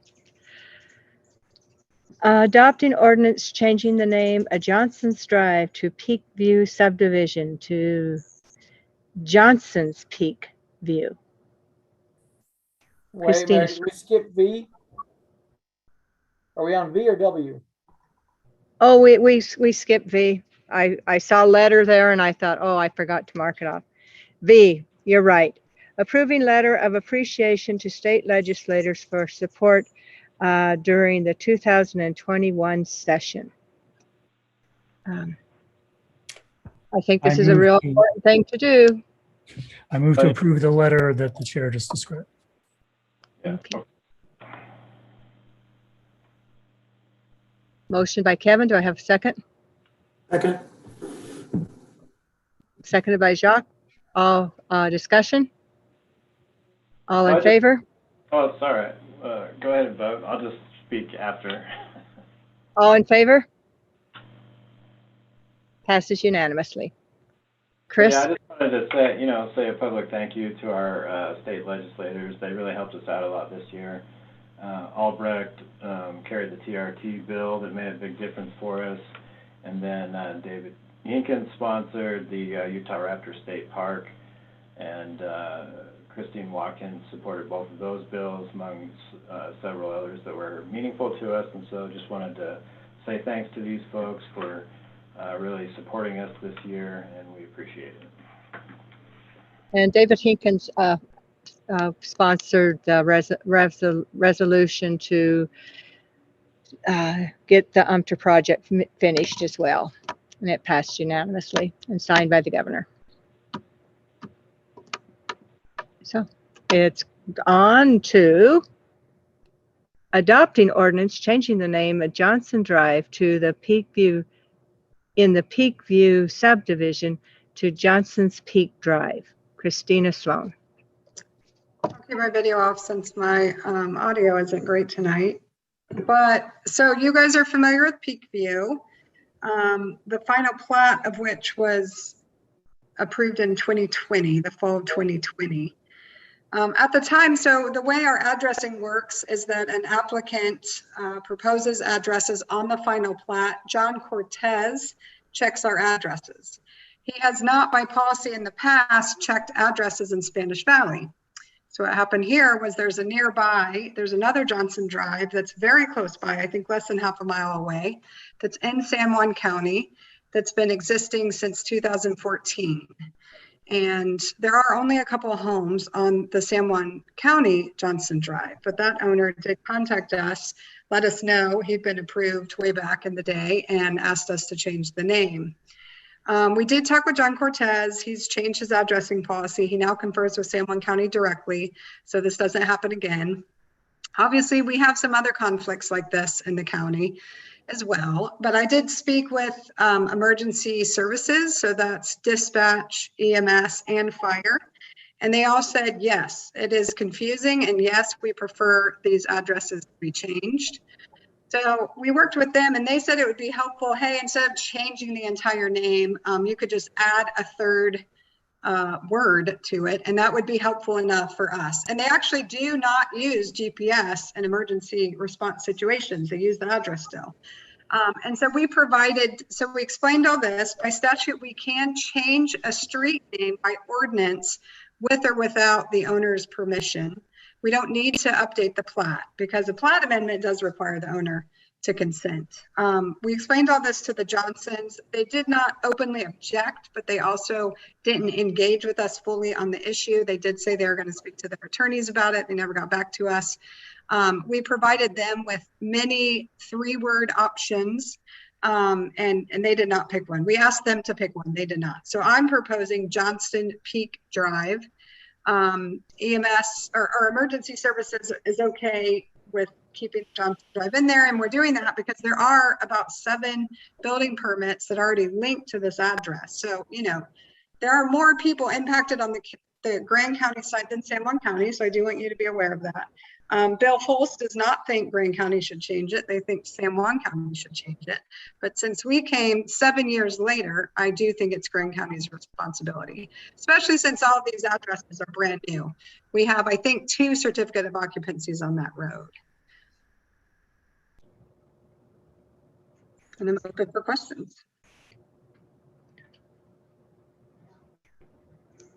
Questions? So how, given that we haven't heard back from the owners yet, how urgent is it that we do this now rather than a month from now or something? It's as urgent as an emergency. So hard to know there, but There are already people living on the road? Yeah, there's people living on both roads. It's actually already been out there for months. So we're bringing this to you probably 3 or 4 months after the county was made aware. So I do feel like the Johnsons have had sufficient time to consider the options. You know, we had sufficient time to confer with John Cortez about policy, to meet with a group with, you know, involving all the emergency services, to talk it over with them, whether they supported changing it, they do. So, you know, we do have Bill Holst opposing to some extent. I don't know how strongly to represent that, but you have all the emergency services supporting the change as well.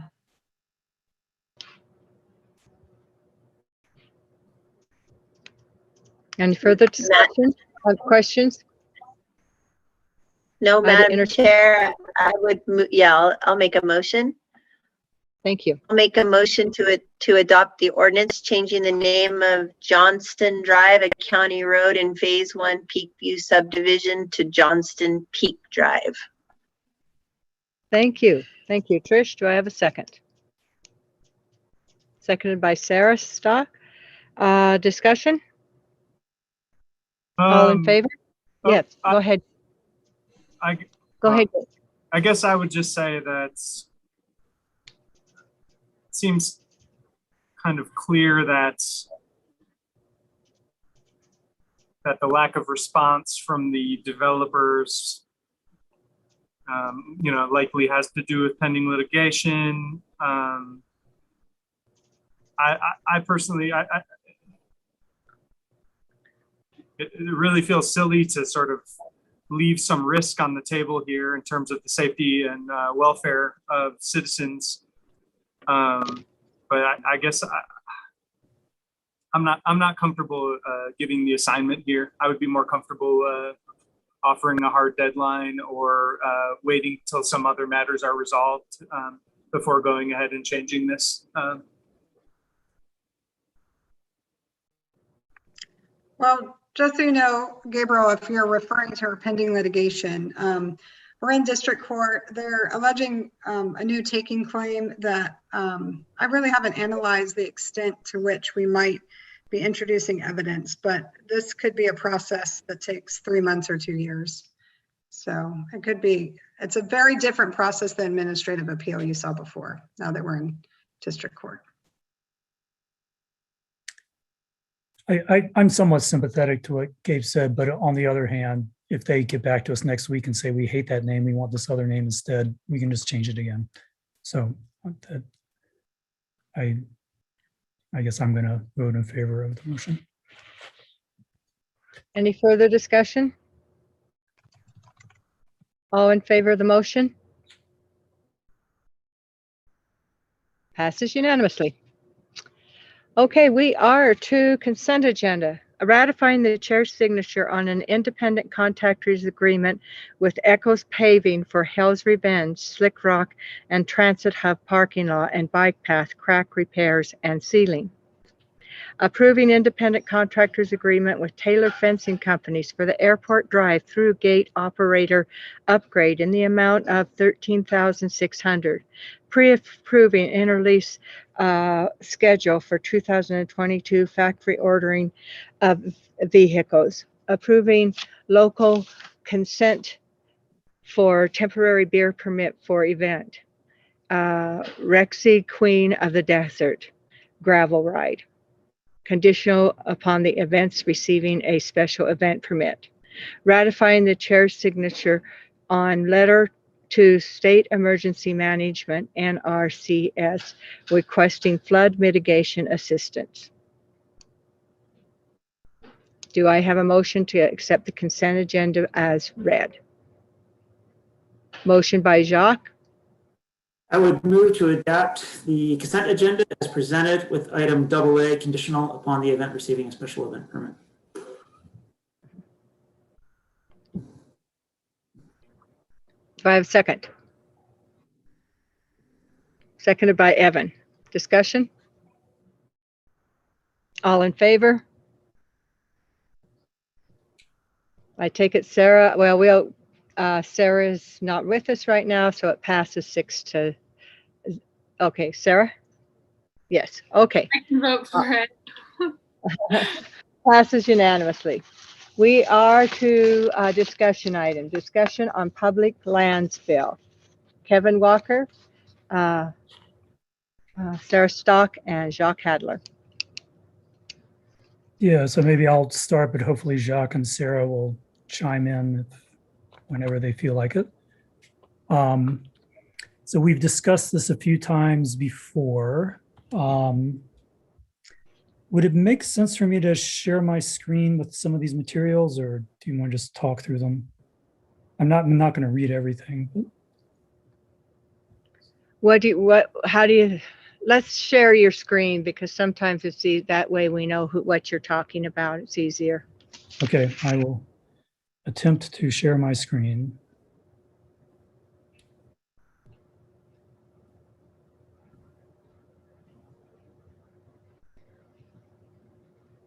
How does this look?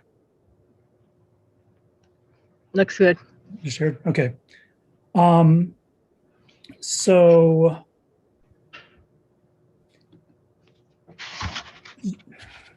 yeah, so we've been talking about this for a while. We've talked with Curtis's staff, and we're trying to proceed sort of slowly and methodically toward coming up with a fully detailed public lands bill proposal. I think what we're proposing today is just sort of the broad outlines of the bill. These are, I think, relatively easy decisions, though there is certainly room for disagreement about what the broad outline should be. And this wouldn't be a final decision, just kind of a preliminary decision. So before I talk about that, I just want to remind us that we have adopted a public lands vision statement, and I'm not going to read the whole thing, but I just wanted to highlight the first bullet. We want to ensure that future generations are able to enjoy a landscape that is just as magnificent as the one we enjoy today. And also the fourth bullet, we want to ensure that federal land managers have sufficient resources to prevent increasing visitation from degrading public lands. So what we're proposing then is, so what can you do in a public lands bill? We could create a bunch of national parks. I don't think anyone's in favor of that. We can't create national monuments. That's something that's done the executive thing. And so the main thing that Congress does is it designates national conservation areas, or sometimes national recreation areas. It can designate wilderness, wild and scenic rivers, that kind of thing.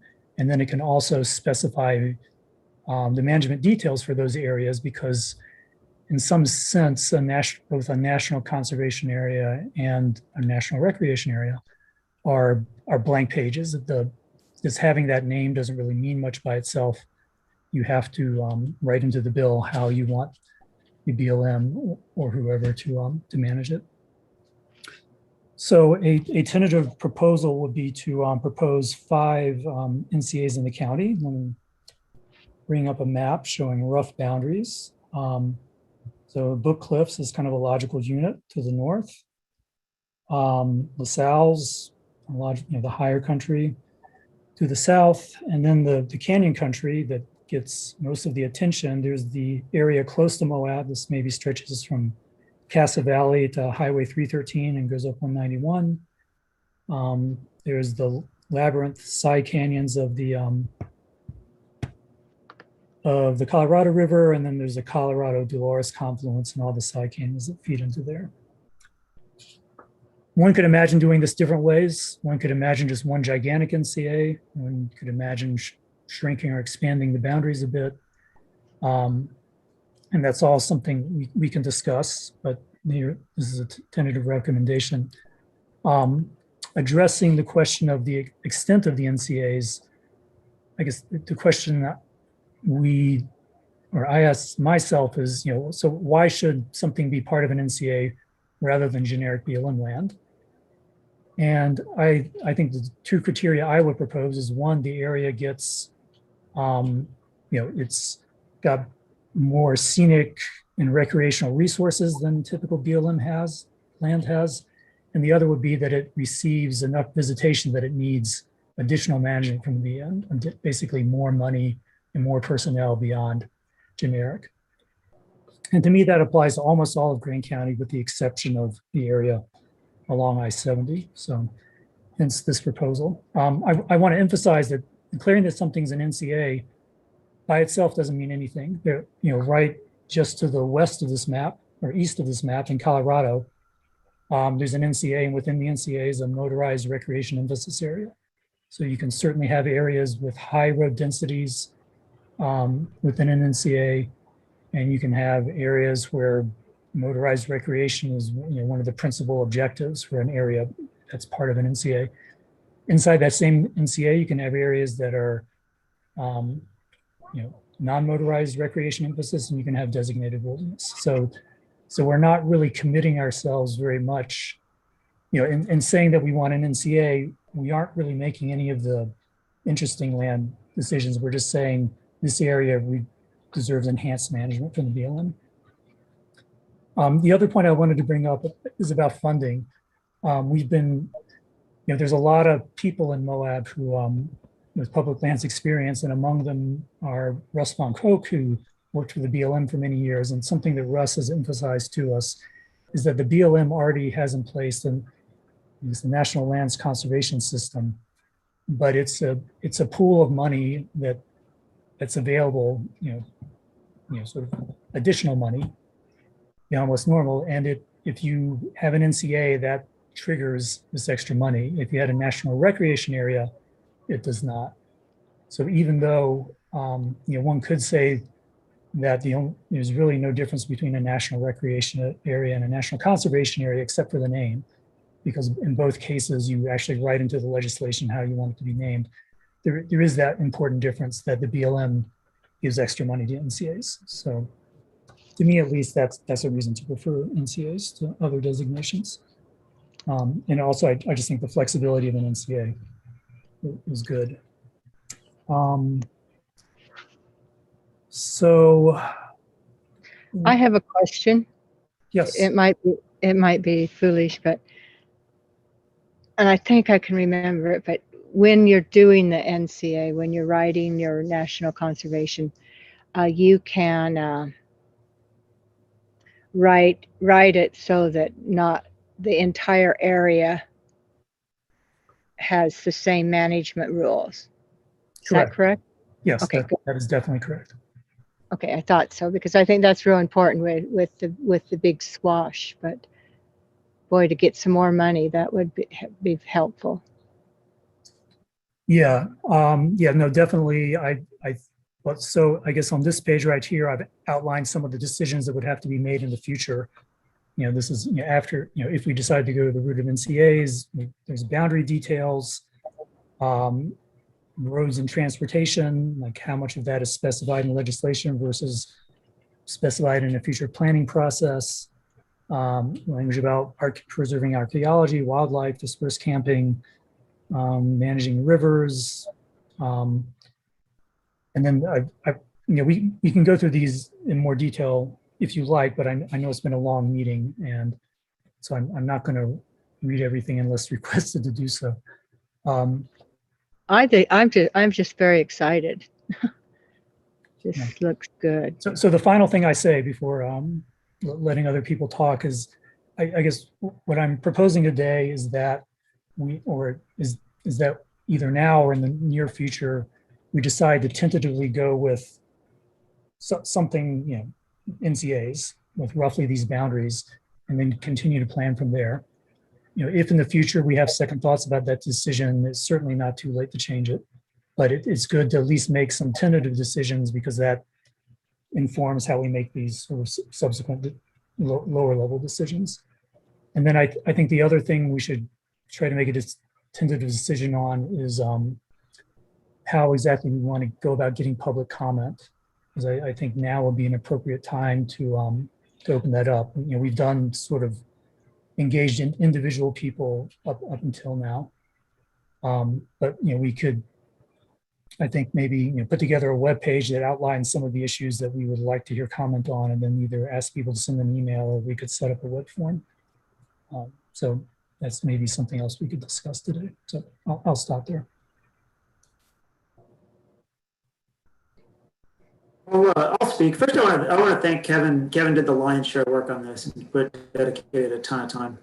So great work, Kevin. And I really like what we've come up with. I like NCAs also. For me, the biggest thing is the resources and the funding. I think that's something that we're severely lacking. And if this could help bring that, then I think that's a great idea.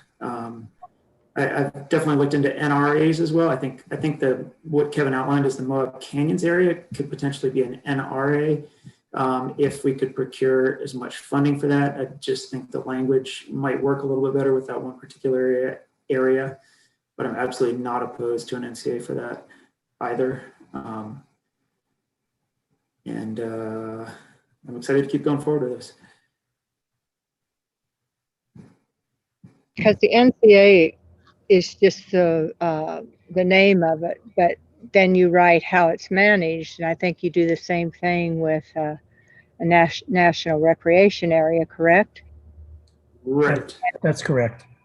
Well, then I see you could write it, with an eye towards recreation. You know what you do. And we will be doing that on all of them. So I think go for the language that's going to give us the most money.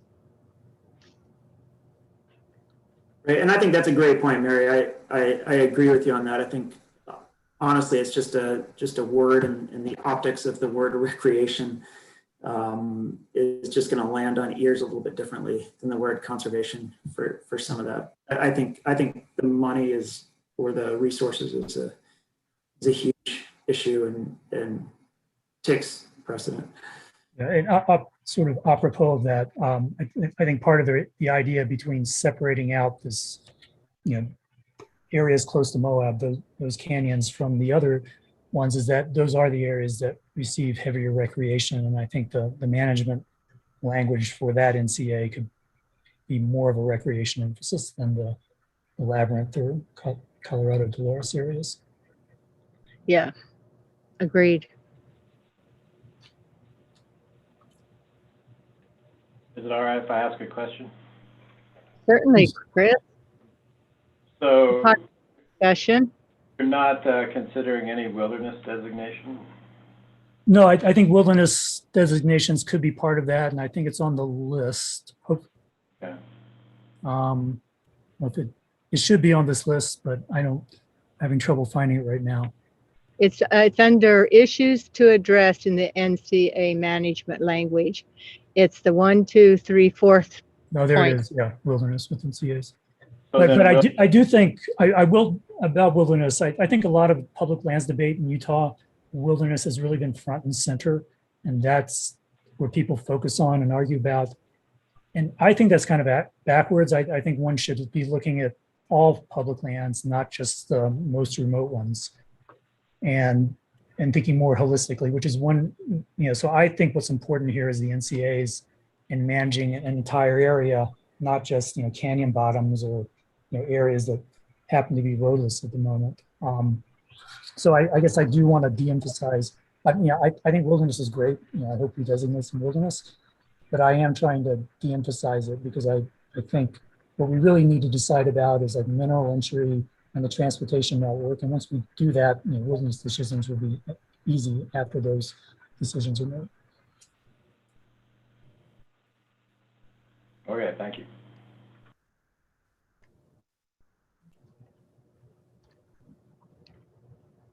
As far as public engagement,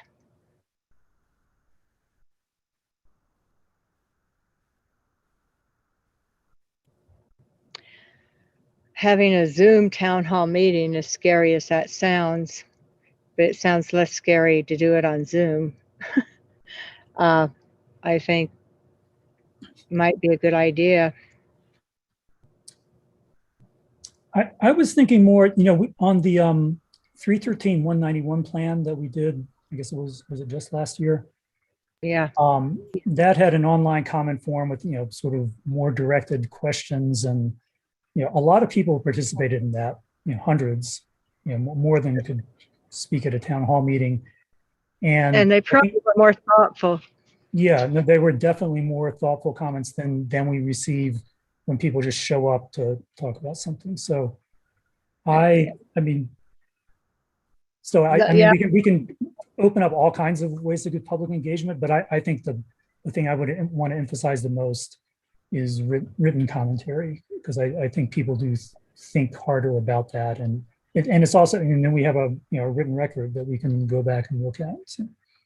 That's what I was going to say, Kevin. What I like about surveys is you're producing quantitative and qualitative data that you can use further on down the line to support your decisions. So, absolutely. Just real quick, some of the Kevin mentioned briefly that we've been doing some targeted stakeholder public outreach and engagement, and I just wanted to briefly say that we've reached out to specific off-roading enthusiasts. We've reached out to past national, past like federal lands management folks, and the Bears Ears Coalition representatives, and wilderness advocates, as well as just public lands enthusiasts. So I feel like so far we've done and water specialists. So we've done a pretty broad outreach of folks who have profession in public lands management and off-roading and trails and stuff like that. But what Kevin's talking about is opening up for the broader public. Yes, let's do something like we did on 313. That worked really well. The survey, I remember taking it and encouraging people to take it. So I think that'd be a good way to begin the outreach, and then just really get it on some Facebook. Yeah. And I also think, if anyone listening right now, wants to send an email just to the commission email address, that's great too. I think. Okay. And when you're developing the questions, so we could try to have some tentative questions ready by the next commission meeting, if we want I think the full commission should check off on what's going to be there. Okay. Yeah, let's do that. I'm going to, the subject of public lands bills is so broad that one can talk a long time and still not hit all the important points. I wanted to highlight a couple that I missed. One is this expansion of Arches National Park. And I'm hoping that at our next meeting, Walt Dabney can give us a slide presentation about the details there. I think this is a relatively easy decision, so maybe it's good to get started on something that's not too controversial. But I think there are ways where we could improve the boundary of Arches National Park. I think what's being contemplated is not a huge expansion, but maybe roughly along. This map was drawn very quickly, and it's not the precise boundaries. And the other is all these blue specks. As we know, typically in public lands bills in Utah, there's a trade out for settler lands. And that's, in some sense, it's kind of separate from the other considerations, but it does mean we need to think about, what are federal lands that we think Sitla should gain, or should they just get cash rather than land? And I'm hoping to talk to Sitla soon. I think they have someone in their office who specializes on these land trades, and that we wouldn't want to make contact with them. And then finally, there are other land trades we could specify. For example, in the power dam area, right now, we might think it's a good idea to charge for parking, but BLM owns a parking lot and they're not allowed to charge for parking. Well, we could just transfer the parking lot to the county, for example. I think there are also areas near the new state park where land trades might make sense. The county actually owns some land north of the river bridge that really ought to be part of Arches. So those are mentioned in the written materials, and I think we could do a bit of that as well in the public plans.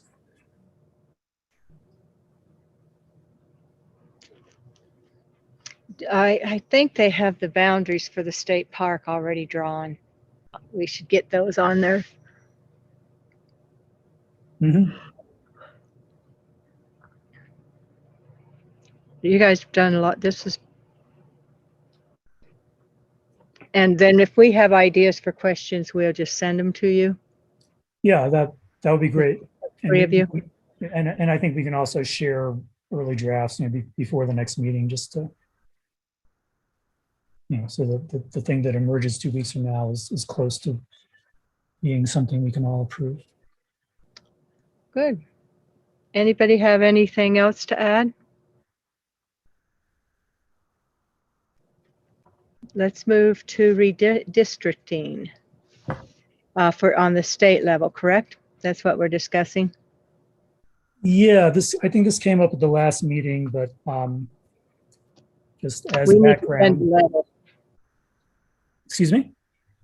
We need to send a letter if we have any requests. Yeah. That's right. And for most, I think probably for all of history, Grand County has been in a single state house district.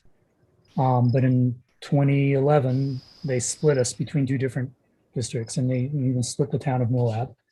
And this was clearly an attempt to get, Brad King? Anyway, there was a rural district that sometimes elected Democrats, and there was sort of no rationale for splitting Moab other than to sort of break up that support, and it succeeded. Yeah. But we have to decide now whether we want to ask, the Independent Redistricting Commission and also the state legislative redistricting community to not do that in the future. At first, it seems like a no-brainer. Typically, splitting communities in half is a sign of gerrymandering, and it's disapproved of. But people have raised the idea, and this came up in this. When we were writing a thank you letter, we got to write both to Christine Watkins and to Albrecht, and maybe they can't tell the difference, or they don't notice the difference between us being 20% of their district and just 7% of their district, and we get just as much service either way. I don't think that's the conventional rule, but I just think as a commission, we need to decide now whether we like being split into two or we want to try to not be split into two. Well, we have been split in two and I don't think it served us very well. Okay, so it sounds like so I don't want it. I want it for two reasons. Well, then it's hard to get the legislator to really think that we're that important because we just are a small part of their population. So we don't mean anything to them as far as being reelected because it's half of our 9,000 votes or whatever. And the second reason is it would be very hard to get someone from Grand County elected to a state office, but we had one once for one term, in at least my memory, and that can't happen if we're split in half. If half of our population can't vote for the person from Grand County, it's pretty much keeping us out of any state jobs. So I want to. And I would also like to, in the letter, I've been thinking about this a lot, is asked to be part of San Juan, just because we share that common area. So that we had one legislator that was aware of the issues we're facing with San Juan County. Yeah, right now we have 3 different state representatives whose districts overlap Spanish Valley. Yeah. So I would like to see Grand County and San Juan County together for a couple reasons, but does anybody else have any ideas? I think we're a whole community, and I think being represented by one representative is, and just also because it does look gerrymandered, and I totally agree with Mary that having one representative, I'd be much more in favor of that. So can I add just one thing to our informal straw poll here? I agree with Mary that, we should also ask to be grouped together with San Juan County. I think that's the county that we have the closest connections to, but I think second place would be Carbon and Emery counties. We share a health department with them. Price isn't that far away. So, that would be nice. Yeah. So I maybe our message would be, we don't want the county split. We think we should be grouped with San Juan County, and then we also think we should be grouped with Carbon and Emery counties. And those are our requests in order of priority. And maybe really emphasize in it that we really, of the counties we think is the most important to be represented together is San Juan and Grand. We could bring up Pack Creek fire, how it impacted both of us, our residents. It would be really easy to see that those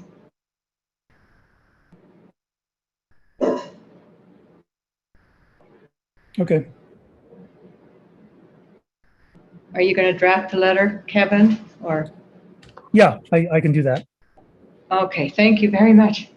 I always get nervous when I draft letters. Are any further discussion on redistricting? Priorities we want from the state? I think that that summary sounds good. I'm on board with that.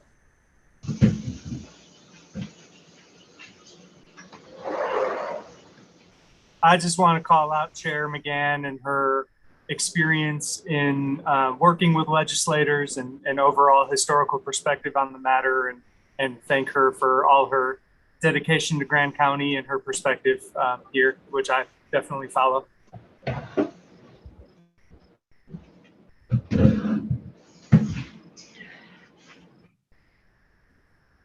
Are we doing an executive session or closed session at the end of this? Yes, we are. Yes, we are. I had to run back out. Yes, we are having we're to calendar. Mallory suggested maybe putting calendar up with reports. And Well, I was thinking I could just do it since my position's kind of new and I give a report now. I could do it as part of my report. But I thought that would, yeah, let's do that. Then, yes. I think then we'll be more clear on our future considerations too. okay. So to me, a few things. It sounds like we'll have a workshop on the 18th at 1:30 p.m. for our round 3 of strategic planning. Let's see. I wrote it on my hand, so that's official. The music festival is coming up. I don't think that they have gone through the special event committee. I haven't seen it. And I think we'll see a lot of applications that are a little off on the time frame, especially with all of the changes that we're implementing and kind of the growing pains and structure changes. But we should see that soon. And I actually think this one is required to go to county commission. So I imagine you'll see it on the 17th, given the size. And the only other thing that I have to plug is that there is a vacancy on the planning commission. So if you know anybody that is interested, you can apply on our website in the form center, which is also linked under our boards and committees, or you can feel free to contact our office and we will help get the application out and help anybody apply that might be interested. So that is all that I have, unless there are any questions. Who was that who vacated the planning commission? Garish. Garish. Yes. He's moving, correct? Yeah, he moved to Colorado. I don't want to.